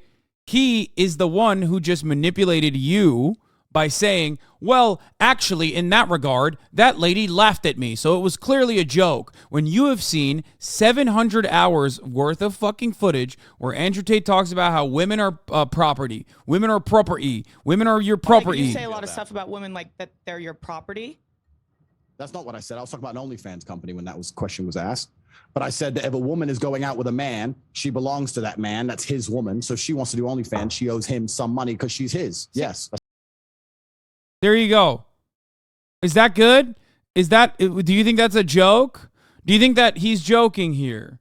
Or should I pull up 100 more fucking times where he has repeated this over and over again, where people literally laugh when he says that because it's fucking delusional. Because people are like, what? Did somebody just say that? Like an actual human being actually say that? It's evident that she faces considerable challenges in effectively articulating her viewpoints due to frequent interruptions, which undermines her ability to present her arguments and express her opinions coherently. No, you're wrong.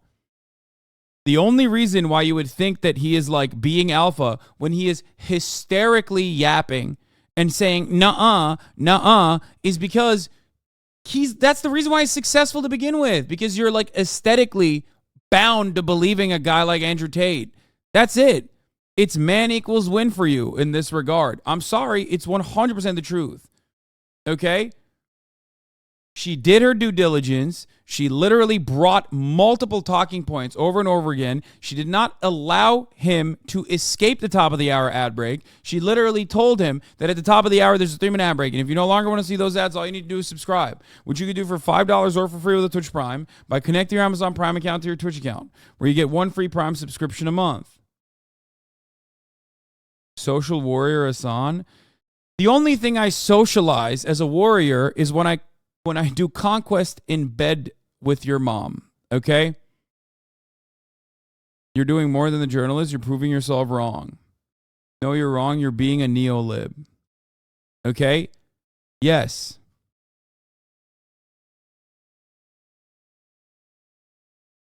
She literally told him that I'm not moving away from the subject. She definitely alphaed him in this interview. Like, what the fuck? I know.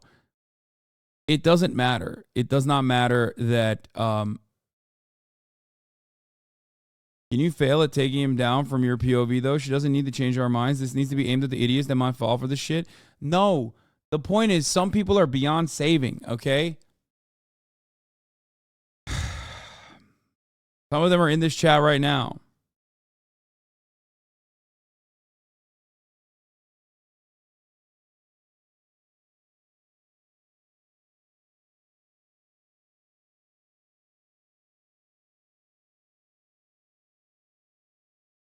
You're a soy boy, a pathetic excuse for a man. Literally every woman that you have ever encountered in your daily life would, if given the opportunity, fuck me over you, okay? That is an objective fact. Let me speak in terms that you understand, you dumb ape. If you are an Andrew Tate fan, you will understand this reality, okay? I will talk to you in terms that you will get. Shut the fuck up. Perhaps you also need to be a bit more soy, I guess, so you can finally feel the touch of a woman. Okay? I forgot to run the 3-minute ad break. I'm going to run it right now. Got you is like the dumbest thing. It is the ultimate, is the classic joke where it's like, dude, I got you. I was just pretending to be a fucking baboon. Okay? Got you. No, like every single fucking person thinks you're a fucking idiot, dude. Everyone. Nobody looks at that and goes, wow, brilliant trolling, sir. Excellent. You really got yourself to look like a fucking idiot. We all believed you when you were pretending to be a fucking idiot. For you to come here with doing no research at all and then say, I don't understand what I'm talking about, but I've got this piece of paper with a few things printed off. That's why you're saying the silly things you're saying. You should watch the show, do some research. Do you believe it? You already answered I've already answered the question. Not really. Of course I have. Can we move on? I've answered the question. Of making, and what is the context of these guys? Here's another instance of Andrew Tate talking about how he believes women are property. I said about a woman being a man's property. I was talking about the idea of biblical marriage at the time, Christian marriage. The father walks the bride down the aisle, gives her to the groom, she takes his last name, and he is now responsible for protecting and providing for her till death do them part. She joins his family. She belongs to him. Oh no, so you're saying she's property? I'm saying she belongs to him. I never even said the word property. Dude, this is such a pussy-ass way to try and defend it. Brother, you were talking about OnlyFans. You literally said, when a woman does OnlyFans, she's her man's property and needs to give him money, like, multiple times. I've heard it with my own ears, okay? They said the word property at me. What are some of the comments that they... It's so funny. you're certainly not owned so hard that people are rushing to your defense in the background away from the camera going, hey, maybe we should stop this interview. What I'm talking about, but I've got this piece of paper with a few things printed off. That's why you're saying the silly things you're saying. You should watch the show, do some research. Do you believe it? You already answered. I've already answered the question. Not really. Of course I have. Can we move on? I've answered the question. Do you believe that a woman's intimate parts belong to her male partner? Of course not. I've just answered the question. We've done that 3 times. And does this woman believe that her man's car belongs to her? It's not a gendered argument. I really think that it's genuinely sad that when the BBC has a chance to finally interview me at the end of all this Matrix attack, that they don't come here with any kind of... Like, at the end of the day, you're defending a guy who unironically is using the term Matrix attack at the age of 40 while he's being investigated by the Romanian authorities for sex trafficking and also rape. Okay? Like, just remember that. So unless you're like a 14-year-old idiot who is deeply and undesirably insecure about his acne and hasn't figured out Accutane yet, and maybe your body's doing weird shit because of the hormones, anyone outside of that sphere is like the biggest fucking loser for defending this person. Okay? Those kids I'll allow. Okay? Those kids I'll allow because like they're in a weird point in their lives. Hormones are going crazy. They don't know what the fuck they're saying. They're going to grow out of it. You have already supposedly grown out of it, and yet you're still behaving like that teenage boy. Okay?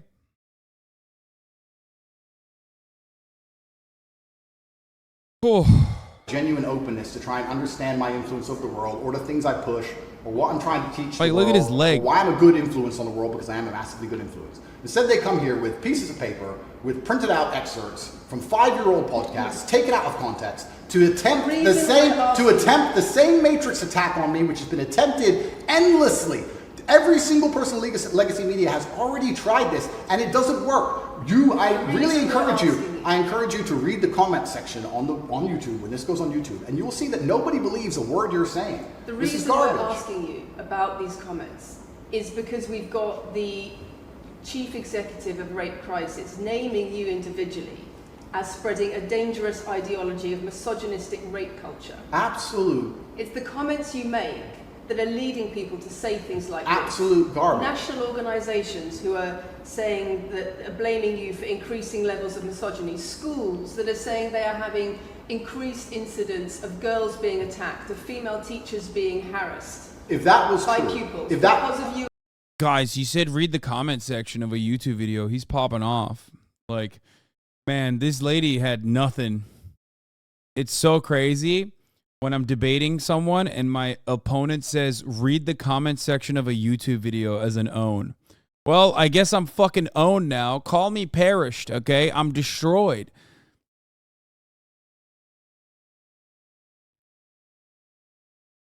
That's awesome. Your talking points are from Reddit. Read the YouTube comments for the truth. Exactly.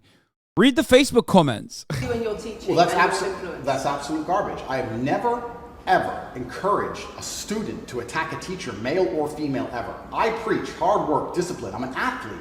I preach anti-drug. I preach religion. I preach no alcohol. I preach no knife crime. Every single problem with modern society, I wish he was clear on the sources since his followers are so paranoid of the system. Brother, I don't know what to tell you. His sources or her sources are him. Okay? That's it. You can't, like, at that point, you have the source. It's his website. It's his words. Okay? Obviously, she doesn't have a fucking YouTube. She doesn't have a laptop with her, so she can't pull out the video and show him, like, what did you mean by this piece by piece? Okay? He has said all of those things. His followers like him because he has said all of those things. They've watched all of those videos where he says those things and gone, on God, he's so sick with it.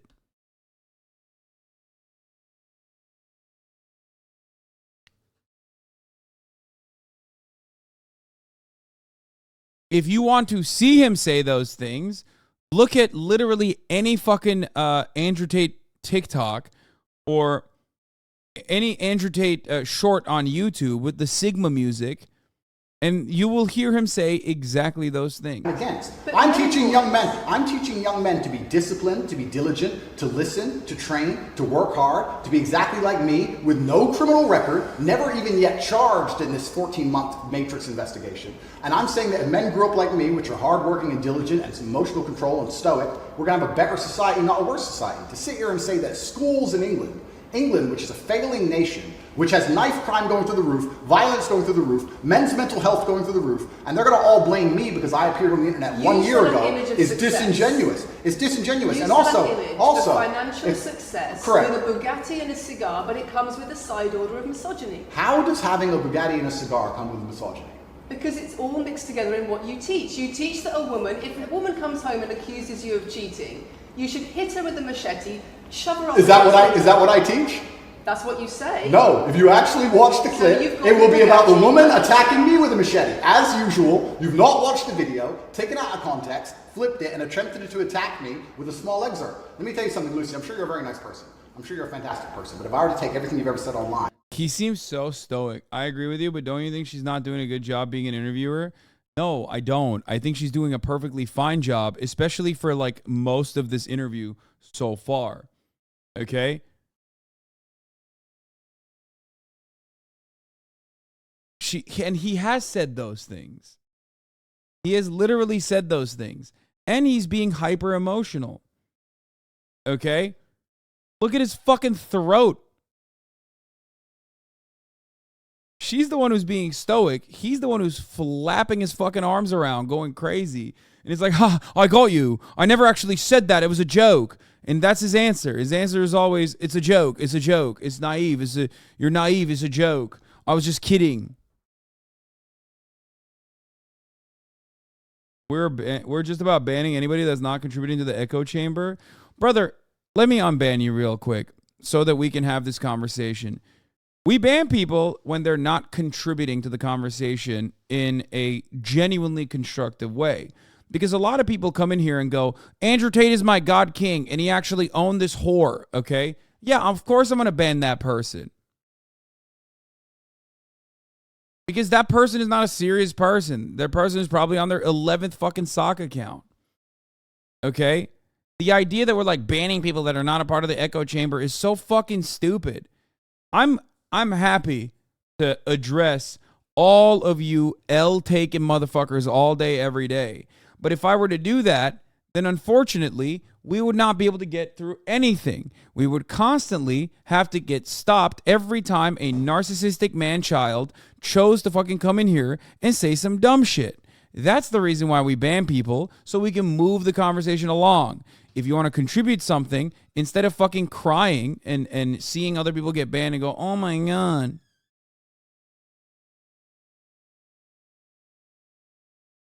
Maybe try to say something productive. Okay?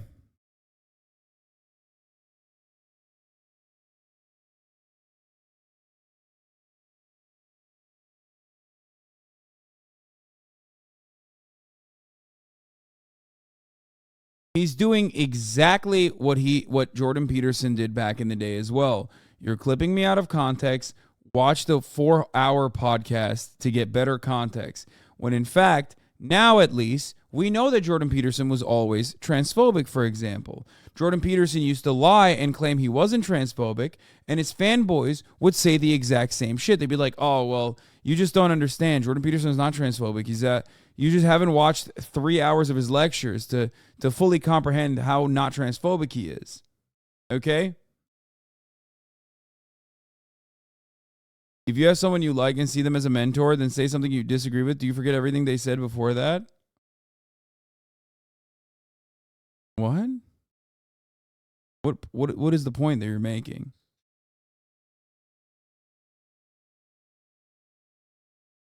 Are you seeing Andrew Tate as a mentor?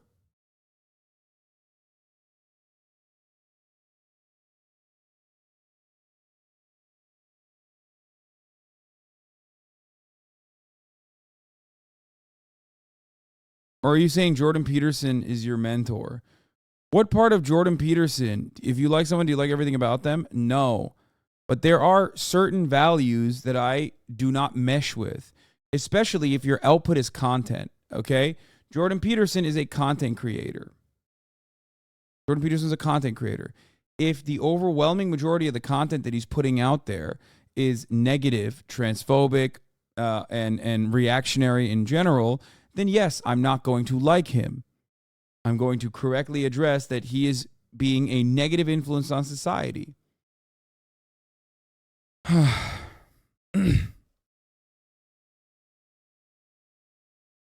I just thought about this aspect of Jordan's career. I really think once allies who were into his help shit exited the fan base, he became a lot more straightforward about his transphobia, a pretty good indicator he was pandering to begin with. He was always transphobic. He was just better at covering it up, and he chose not to after he got fucking brain broken by benzos.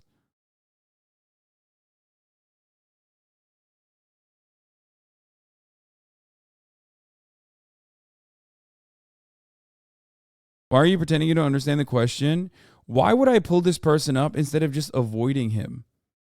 If I was so afraid of this question and what it poses. Maybe sometimes I'm actually asking for clarity. Doesn't matter who it is. Yes, if I like someone or see them as a mentor, which I don't really see anybody as a mentor, but if they say something I disagree with, I'm not going to forget everything they've said before that. But you asked this question deliberately. You asked this question for a purpose. So I'm asking you, who are you talking about?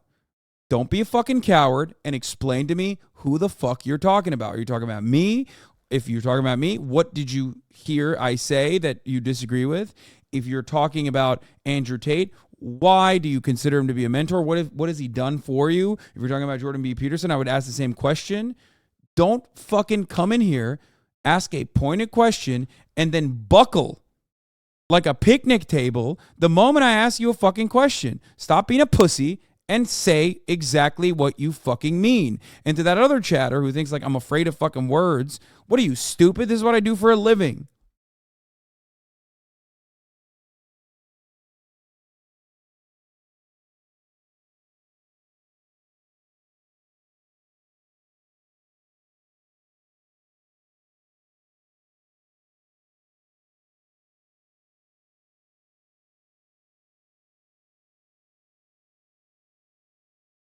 Hasan needs more soy. He's mad today. See, we're like stuff like this doesn't make me upset, and it doesn't make me angry. Because like, yeah, no, I love soy. You got me. It's frustrating though to deal with this because it just like signals that there's so many fucking stupid people that still use like 2014 era like antiquated insults. You know what I mean?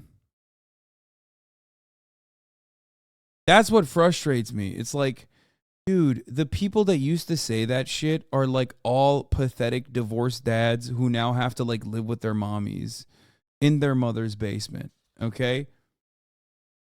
Like, are you one of those guys, or are you a guy who looked at those guys and thought like, man, that shit's fire, I should do that? It's so cringe. I don't care who it is, brother. It's just people sometimes say stuff you disagree with. I'm not taking them away from me, probably. What?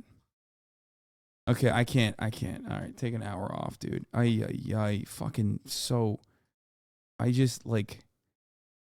Just so stupid, dude. And just take small excerpts out of context, I could make you look like a misogynist. I guarantee it. In fact, I might actually do that. And then you're going to sit here and say, oh shit, I'm a misogynist because my clips have been taken out of context. If you refuse to watch anything at length and understand it, then that's what's going to happen. The National Police Chiefs League for Violence Against Women, the NSPCC, Rape Crisis, Safer Schools, they are all naming you as being behind an epidemic of misogyny, even amongst primary school children. The idea that I made primary school children misogynistic because I own a nice car. Is that your argument? It's the misogyny that comes along with it. Oh, owning a nice car is misogynist. No, it's the misogyny that comes along with it. How does misogyny come along with it? This is the only part where I like don't understand what point she's trying to make. Like owning a nice car or whatever the fuck. Like, I guess he's trying to present it as like you have presented yourself as a beacon of like male prosperity, as someone people aspire to be, and what you're doing in that regard, with all of the machismo that comes along with it, What you're doing is you're also promoting a very misogynistic attitude towards women, like in dealing with women. I'm owning a nice car.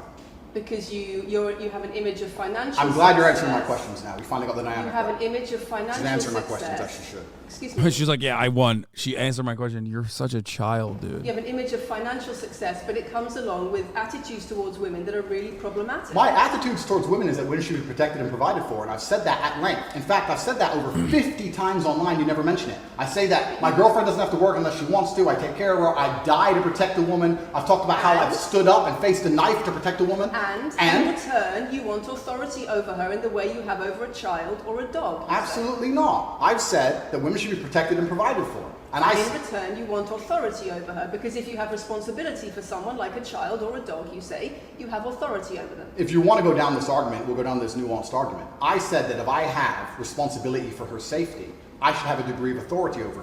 I mean, the things he says is not wrong, but not exactly right either. What the fuck are you talking about, dude? Well, that's insane. Oh, Her safety. Meaning, and let me explain my point. If I'm the one who has to fight and die to protect her, I'm the one who decides how we walk home. I'm the one who decides the route we take. Because it's unfair for her to say, I want to walk through the most dangerous neighborhood in the world, but you have to face the knives. That's what I've said. And then you're going to sit here and pretend I'm trying to treat women like dogs, which is garbage. Every single man in the world who loves his woman understands that he has to protect her. And every single woman in the world likes the idea of a man who would protect her. If you were to say to most women home right now, do you want your husband to protect you in a violent attack? They'd say, yeah, of course. Nothing I've said is misogynistic. If you said to most women, would you want to lose? He's trying to ship of Theseus his way out of this argument. That's his counter. Is like, his counter is not necessarily the actual bulk of the argument or what she's presenting, but instead, oh, you brought up knives. I hate knife crime. It's like, dude, that's not what she's saying. Oh, you brought up a car. Well, oh, I have a car. Does that mean I'm a misogynist because I have a nice car? It's like, you're not doing anything. You're not listening to what she's saying, or you're fucking floundering around like a little baby because you don't have any fucking counter. I hate arguing with idiots. They wield stupidity like a cudgel and box you about the ears. Yeah. Authority in the relationship, to not be treated as a free and legal equal to your. I didn't say that. I said. For the record, even if she brought clips, for those of you saying I wish she had brought clips, you think he wouldn't be fucking countering every single one of those clips with, that's a joke. That's literally what he's doing when she brings up talking points that he has made on paper. Talking points that you have seen on camera 1,000 times over. It doesn't matter. Brother, that's why I said from the beginning, the moment that he said, that's not my website, it's just words you saw on an internet page, that's when you had to have realized, like, this is not a person who's going to, understandably even, defend any of the things that he's done. Everything that makes him look bad, he's going to say is a lie. Even if she brought clips, he would say, well, that was actually a joke. I need to have authority over the route we walk home. When you compare women and the authority over women that you believe you should have to having authority over a child or a dog, it's not the same, because a woman is a free, legal adult. Correct. You're equal. Free, legal adult, my equal. But if I had a girlfriend and we were walking home late at night, and I said, let's not walk down that area, it's a bad area, I have to protect you if anything happens, I want to take the long way. And she said, no, I have to walk this way, even though it's the most dangerous route, I must. Then what? Then I would say, you're welcome to, you could do it, you're a free and legal equal, but I'm not going to walk with you and protect you. I think that I should be able to decide the route, because I have an obligation. The only reason why I looked better than she did when I debated Andrew Tate is because I'm a man. And that is an advantage if you are a man. When you're watching two men duke it out, that's literally the reason. If it comes across like I did a better job to you, it's quite literally because he can't hit me with the same shit because I can talk louder than he can. You know what I mean? She's doing a very good job. But this is a part of implicit biases. Like, it's something you can't really escape. Okay? And it is, in many respects, a big advantage that I have over a ton of other commentators in the space because, you know, I look a certain way and I carry myself a certain way.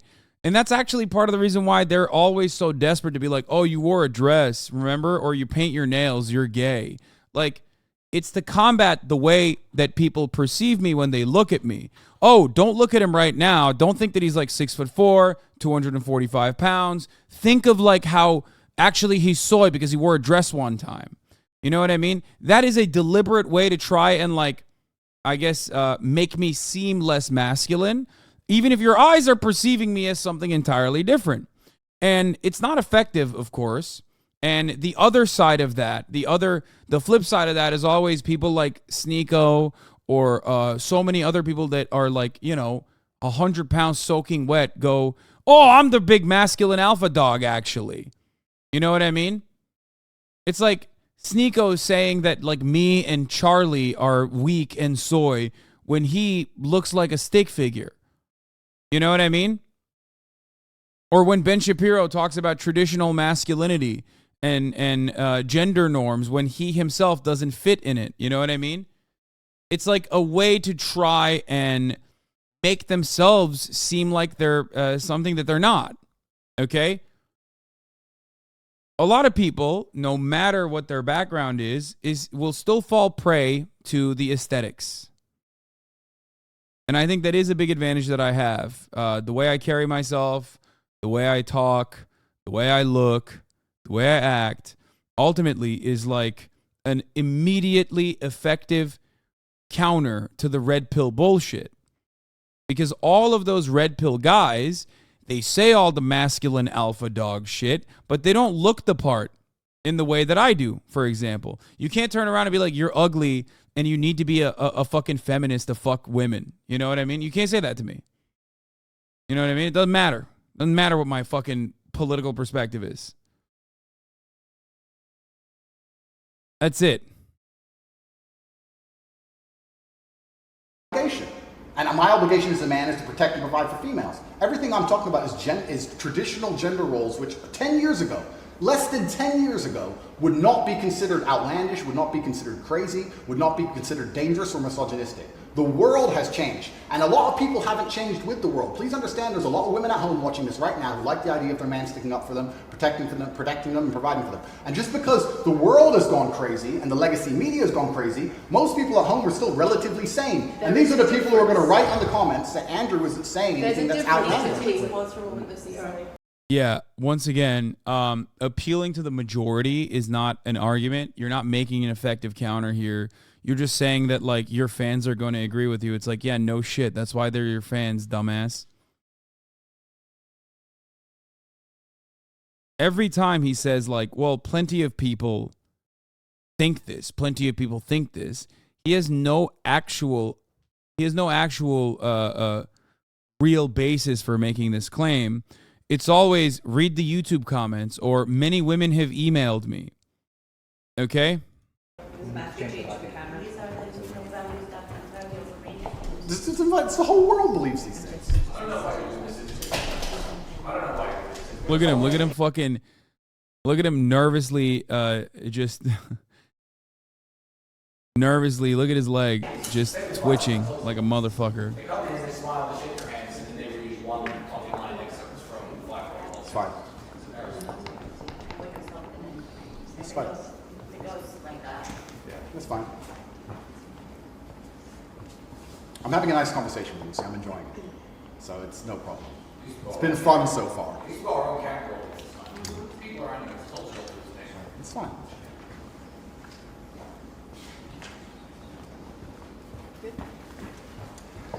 We good? Yes. Tell me when. Do you want to clap again? Yes, no. We didn't stop, no? I can do the clap. Now we good? No, thank you. If a man broke into your house, wouldn't you want your husband to protect you? There's a difference between conservative values and emotional control, coercive control. We're talking about protection now, and I'm saying if someone broke into your house, would you? I love this argument. It's like, okay, what if it's a bigger man than you and you die? What if the man has a gun and you can't reach your gun? I hate this hypothetical argument so much. If the only use you have is some like hypothetical situation where you're actually going to like physically engage in combat, then what good are you? The entire purpose and the entire basis for why we as humans decided to live near bodies of water and create what we know as a society is so that we can relegate a lot of this responsibility and have a comfortable layer of security when we live with one another. The notion that we are cavemen and that we need to brave the elements is a silly one. You do not live in a cave. You live in a compound in Romania, okay? Surrounded by security guards, as a matter of fact. If you are such a big, burly alpha dog man, you would have no security guards. You would have no need for cameras. You would just be handling motherfuckers with your own bare hands, okay?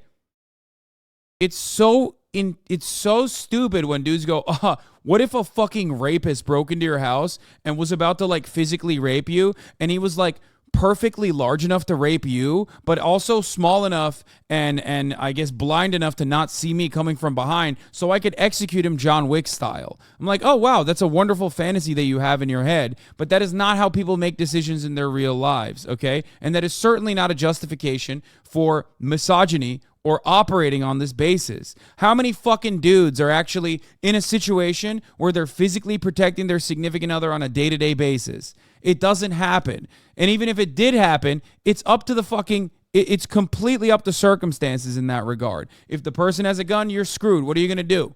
Okay? Lol, what? You sound dumb today, says David Dangles. Please, instead of saying, lol, what? You sound dumb today, explain what you mean. Why do I sound dumb? What is your counter? What is the argument that you have here? I'm sick and tired of motherfuckers that come in here and go, you sound dumb today. Okay? Please.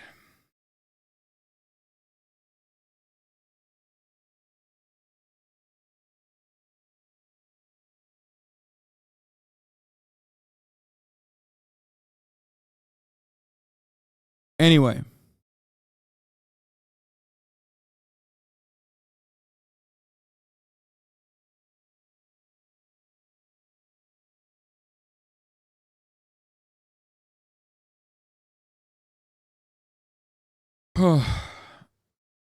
Wouldn't everyone want to be protected in that situation? I don't get why he's presenting it as something only women would desire. Yeah, that's precisely why I said, Andrew, you are surrounded by security, a broad security apparatus.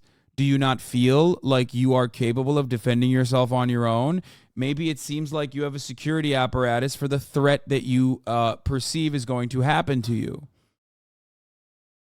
Everyone wants security. It's not exclusive to women, and men aren't the only ones capable of doing it.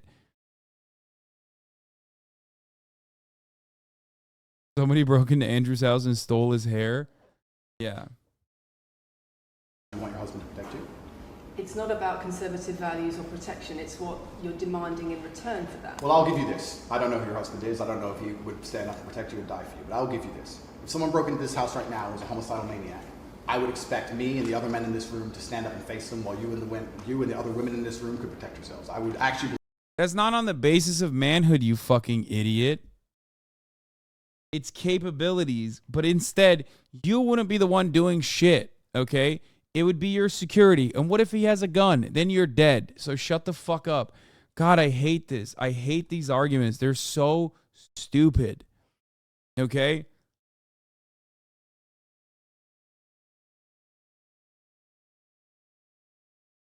My ex-boyfriend, a tater tot to his core, threw me in the way when a guy tried to fight him. These motherfuckers are all talk, no action. No, it's precisely the problem. That is precisely the fucking problem. It's not what Andrew Tate would actually do. It's about how men see themselves. He's saying things that he would do in that situation. Okay? And he's a professional fighter. Like, he's a kickboxer.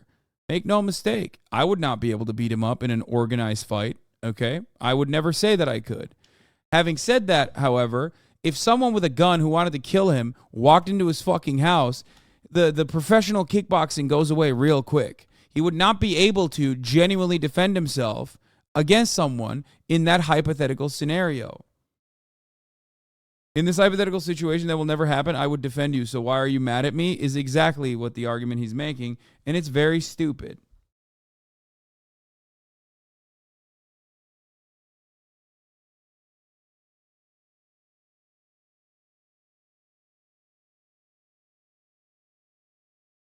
believe the men should go and engage the attacker. I believe that. And even though I don't know you, and you've come into my house with a hostile... No one in Red Pill is nervous or thinks they can't comment on me because of how you look. You don't think there's people out here who think you look ugly?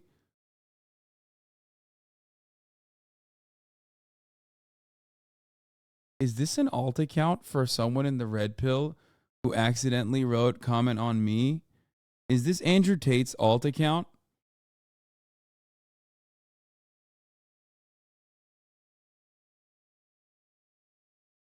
What?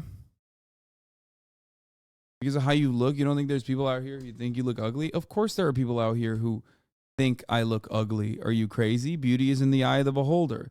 I would never say that I'm universally attractive. I'm simply stating that in comparison to my peers on the right wing, okay? In comparison to my peers on the right wing who portray themselves a certain type of way, like masculine alpha dogs, me being 6'4" and 250 fucking pounds plays a role that you normally wouldn't be able to, you normally would not ever have to think of. That's why they work so hard to be like, nah, you're gay actually, you're soy. Because what you are seeing objectively with your eyes is not that. That's it. That's why they're like, oh, you have to wear a dress.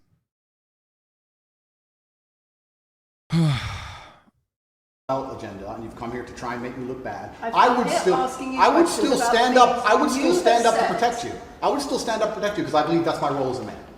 I am asking you about things that you have said that have caused major national organizations, including the police, to worry about you by name. That's what I'm asking you about. It's not what I say. It's not about whether you protect your partner or not. It's about what you have said that has caused such concern in the UK. And I want to put it to you that you don't really care about the harm it causes. That's not true. Because that's not true. Making controversial statements like this online has made you a lot of money. Okay, so first thing, I genuinely am a force for good in the world. You may not understand that yet, but you will eventually. And I genuinely believe I'm acting under the instruction of God to do good things, and I want to make the world a better place. I genuinely believe my legacy is a good legacy, and I believe that eventually when the legacy... Dude, this is just him signal boosting to his core. Saying like, no, I'm a good person. Only if you already believe that Andrew Tate is a good person do you look at this fucking video and go, yeah, he comes across as like owning this person. And the overwhelming majority of people do not think that, okay? It's just his like dumbass loser fan base who he has misguided and misdirected for a very long time that feels this way. And they just, unfortunately, will continue feeling this way unless they, snap the fuck out of it. It's crazy.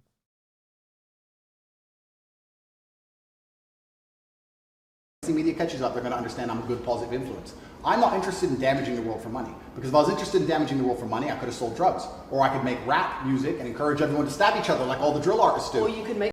He has made rap music. Controversial statements online that attract a lot of followers who you then direct to your website where they pay I could make jokes. Sure, like you.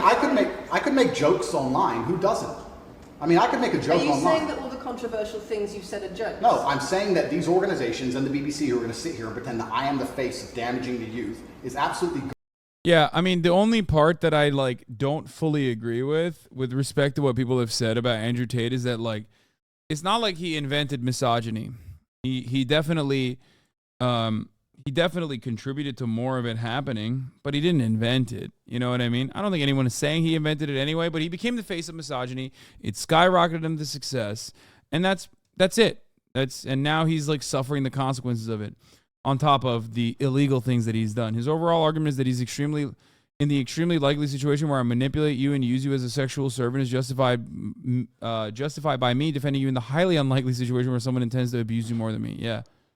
Garbage. It's completely disingenuous. I'm sorry, we have agreed to do an interview where you are going to ask questions that are going to give us the opportunity to clarify some things. These are very loaded questions. And so far, I'm sorry, I have arranged this and I'm talking right now.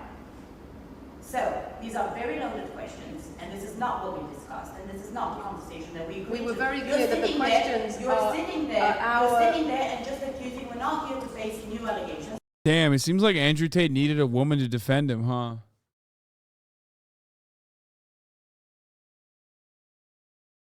Good thing. Good thing there was a woman there to defend his ass. Maybe he should be her sexual servant. Mommy. Mommy. Come save me, mommy. This has all been discussed, answers have been provided, so if we could please move on from this side of the interview, I would appreciate it. I would like to hear what Andrew's got to say about the fact that when you make controversial statements, it attracts people to follow you, and then you direct them to your website where they pay you a monthly fee to learn how to be like you.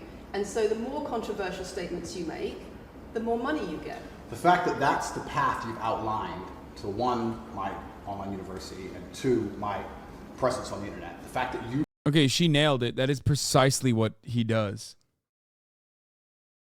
believe that's the path just shows you've done absolutely zero research. Genuinely zero research. Okay, so how many of the people who sign up for Hustlers University come to you through your social media? Genuinely zero research. How many of the people who sign up for Hustlers Yeah, she's cooking him again. She's cooking him again. Anytime he's getting cooked, he's just like, you suck, you're wrong. University come to you through your social media where you direct them to the website? And Lucy, I encourage you to go out there, do some genuine research, watch my videos. Of course, watch my videos at length. And well, yeah, he's like, watch my videos. It's like, dude, answer the question. Truly understand what I'm doing. How many of the people who sign up for Hustlers University at $49.99 a month come to you because they see your social media comments? There's an online school called Hustlers University, which I don't own. I influence for, along with many other influencers, and they sign up for our website, which I don't own. And once again, that's nothing to do with me. And you're going to sit here and say that I made a joke. I made a joke online 4 years ago because a woman said that she owned her man's car, and you made a joke, and that means that you, because you have a Bugatti, are the most misogynistic, dangerous man in the world. This is going down a path of absolute insanity. It's not true. None of this is true. I don't hurt people. I don't harm people. I'm genuinely a positive influence. You are renowned. I'm renowned for offensive and controversial. That's not why I'm renowned. I'm actually renowned. I'm actually renowned for helping young men, because we talk about there's a men's mental health crisis, and we pretend to care that men are upset. But as soon as I discuss men's issues, it's misogynistic. It doesn't have to be gendered. Just because I believe men have a point of view and men have rights and men are allowed to think and believe and act a certain way that helps them internally, that doesn't mean it's anti-female. In fact, I believe it's actually pro-female. I think when a man is true to his influence and true to his essence, and he's good within himself, he's a positive influence in the world, and he's positive for the women around him. So just because I discuss men's issues, people say, oh, you're anti-woman. I'm not anti-woman, I love women. Why are so many women saying that when their boyfriends start... Yeah, we just moved away. We just moved away from the main point of contention. She literally was saying, you use like inflammatory rhetoric to, captivate men, and then you lure them into your dumbass multi-level marketing scheme, which is exactly what I told him. And his answer to me at the time was no different. And that was like 6 fucking months ago. He straight up said, oh, just join Hustlers University on your own and you'll find out. And it's like, he's just saying that same exact thing, but with like a little bit different of a spin. That's it. Like, he's got nothing, dude. Same strat. It's crazy.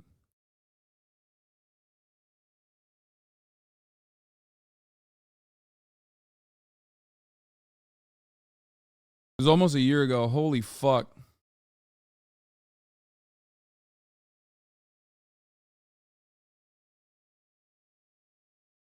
You talked to him? Yes. I fucking destroyed his life. They're not. They experience more control. So many. They experience How many? more abuse. How many? Enough. Well, that's the first time I've heard of it. So, in fact... This is my favorite counter. This is my favorite counter for the Andrew Tate dick riders is like when they have nothing, they're like, oh, dude, you're a fan. Yeah. Bro, don't even give a shit about you. Yeah. Yeah, dude, I'm a fan. Is that why you're in here? Trying to defend daddy when he looks really fucking terrible again? How long have I remained in your mind that you feel the need to come to a dude's Twitch page that you don't even like? How much? And you're doing it at the behest of another man who doesn't know who you are, who can't even currently leave his house. Think about that. That's pathetic, dog. Even Kaya's mad at you. One is too many. Oh, of course, yeah. So, in fact, I've seen I'm worried that she's thousands and gonna thousands poop. of comments and have endless emails from women praising Doesn't the it worry you? fact, praising the fact that their sons are listening to me, Does it not praising. worry Yeah, thousands of women. They're always emailing me saying, that guy who wears dresses, he sucks. You're way sexier than he is. The fact that The things I'm saying, does it not worry you? It would worry. It would You're worry. not concerned about It your would. influence. It would worry me if I was genuinely damaging the world. But for you to sit here and say, Andrew, you've become the most Googled man in the world. You have billions of views, and one woman, is now saying that her husband is not the same man she wants him to be. When thousands and thousands of people are saying the opposite, well, then I would say I've that's. presented you with case after case after case, with quote after quote after quote of people who are genuinely concerned about the impact you're having, and you brush it off as if it's nothing. This part I don't like. The whole like, oh, plenty of women say you've like ruined men. It's just like men were shitty. He's just a vector. He's just like he utilized how shitty men were. That's it. You know what I mean? That's it. These dudes. I'm sorry. These dudes suck. Okay? They're in this chat right now, some of them. They suck. Like shifting that blame over specifically to Andrew Tate is silly. He's just the one who only took advantage of the misogynistic opinions that these guys had. He just capitalized on it. They're teenagers. They'll grow out of it. If they're adults, they'll grow out of it, hopefully.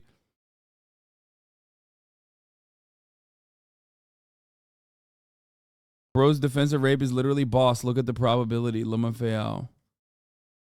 I don't know. Men aren't shitty. Most of them are fucking traumatized. What? What do you mean most of them are traumatized? What the fuck are you talking about?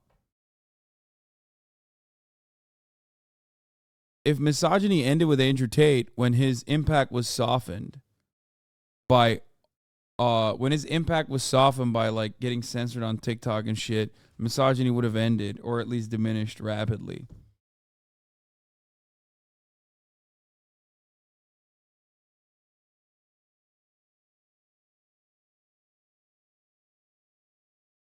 Are there any Tate takes you agree with? I'm sure there are. He says a lot of like agreeable things regularly as well in a sea of like insanity.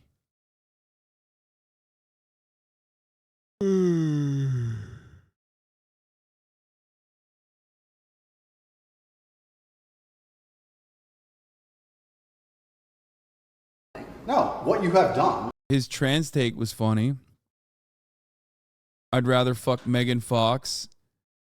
I'd rather fuck Megan Fox with a dick who's a 10 out of 10 than like Shrek with a pussy. That was a fire one. Is come here with or Hulk Hogan with a pussy. Yeah. An agenda. You've come here with loaded questions. You've come here with things taken out of context. You come here with things that you don't understand are satirical. And then you're going to also sit and say that one woman said that her boyfriend changed when he watched one of your videos. And then I don't know what you expect me to say to that. That's sarcastic and jokes. No. That's how you explain the comments you make. For you to sit down. Would you like to apologise for any of them? For you to sit down. For you to sit down. It's fine. No, it's fine. It's easy. For you to sit down. Yeah, dude, that part is like, this is so funny. Look. Apologise for any of them. For you to sit down. For you to sit down. It's fine. No, it's fine. It's easy. For you to. It's fine. It's fine. It's easy. Yeah, dude, that's great, man. You're killing it. You're really holding it together real well in this extended cut. If anything, the BBC did him a fucking favor by not airing the entire interview. And this dumbass still posted it. And yet, for some weird reason, his audience still thinks just by the sheer virtue that this extended cut exists, it must imply that he did a better job in the extended cut. He did not. And anyone with a fucking brain could see that he did not. But, you know, it was very clever. It's a masterful gambit, sir. It's like the Elon Musk dick riders. You know what I mean? Yeah, he posted this. The Tate cut. Masterful gambit, sir. By showing how fucking obliterated you are and how hysterical you got when trying to defend some of the things that you've said in the past that are now being used as evidence against you in a court of law. You really showed everyone how smart you are. You sit down and say that one woman said that her boyfriend watched an Andrew Tate video and now he won't do the dishes, or whatever your argument is, and that I'm somehow the worst, most dangerous man in the world because I have a car, is just disingenuous. And I'm enjoying this interview very much because this shows the world. It's great.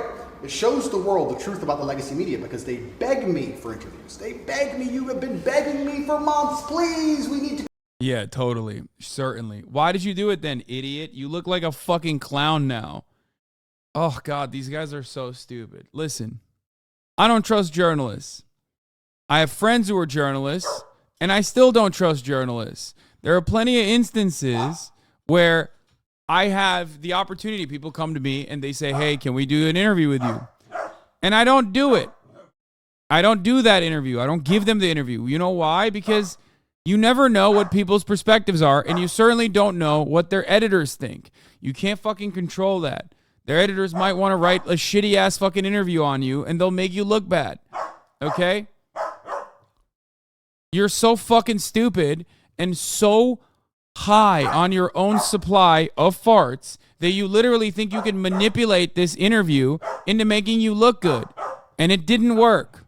No, I can't take her out right now because she's barking. She's being bad. I'm not going to respond to her when she's barking because you're not supposed to give any feedback when someone is misbehaving, lest you teach them that is how they're supposed to behave.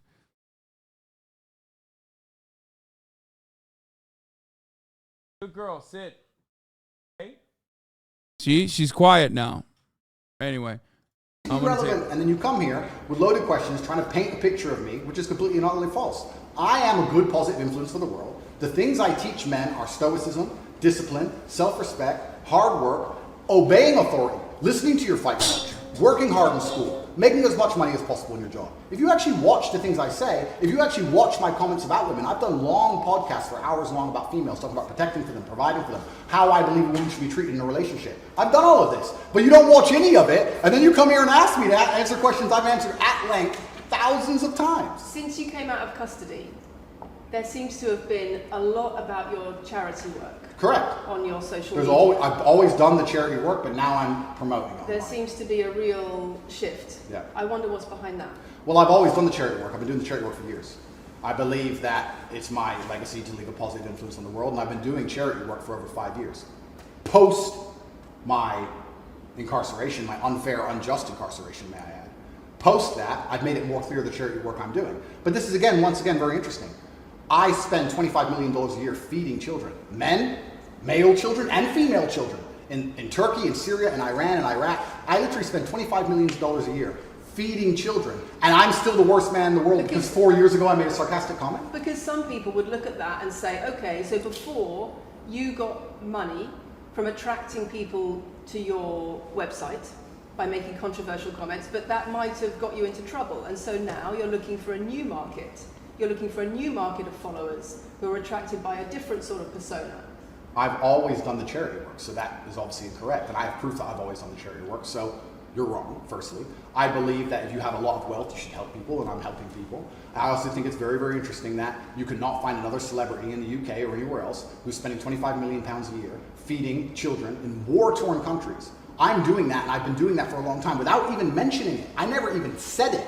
And now that I've said it, people are going to attack me for it and say that it's disingenuous. The person in Sudan who's eating the meal, do you think they believe it's disingenuous? No, I think they feel pretty good that Andrew Tate fed them.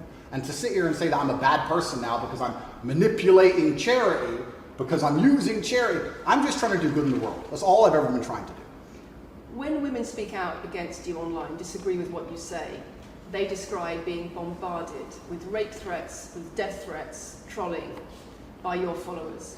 Would you like to say anything to your followers about how to behave in that situation? Absolutely, correct. I would love to do that. First things first, I've yet to see a female stand up and argue with me online. I don't ever see hardly any. Only women who message me agree with me. Secondly, I don't think that anybody who disagrees with me, male or female, should be trolled. I don't think they should be insulted or attacked. I think the ideas should be discussed openly and fairly and maturely. It doesn't matter if a man agrees with me or disagrees with me, or a female. I don't think my followers should come along and attack her, and if my followers are doing that, I'm upset by that. But let's make a very important clarification. That's not my followers. That's the internet. If you were to log into any video game lobby, I don't play video games, and someone were to sit there and say something stupid, they would be trolled with similar comments. That's the unfortunate reality of the internet as a whole. That's nothing to do with me. But I encourage all of my followers to engage in open discourse and be fair and honest and talk in a way which is mature. There's no need to troll anybody, male or female. Okay. Kathy, anything? A couple of things. I wonder if it would be worth giving Andrew one more opportunity to consider whether or not he would like to apologise or give an indication of how he feels about the allegations that he has negatively influenced young people in the UK. And secondly, I think we should put on record that this interview is taking place in your house because you're under house arrest. If it were not for that, then we would have chosen another location, I'm sure. We would have negotiated that between us. So I think that's just worth putting on record. Okay. So just to put on the record then, you've said that you've invited us into your house. Correct. We're here because you're under house arrest. Correct. If you were free to leave, we would have negotiated a more neutral setting. Don't you think, as the BBC, it would be very interesting to come here and discuss the fact that I was put in a dungeon for 92 days and then locked in house arrest without charge? Don't you think that's a far more interesting conversation than old YouTube snippets? Don't you think that would be interesting? You're here under house arrest because there's an ongoing investigation into rape and human trafficking allegations against Correct. I've been incarcerated without charge. And don't you think the rape allegation it's been dropped? Has been incarcerated for. Correct. So I'm incarcerated without charge, and I think that would be a far more interesting conversation than I guess Julian Assange is incarcerated. It's so funny. First of all, comparing yourself to Julian Assange is insane. Like, I'm the Julian Assange of misogyny. It's fucking hilarious that, like, oh, dude, that's sick, man. Please tell us more about what you think you would do. Like, what you think is the best. Like, you're the editor-in-chief of the fucking BBC. Like, shut the fuck up, man. Without charge, and nobody's interested in that either. So if you actually wanted to do some genuine journalism and investigation, you could talk about the fact that an innocent man who is yet to be charged with a crime. Julian Assange. And I think that would be a far more interesting angle than talking about me being the most dangerous man in the world because I own a car. And this question about schools being very worried about your influence. Yes. Boys in He said he spends $25 million a year on charity. Yeah, that's a lie. primary school, or boys as young as 11 are quoting you at school, attacking girls, refusing to respect female teachers. Would you like to say anything about that? I'd like to say a lot. First things first, as I've repeatedly said, and the only reason I keep repeating it is because I'm sure this interview will be edited. I am a positive force for the world, and I teach children discipline. I teach the world discipline, male or female, of any age. And a lot of women listen to me as well. 40% of the people who listen to me are actually female. Secondly, I do understand with my massive influence, and I am now the one of the most influential people on the planet, that I do have to be slightly more careful with things I say. I'm not going to disagree. Dude, like, here, the reason why I was talking about, like, my looks and appearance was because I briefly wanted to talk to, like, Andrew Tate dick riders in a language that they understand. The reason why I say that is because, like, he constantly talks about how fucking rich he is, how powerful he is, how massively influential he is. It's such a weird thing to regularly say how influential you are, because an actually influential people does not have the need to say that. Okay? That's not confident. It's actually massively insecure. It's so odd that people can't recognize that. Like, you think Warren Buffett goes around saying, I'm the richest person, dude? No, of course not. Motherfucker, they know. Agree with that. The idea that I said something 5 years ago on a video that got 300 views. So what do you mean, being slightly more careful? I'll give you an example. Some of the jokes I made 4 or 5 years ago on a YouTube channel that got 300 views, I would no longer make. Like what? Like the OnlyFans joke, the one you mentioned repeatedly. That's so funny. Brother, you didn't make that 4 or 5 years ago. You said that on the platform that I'm on literally last year. You said that on the platform that I'm on Twitch, last fucking year. You cannot walk that back and try to wash it aside. You've said it to people that I know. That's crazy.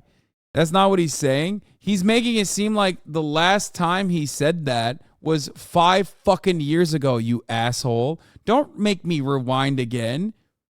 She said, like Okay, how about this? Are you going to suck my cock if I can show you Andrew Tate saying women are my property, not 5 years ago, but actually like 1 year ago?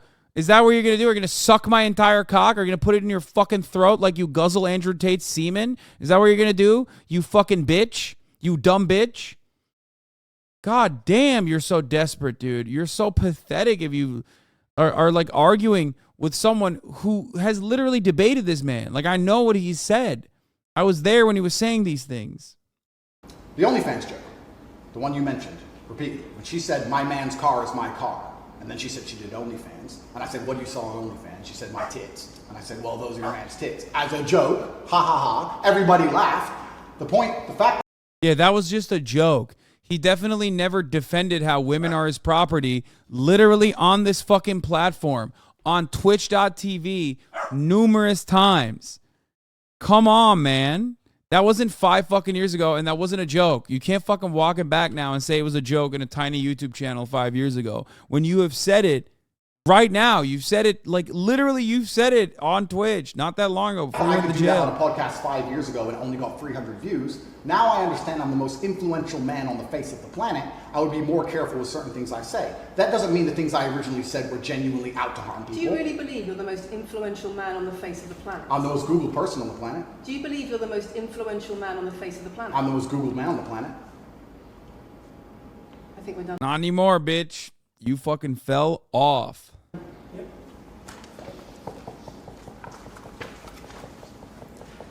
Dude, he's pitter-pattering. Thanks, Lucy. It was enjoyable. Nice to meet you. He really thinks he owned her. I think he's like dumb enough to think he owned her here. No, it was fun. It was good. I enjoyed it.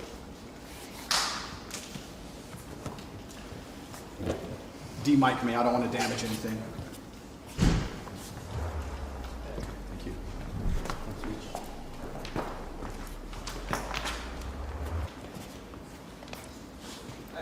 Very nice to meet you. Thank you. Thank you. Very nice to meet you.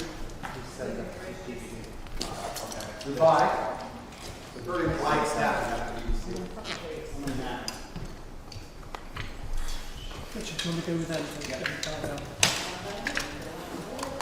Finally, you get to see Andrew's side. So, guys, finally you get to see Andrew's side. Oh, so guys, thank you, guys. Finally, you got to see Andrew's side. Oh my God, that's incredible. Dude, how do you go around talking like that? How do you go around sounding like that, brother? Rage Against the Machine. Oh, here's Little Ron. Why not take any questions from voters, Governor? Governor, how come you're not taking questions from voters? Stop coming up to me, talk to me. What are you talking about? I'm not here murder with people. Are you blind? Stop coming up to me, talk to me. What are you talking about? I'm not here murder with people. Are you blind? Are you blind? I'm not blind. Okay, so people are coming up to me, talking to me, whatever they want to talk to me about. Why not? Oh my God. Wait, what? The dude literally said, why aren't you taking questions from voters? What the fuck? Yeah, I don't think he's reacting well. Stop coming up to me, talk to me. What are you talking about? I'm not here murder with people. Are you blind? Are you blind? I'm not blind. Okay, so people are coming up to me, talking to me, whatever they want to talk to me about. Why not take it? That's crazy.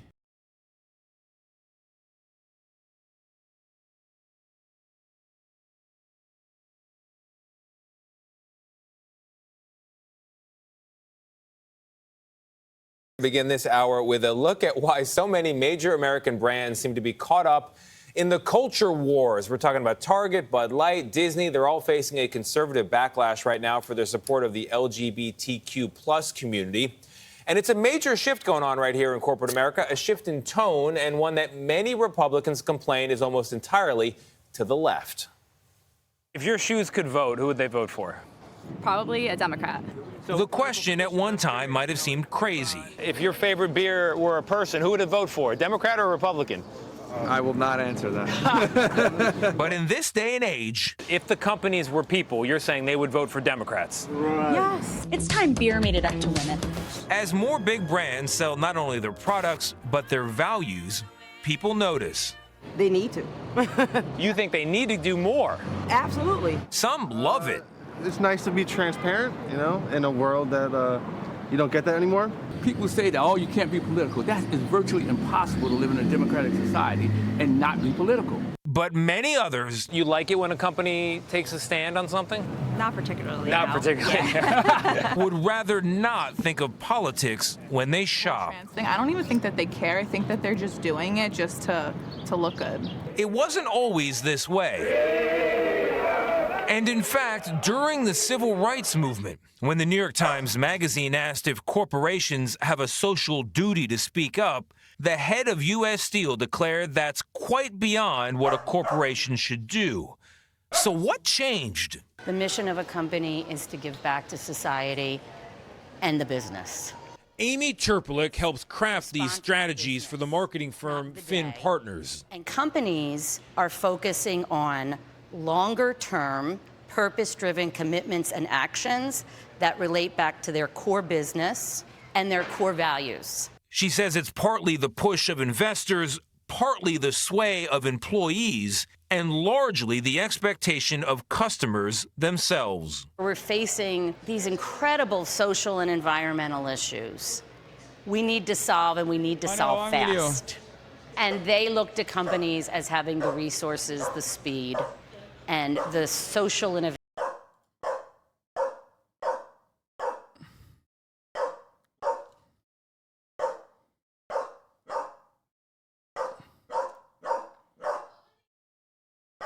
Efendim anne? Sıkıldı. Canı sıkıldı. She's getting bored.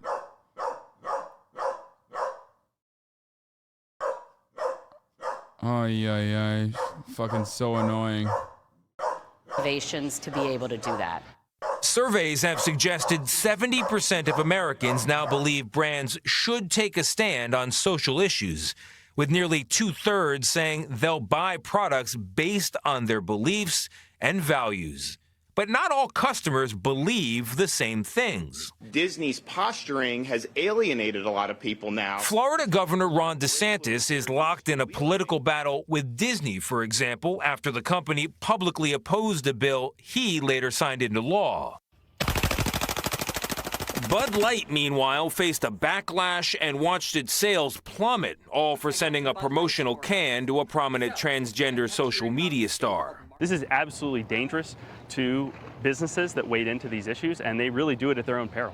Will Hild is executive director of Consumers Research, a nonprofit that's been issuing woke alerts about companies taking progressive stances. Our message is simply this: serve your consumers, not woke politicians and activists. Find the outlet that gives you joy. He sees these campaigns as quite obviously a shift to the left and doesn't buy the idea that customers really want this kind of marketing. It's a radical proposition, but I think they should just focus on selling high-quality goods and services at a reasonable price.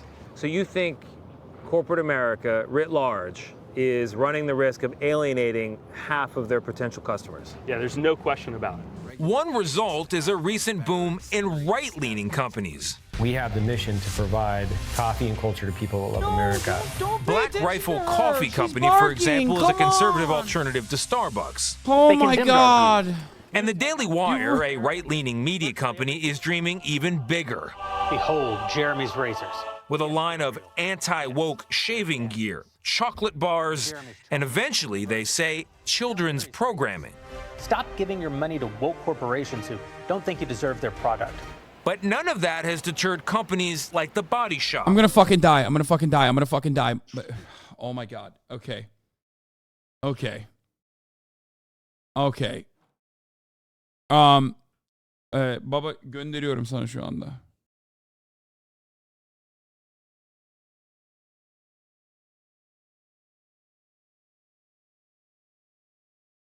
Have a rail. You had. My mom is just undoing like literally hours and hours of programming. Better, but you better not walk in rain. That's true. Yes, especially downhill on a ramp. You know, it was very interesting. I think I made my best speech. That was my best speech, and I was so proud of it. It was pouring. It was pouring. And I said, this speech was so good. And then I said, how do I get down? Sir, you have to go down the ramp. I said, the same when I came up, it was a long, like an ice skating rink. And they said, yes, sir. And I had the general next to me, the commandant of cadets, nice guy, big guy, strong guy. I said, General, and he's wearing combat boots. They don't slip too much. I said, General, get ready, because I may have to grab you here. But I said, I'm not falling. There's no way. So I'd go tippy-toe down the thing. That was a mistake, because it didn't look so good. I even agree it was. But I got killed, and they never covered that speech. I said, it was my best. Someday they'll, in 100 years, they're going to put that speech on. I really, but you can't fall. You just can't fall, no matter what. Just can't allow it to happen. And I better not allow, especially after saying this, I better not allow it to happen with me. But things like that do happen. So in past interviews that we've had together, and we've had many over the years, yeah. I have asked you repeatedly about what you think about Joe Biden's cognitive state. I've asked you about, is he up to the job physically, mentally? You have been very reluctant to go there. I'm not reluctant. To me, does everyone agree with me that this guy's cognitively not there? I doubt he knows what day of the week it is today. That's how bad I think it's gotten for him. Why are you reluctant to call that out? Well, I don't know if I'm supposed to say this. I actually called Sean, and I asked Sean not to joke about it. I was joking because he used to joke about it. And I said, honestly, I don't think it looks good for you or for anybody for you to joke about it, because it's a serious problem. I was talking about sippy cup and warm milky at night and bedtime stories. Yeah. So I said, I just don't think it's good for anybody. And, you know, it's not appropriate. You can speak about it if you want, but I don't think you should joke about it. And you really didn't after that. Well, now I realize how serious it is. I mean, especially, and we'll get into foreign policy, and, you know, with China, Russia, and Iran forming, I'm calling it a new axis of evil. Yeah. I'm very, very concerned. Yeah, he's calling it. He's abdicated our role on the world stage. Let me start. I do say this. I think it's the most serious time and the most dangerous time right now in the history of our country. We have nuclear weapons on lots of different areas. We have Russia, we have North Korea, we have Iran is going to soon have one. That should have never happened. I had that set up. We would have made that deal within a week after the election, and they would have never had a nuclear weapon. But nobody picked it up because I terminated the Iran nuclear deal. But this is the most dangerous time in the history of our country because of the power of the weaponry. And we have somebody that doesn't understand what's happening. And it's a very dangerous thing. It's a very bad thing. I mean, some really bad things. If you would see, and I got to see it, if you would see the power of what we're talking about, this isn't army tanks going back and forth shooting at each other. This is something that's a whole different place. This is annihilation of the world, literally. The power is so horrible. And I was actually working on something with Putin where we start getting rid of nuclear weapons. It's just too powerful. And, you know, all of a sudden people are talking about nuclear weapons all the time. I wouldn't let people talk about it. I had somebody come down from MIT. I was talking about that. My uncle was a great professor for many years at MIT, and I had somebody come. Remember when Trump undid Barack Obama's like signature accomplishment with the Iran denuclearization agreement? That was fun. That certainly made the world a safer place.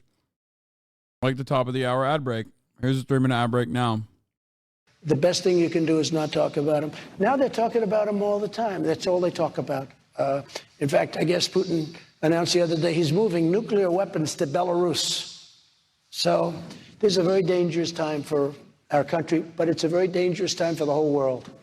You end your rally speeches now with music in the background, and you start with, "We are a nation in decline." And this is a very different America than what it was when you left it as president 2.5 years ago. Yeah. And I can point to the border. I can look at laws all over the country, defund, dismantle, no bail laws. We've given up energy independence. We're importing oil from Venezuela and OPEC. And who would have believed that? And we now see 2/3 of our country are living paycheck to paycheck. You see some people now cashing in their retirement just so they can make ends meet. Others are putting, you know, bare necessities on credit cards. I'll mention this in Iowa because I have, you know, a radio show with 720 stations. Farmers call me. The cost of fertilizer is 3 times what it used to be. The cost of seed is twice what it used to be. And if you can get the parts to repair your equipment, you know, it's 4 times what it used to be. I've never seen it this bad or this decline this precipitously. So we were energy independent Think of it, 3 years ago. And what people don't know is that we have, I call it liquid gold, because it's gold, it's better than gold. We have liquid gold under our feet more than any other nation, more than Saudi Arabia, more than Russia. We're energy independent. Within 6 months, we would have been energy dominant. And we were going to sell energy to Europe and lots of other places. And we were going to make so much money doing it because it's such a big world. You know, it's such a big business. It's all encompassing. And that's what started the inflation. I mean, the energy, we stopped drilling and all of a sudden gasoline's going up to $5, $6 a gallon. They're both whistling because they both have fake teeth.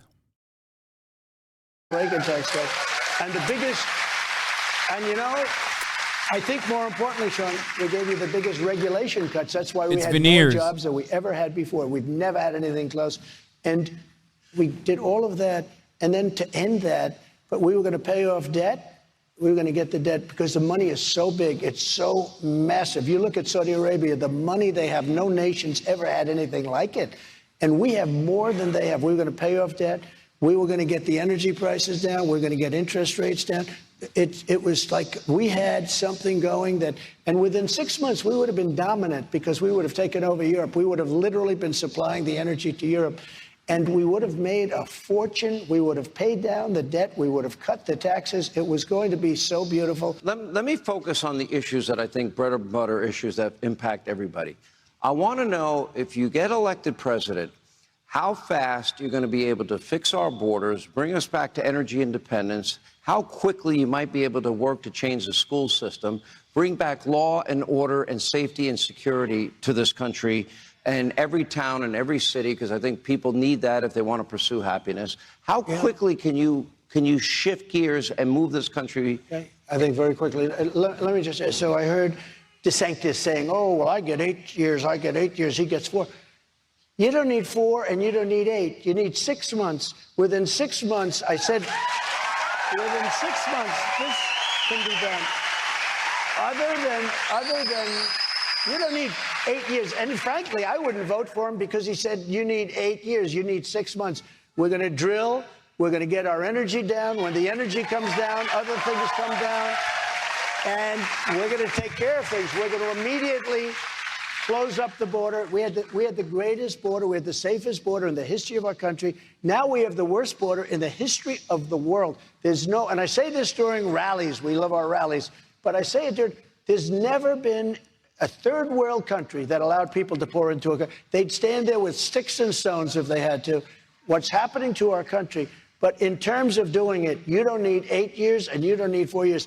We can have a lot of it done because these guys are amazing. The oil guys, they will be. In fact, I had it so low that we had to raise it or they would have all been out of business. We had so much oil, we didn't know what to do with it. We bought a lot of it for very little for the strategic national reserves that he then took to keep the prices down before an election. You know, we had the strategic national reserves almost full. And then Biden came along and took it to keep prices down. It's called artificially down.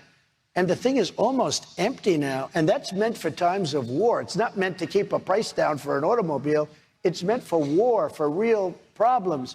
And we had it 75, think of it, 75 million barrels. And I bought it for peanuts. And Congress, I had to fight Congress. And the pricing was so crazy and so good. And we needed a place because we had so much. So we started filling up. This guy comes along and he takes it for automobiles, for people so they, before the election, so the price could keep down. Now it's totally empty. It's the emptiest I think it's been in 50 years. Down 48%. And it's so sad. And by the way, the price is still very high. I don't think gas went over $3 a gallon, if I'm not mistaken, when you were president as an average. We had it down to $1.87. We actually had a little period of time where we had it. Bro, you're lower. clapping. It was during COVID, dude. But the energy companies, the oil companies weren't going to last. We had to say, I had said, wait a minute, I love it in one way, but in another way, they're all going to go This bust. is such a frustrating fucking way to describe a situation where he's literally saying, like, gas prices were so low. It's like, dog, it was during COVID. Like, what do you mean? That's a good problem, by the way. That's a much better problem than it's at $6 and $7 and $8 and $9. All right, so we have this new, I call it a new axis of evil. Yeah. You have China aligned with Russia, aligned with Iran. Let's start with China. Here you have a Chinese spy balloon. There are no consequences. Here you have, just this week, a Chinese simulator that takes out all of our warships in the Pacific and the China Sea. Very sophisticated. You have a confrontation with a fighter jet of China with our fighter jet. They come, what, within 400 feet or whatever it was. Joe Biden's defense secretary wants to meet with their defense secretary, and they basically give Joe Biden the middle finger and say no. And you see that there's a growing Cold War with China, who's aligned with two other hostile regimes. And I got to believe that's not a good situation for America right now, because, you know, Putin seems to have no qualms about taking down a drone out of the sky. No consequences for him, no consequences for China. What would you do? So we had a great thing with China, and until COVID came in, then I didn't even want to deal with them. But I had a great relationship with President Xi, but I was charging them tariffs, and if I didn't do, because they were dumping steel like nobody's ever seen anything like it before, destroying our steel mills and our steel plants. And I put on a 50% tariff, and all of a sudden our steel industry was doing good. I did it for washing machines, I did it for dryers, I did it for a lot of things, because they were destroying a lot of our businesses. But we were taking in hundreds of billions of dollars, and we're in Iowa. I gave the farmers $28 billion. You know that, $28 billion. And in one of my moments, I said, there's no way I lose Iowa. I gave the farmers $28 billion from China. I took $28 billion. I asked Sonny Perdue, who was the Secretary of Agriculture, and a very good guy. I said, Sonny, how badly have our farmers been hurt by what China was doing? They were killing our farmers, right? Just killing them. He said about $28 billion. I said, that's okay. And I had $28 billion worth of checks written out to all of the farmers of our country. And I said, there's no way I'm going to lose this state. And there's no way I'm losing Nebraska and some other ones. But I've had more people thanking me for that. But think of it. Please ban me. Please ban me. I can't watch gay porn. Sean is slopping him up and riding him. Even my mom heard that and laughed at it, by the way. Sean is slopping him up and riding him way too hard. I'm homophobic. I can't see this. And then you also have said that if you're president, you can end this very quickly. Yeah, I'd say if I'm president, and by the way, this is a much worse position than before it started. Before it started, it was easy. He wasn't going to do it, and I had conversations. And it was always the apple of his eye. I mean, I could see that. But I said, you're not going to do it. And if you do it, we're going to have problems like you've never had before. He understood. I said things. He said, you don't mean that. I said, I mean it 100%. And he didn't totally believe me, but he believed me 10%, and that's all he had to do. He knew that there was going to be a problem. Can I just say, and President Xi, you're implying something here. You basically said, I'd obliterate you. Is that what you said, though? I said things that were very bad, very nasty. And kind of like what?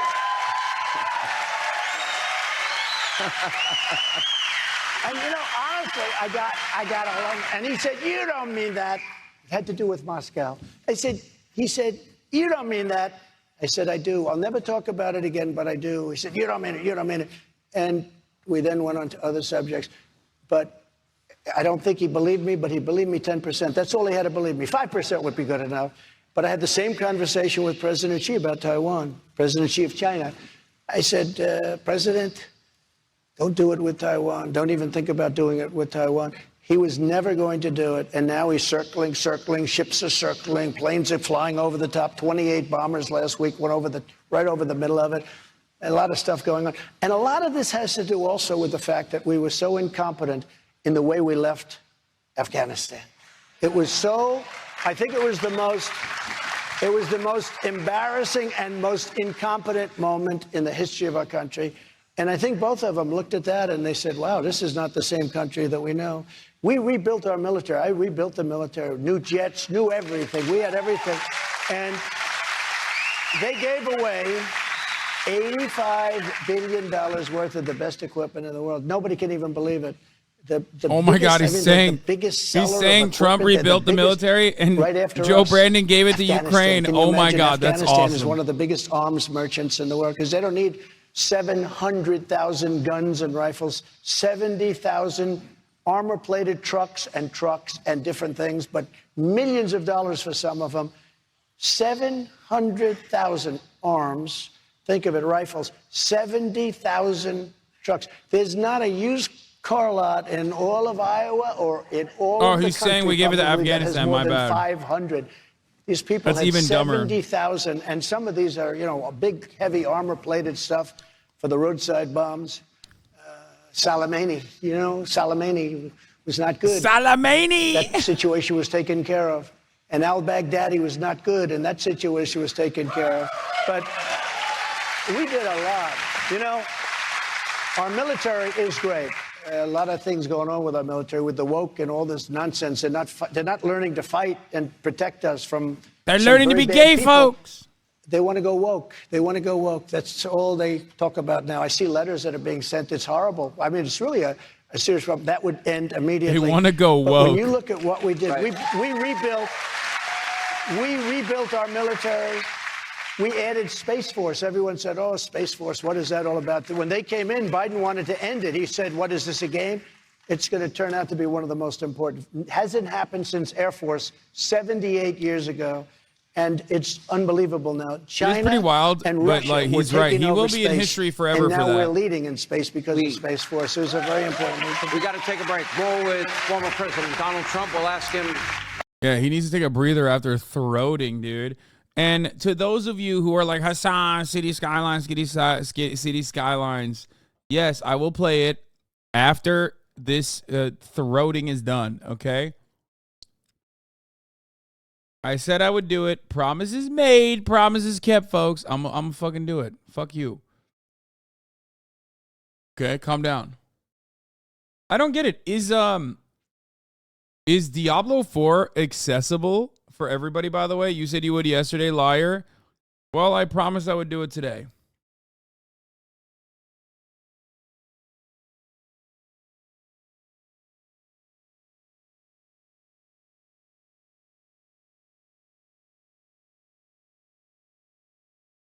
Early access for pre-orders. Can I just get it right now if I bought the deluxe edition? Post-nut clarity setting in. What do you mean?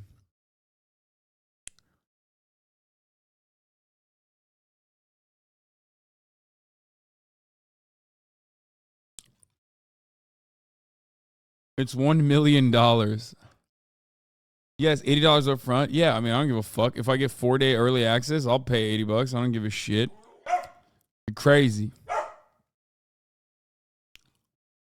Why not play Democracy 4? Only 100 and insane amounts of pay to win. MTX. Yeah, I don't care. I'm genuinely fearful about this fucking situation with City Skylines because I have no fucking clue how to play, and it seems very confusing. Yo, are your Outlast and Until Dawn VODs really gone? I don't know. They should be out here somewhere. I don't know. Anne, can you şimdi gelip alır mısın köpeği? Lütfen bir dışarı çıkar da bir kakasını yapsın. Yani çişini yaptı devamlı da kaka yapmadı hala. Kaka yapmadı hala. Çıkarır mısın?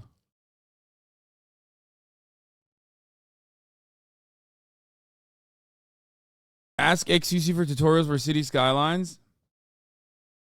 I don't know much, but basically when you start succeeding too much, traffic will arrive.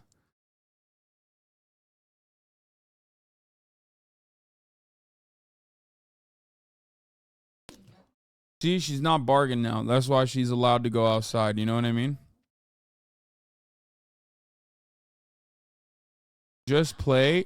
Are you planning on watching the Matt Walsh movie? Frick no. 15-minute tutorial? Okay, while we're waiting. Welcome back to my City Skylines for New Players series. Today we are going to do a fail-proof start. I'm going to show you how to get a city started without any issues. And but before we do that, be sure to hit that subscribe button. If you are new to the channel, I have loads of City Skylines content that you will probably enjoy. Anyway, so getting a new... Bro, I mean, oh God. I immediately know exactly what kind of audience this game has, okay? Immediately. I mean, this is like, holy cheating? Why is that a cheat? Fucking Paradox Games, dude. This is such a dumb thing that I did. You're on Twitch? I know. That's why everyone has been really excited for me to play this fucking game. New city started. You go to new game, and then, of course, you find the map you want. We're going to do a base game map. We'll just do Two Rivers. It's a good map. It is the basis of my Havenbury series, and I know it is from the base game. But anyway, we'll just do start, and then we'll get started. Okay, so when the game loads up, first of all, you get this little welcome thing that we're just going to close that off. But you find your starting square, and here is the starting square for this map. And you want to find your entry point, which is here. So this one, the highway connects in, and it should be right-hand traffic. Yep, there we go. And what you need to do first is build a road, and then you can build it. I mean this as lovingly as possible, but I bet Alan Fisher has played this game before. Oh, 100%. Wait, what the fuck? The plan also reduces some form. Wait, is that over? They cut my man off. Trump is gone.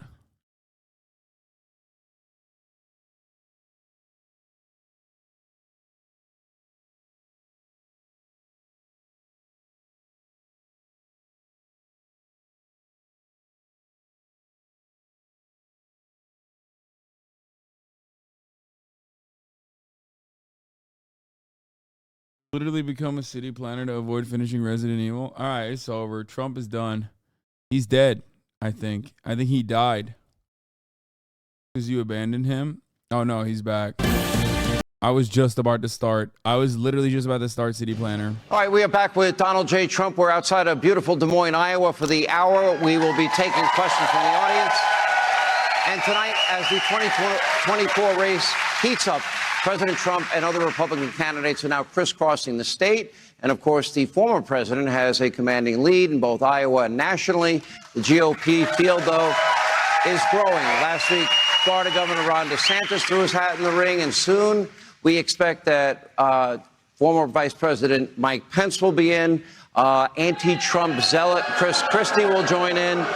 Anti-Trump zealot. Anti-Trump zealot. They're booing Let's talk him. About what? I guess we're up to 9 people after next week. That's a good thing, isn't it? I think pretty good. But I don't think it matters. I don't know why people are doing it. They're at 1%. Some are at 0. I hear Chris Christie's coming in. He was at 6% in New Jersey, which is, I love New Jersey, but 6% approval rating in New Jersey. What's the purpose? And he's polling at 0.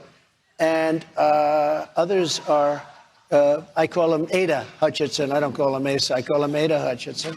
I gave him a little name for some reason, for certain reasons. But this guy, nobody knows who the hell he is. Never good. And some, it's fine, but I don't understand what they're doing. Now, maybe there's something wrong, but when you're at 1% or less, 1%, it says 1% with an arrow pointing left. There's one guy who's at 0 with an arrow pointing left. That means he's at less than 0. So it is what it is. I really go after the one who's second. And I think the one who's second is going down so much and so rapidly that I don't think he's going to. Someone said it's Ada is a woman's name. He's calling him a woman's name. He's saying he's a woman. Brilliant. Fucking the GOAT. You're not allowed to get angry at the press. Let me. He's so good. At the fake news, he got angry. He did it again. So he's doing it again. Probably became in history the most investigated president of all time. Times 10. Okay. So. But if my poll numbers went down, it would all end. Every time my poll goes up, I say, oh, this is a problem. But we had a poll today that showed I was 44 points above number 2 and beating Biden. He won't even say his name. Beating Biden by 11 points. Beating Biden by 11 points and beating Biden by 15 and 16 points. He called him number 2. And he's not doing well against Biden. Let me ask you, because you are. Because we can't take a chance of this election. I think a lot of people agree with that. I don't think things have been as bad turned so badly so quickly. The third issue is there's a special counsel that's appointed, and news broke yesterday that there might be a tape recording that, quote, where you acknowledge that you understood that these were classified documents. First of all, do you know who this call may be with? Do you know anything about it? No, I don't know anything about it. All I know is this. Everything I did was right. We have the Presidential Records Act, which I abided by 100%. Biden has 1,850 boxes with a lot of classified stuff that he's not supposed to have. In his case, I have the right to declassify as president. He's got 1,850 boxes that he doesn't want anyone to see. Everything I've done is right, and Biden is the one who's done it wrong. Washington, D.C., where nobody even speaks English in Chinatown. Chinatown is it's in favor of China. And he has boxes in Chinatown. They took those boxes and they sent them to Boston to his lawyer, so his lawyer could look through them and probably do things that you're not supposed to do. No, Chinatown in favor of China. Nobody speaks English there. I have to tell you, Dershowitz and a couple of very good guys wrote an article today. The Tobacco King, you know who the Tobacco King? He did a great job on the tobacco companies. They wrote an article today that this is a disgrace that they're even looking at this stuff. There was nothing done wrong, nothing whatsoever. Now look at the boxes with Biden, where they're in his garage. They're all over the floor. They're sitting under his Corvette with the grease and everything else. A garage door that you could cut with a scissor. And no Secret Service. I have Secret Service all over the place. Mar-a-Lago is a fort. It's literally, she built that as the Southern White House. But when you look at it, and it's another, it's a continuation of the greatest witch hunt of all time. He's such a fucking ledge, dude. He said you can cut Biden's garage door with scissors. Like, it was so unsecure. With the election. And let me tell you, DOJ actually you talk about Bragg, the DA of New York. People don't care about documents, do they? No, they don't. Not even a little bit. But it's pretty funny. I think the only reason why people would care about it is if there is actually recording of Donald Trump saying that he wanted to give it to someone. The top guy in the Justice Department into that office to make sure Trump gets in trouble. Can you believe it? It's never, ever happened before. And then Hillary Clinton's lawyer from, I guess it's Paul Weiss, left Paul Weiss to work in the prosecutor's office because he hates Trump and he wants to get Trump. And then nobody wanted to do anything because they say, Trump didn't do anything wrong, including Bragg originally said Trump didn't do anything wrong. And then he prosecutes for what he said was not wrong. But they took this guy, and they put him in there, and he left the firm and he went in. It's a big, Pomerantz, Mark Pomerantz, and he left to become a prosecutor. He was a Democrat lawyer, and now he's trying to prosecute me.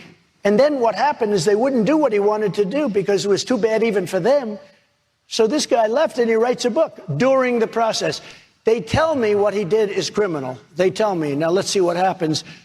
But he's in a lot of trouble. So here's a prosecutor left and he wrote a book during the prosecution. But I've been going through this for 7 years. Russia, all of it. The Mueller report, which was no collusion. After 2.5 years, there was no collusion with Russia. I was the worst thing. Putin would say, they say you like me. He said, you are the worst guy that we've ever had to deal with. I'm the one that stopped the pipeline, the big pipeline going up to Germany. Yeah, totally. Putin was like, sir, you're so brilliant. Your dick is the largest we've ever seen out of all the presidents. I said, you're allowing Russia to build a pipeline through Europe? I stopped it. It was stopped dead. And then the election came about, and Biden came in. One of the first things he did was allow Russia to complete the pipeline. I had it stopped. And then they say, I'll tell you what, they're a party of disinformation. They'll say Trump is soft on Russia. I'm the hardest on Russia. To be fair, Biden stopped it too. You know what I mean? The hardest on China by a factor. I took in hundreds of billions of dollars from China.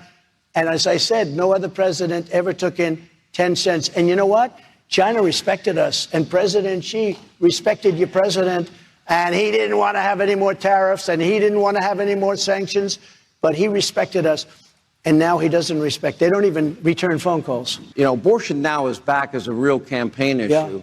Yeah. And then issues I didn't think when I started my radio career in 1987 I'd be talking a lot about, but education, kids, gender identity classes, CRT. I never thought we'd really have this deep debate about whether or not biological men could be playing in women's sports. When so crazy. On all of these issues, so crazy. You know, what is the best way that you see to settle? Well, I did something that nobody thought was possible. I got rid of Roe v. Wade. And by doing that, it put pro-lifers in a very strong negotiating position. Now they're negotiating different things. And, you know, I happen to be of the Ronald Reagan school in terms of exemptions where you have the life of the mother, rape, and incest. Mother's life. So you have that. And I think, you know, for me, that's something that works very well. And for probably 80, 85%, because don't forget, we do have to win elections. But I did something that nobody could do. And I also made them the radicals because they are willing and able to kill babies in the 9th month. They're willing to kill babies. That's radical. Pro-life isn't radical. They've made pro-life radical, the other side. Pro-life is not radical. What's radical is killing a baby in the 8th month, the 7th month, the 9th month, or even the babies after the baby's born. And you know, unfortunately, we have a lot. They're killing babies. And you saw that in the midterms. I think it was a big factor that On didn't the 9th really month. know how to talk about what we did with Roe v. Wade and what we did on pro-life. They didn't know how to talk about it.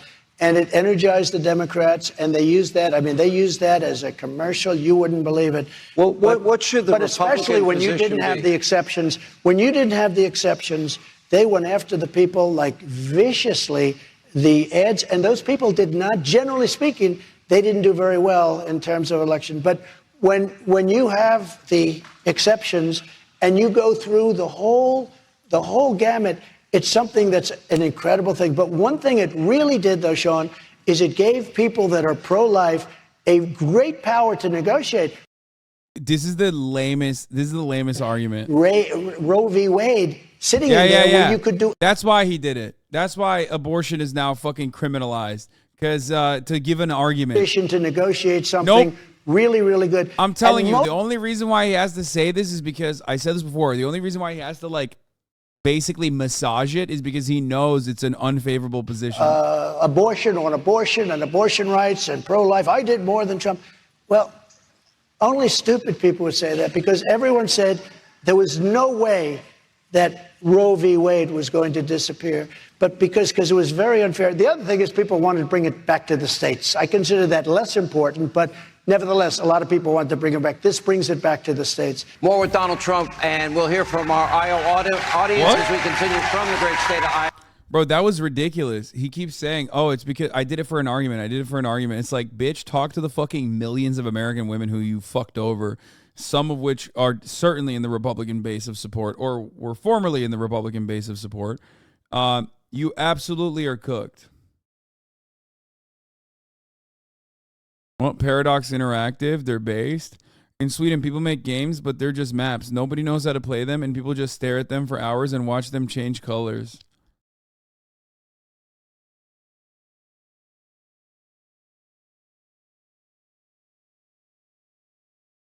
You didn't even touch the CRT or the trans part of the question? Yes, he's not getting into the weeds of dumb shit like that because it's dumb shit.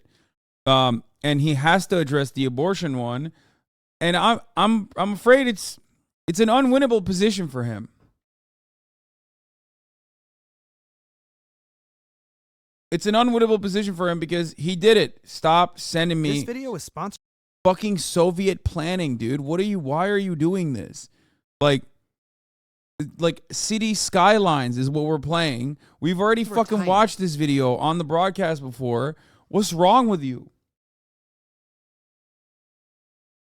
I just I let out I basically feel like I am a bitch in heat. You know what I mean? And like all the horny dogs at the fucking dog park are just going crazy. I'm signal boosting to everyone who's like, really invested in city planning. Okay. Really invested in city planning. You know what I'm talking about. I don't want to say it. And it's just like everyone's going crazy thinking about what might happen. Thinking about me possibly planning a fucking city. God damn it, let's do it. Fuck it. Fuck Trump. All right, let's do it. First of all, already like from the launcher, I'm already confused. Okay.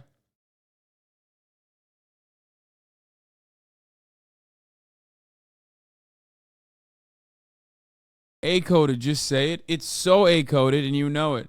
New road tools, 6 new vehicles and a new cargo train to be added to the base game. So I have all the DLCs, but I guess I didn't add it onto the game. I bought all the DLCs.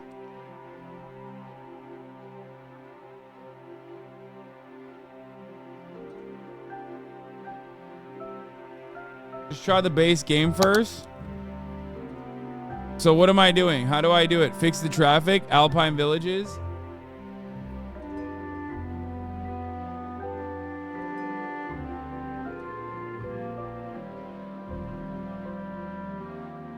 No scenario, just choose a map.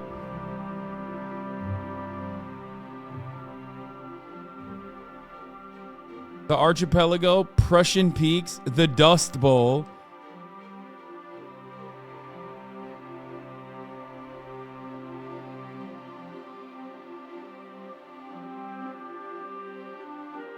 Check the natural resources. Oh god, you can do an all-above left-handed traffic, yeah? Two Rivers is a newbie map.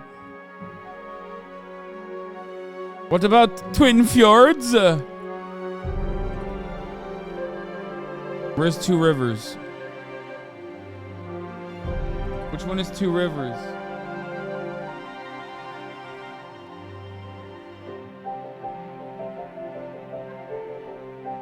Bay of Rivers?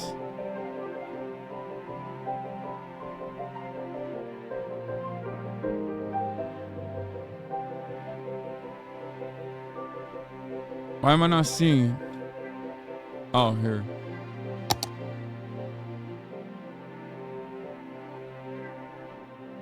Should I do off or on?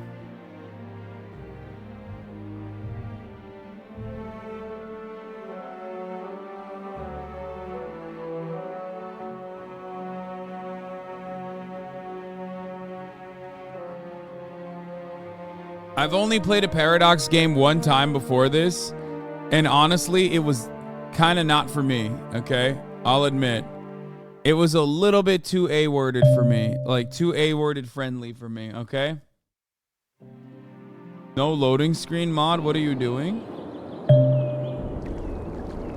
Hello, let's start by building some roads and zoning the areas next to them. Building will spawn on the zoned areas, and you will unlock new city services and buildings as your city grows. For help, click on the question mark button. It will provide you with information regarding the menu or view you have open.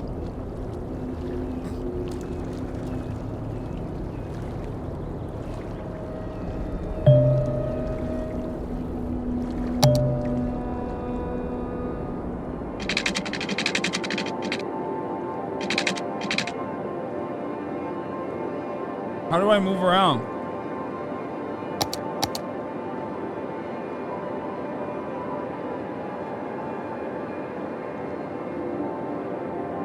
Oh.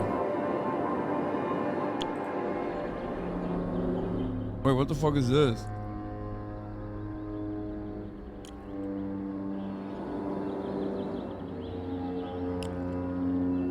Okay, so what am I supposed to do here?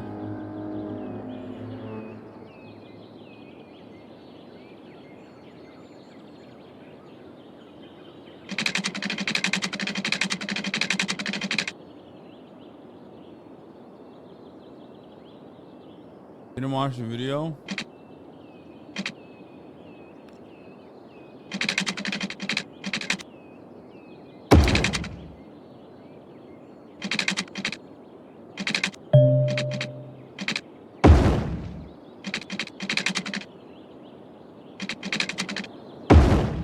Done.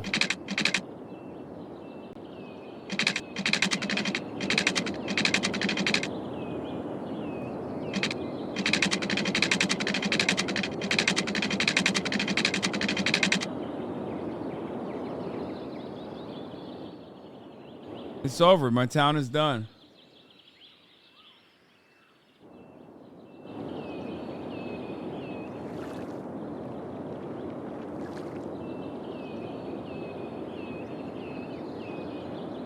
How do I fucking zone streets and shit? Like, I don't understand.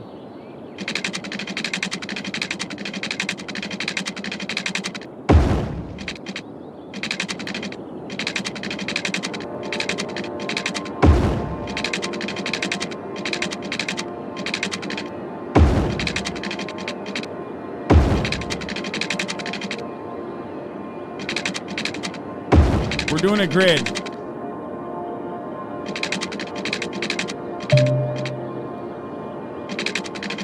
We're doing a grid, boys. Oh, fuck. I fucked it up. How do I undo?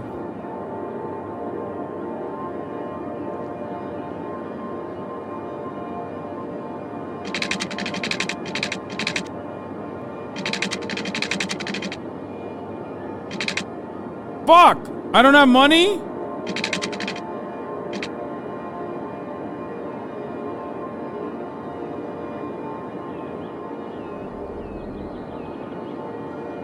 Bro, this sucks. Bro, I need unlimited money. How do I get unlimited money?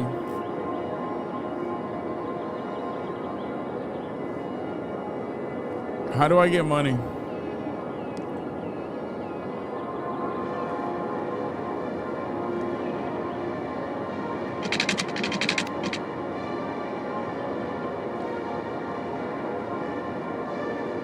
Wait, what is this noise, dude?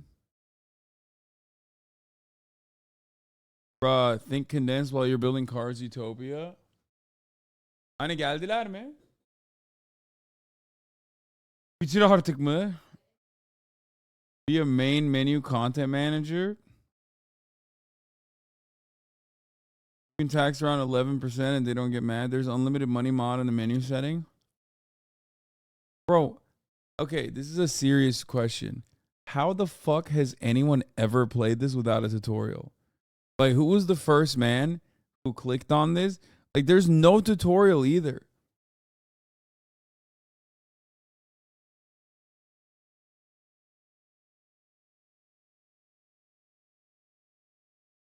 Make sure you have ways for people to get in and out of your city. You can also put toll booths at the entrance of highways.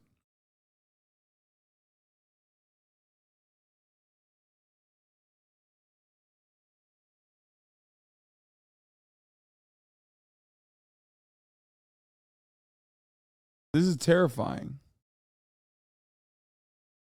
Bro, leftists love paradox games. How are you so bad at this? I'm fake, dude. I'm a fake leftist.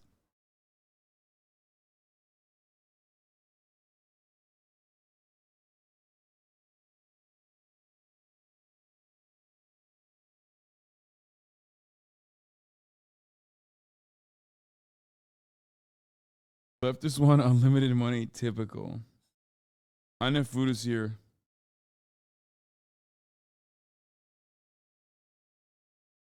Ama dışarıda bıraktılar.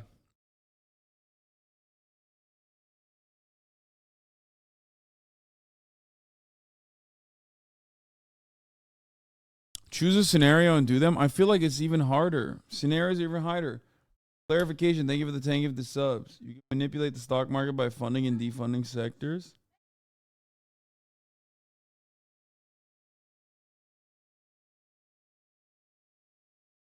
Can't think of a worse game for you to play for your first time while streaming. Bro, yeah, this is craziness. Yeah, we're going to have to get back to the drawing board on this, dude. I thought that this was going to be like holding my hand. I thought wrong. I literally thought that this game would hold my fucking hand. I was like, oh yeah, I'm sure it'll be like fine. You only built one road and give up? Bitch, I ran out of money. I ran out of money. It would be interesting to have someone who knows more help in the future. Literally a shot-for-shot remake of the first time I picked it up. Yeah. So Ultimate Edition is what I need to get, or what am I getting? The Ultimate Edition, right? To get Diablo 4. For the record, I am getting it. For the record, just, you know, to make up for my crimes against humanity by playing fucking 10 seconds of gaming. For the record.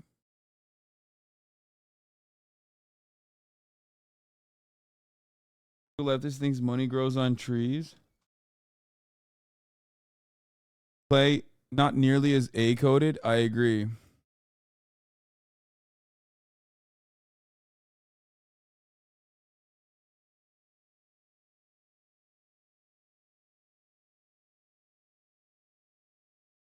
Wait, where's my fucking BattleNet? Oh shit, I don't even have BattleNet on this computer.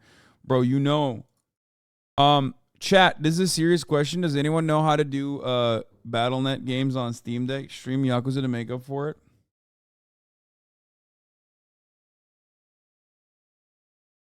Fuck download, man.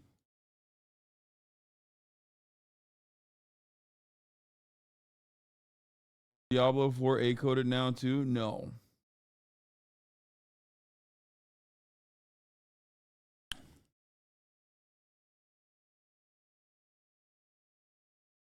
Play Tropico 6 instead. It holds your hands. Way more positive focus. You can do anything from a common paradise to a CIA puppet state. Is Tropico Paradox too? Because I'm legit scared of Paradox games, man. They fucking, I'm fearful. You're not nearly A-coded enough to play an isometric strategy game. Clarification, thank you for the 50 big ones. What the fuck?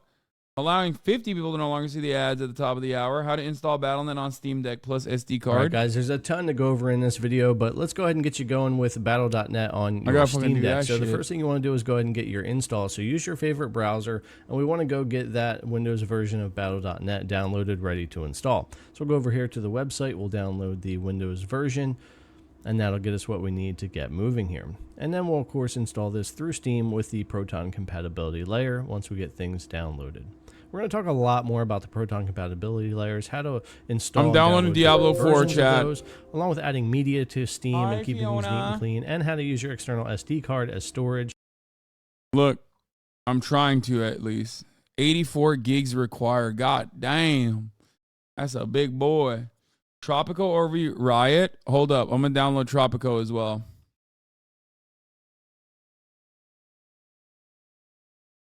Fallout New Vegas teaser? Shut the fuck up. Don't download the 4K textures? What do you mean? What is that?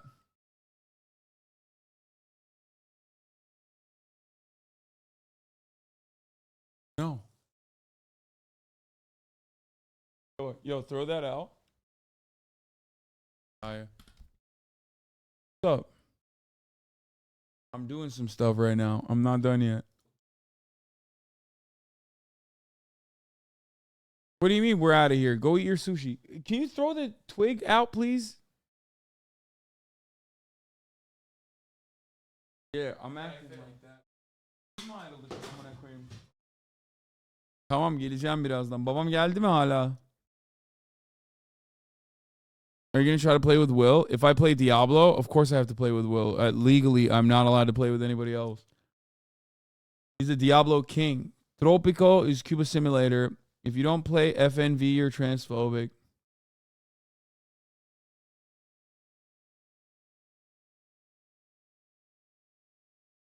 You have to add BattleNet as a non-Steam game in desktop mode and force Proton compatibility. What the fuck? You have to add... Dude, what can I do without being Mudahar?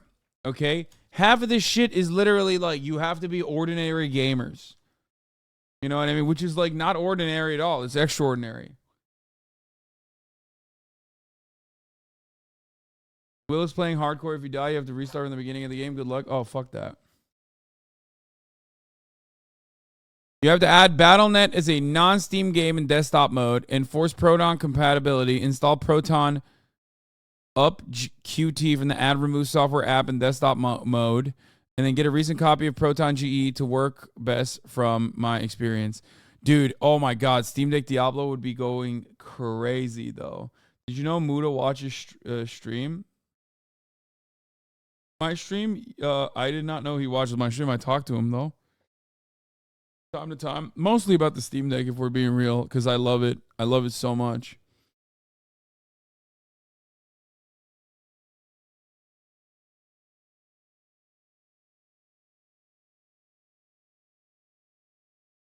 It's not so hard. OMG, stop being scared. This is why Windows is a monopoly.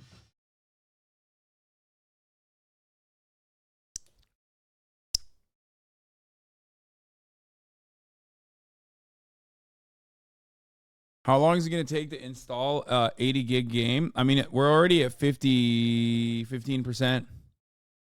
I'm not going to be able to download it right now anyway, though. I'm going to have to do the fucking Steam Deck thing regardless because I want to play it on my Steam Deck as well. If I put Diablo 4 on my Steam Deck, I think it's going to be a game changer. I use Linux as a daily driver. It's a pain in the ass. Don't lie, chatter. I know. I fucked it up. I already fucked it up. I already brought up the word. I already said Linux on this chat. And if you say it on Twitch, this is the most Linux ass audience. People immediately start going, "Oh my god, dude, what the fuck? Why wouldn't you use that? Aren't you a socialist? It's the most socialist. You say you love open source software. Well, you're not even using it. Why not just play on PC?" Did you just ask me why I would rather play a fucking game like Diablo on my Steam Deck at the comfort of being able to play on my Steam Deck in comparison to a PC? It's crazy.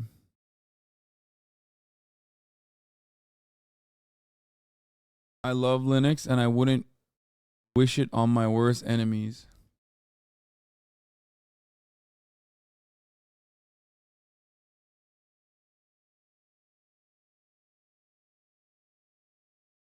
Is Tropico on Steam, by the way?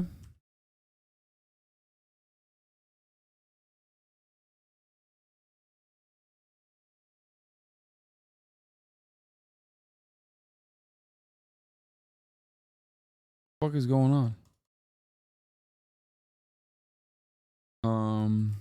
Like automatically taking me. Tropico 6, is that what I'm playing? Tropico 6, that's the best one? No, 5? Wait, really?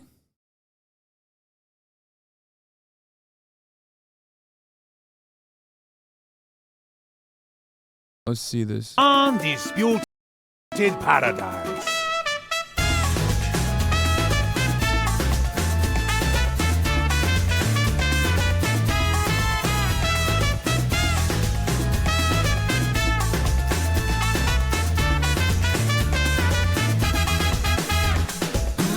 I will make Tropico even greater, even bigger, and even better.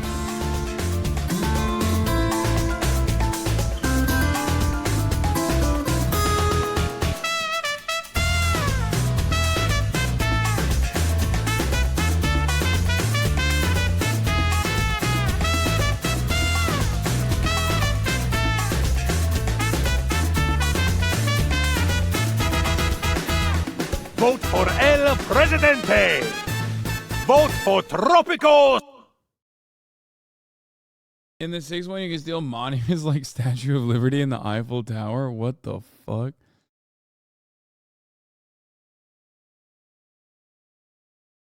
That seems insane. Cities in Motion is a public transit simulator. Worker and Resources, Soviet Republic. Don't do it. If you hated cities, you'll hate Tropico as well. Isn't it more like user friendly? Be sure to get this version, Fallout New Vegas. Okay, well, folks, you're gonna hate me for this, but I'm downloading all this stuff. Fear not. But wait, really? Tropico is the same fucking? It's like cities, really? I thought it was like more political. My dad is here. He's here from Turkey. So I'm going to go hang out with him and my family. My brother's here. I haven't seen him in a week. He just got back from the mountains. I tried. I gave it my honest city skyline shot. I will look at Tropico. I'm not making any... I will play video games tomorrow. I promise you. But like not even a second. I will actually play more. If City Skylines was like more accessible and understandable to play, I would have... tried it even more. Anyway. Hi, Kaya. She poop? Oh, perfect. Okay. Love you guys. I will see you tomorrow. Bye-bye.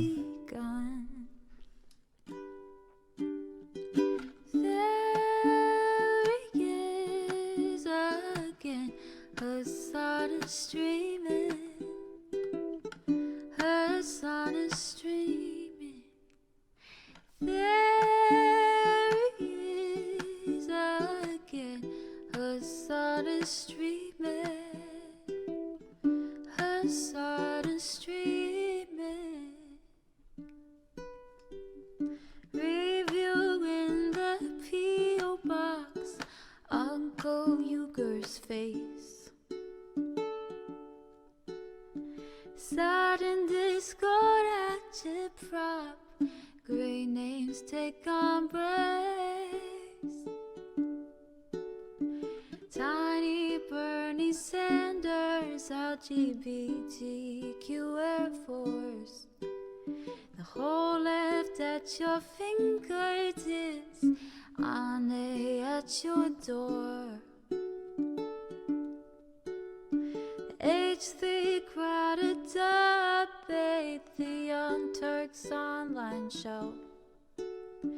3 full fucking years of this, plenty more to go. 90-day fiance talks of champagne bourgeoisie. A Trump rally live reaction on mass riot at DC.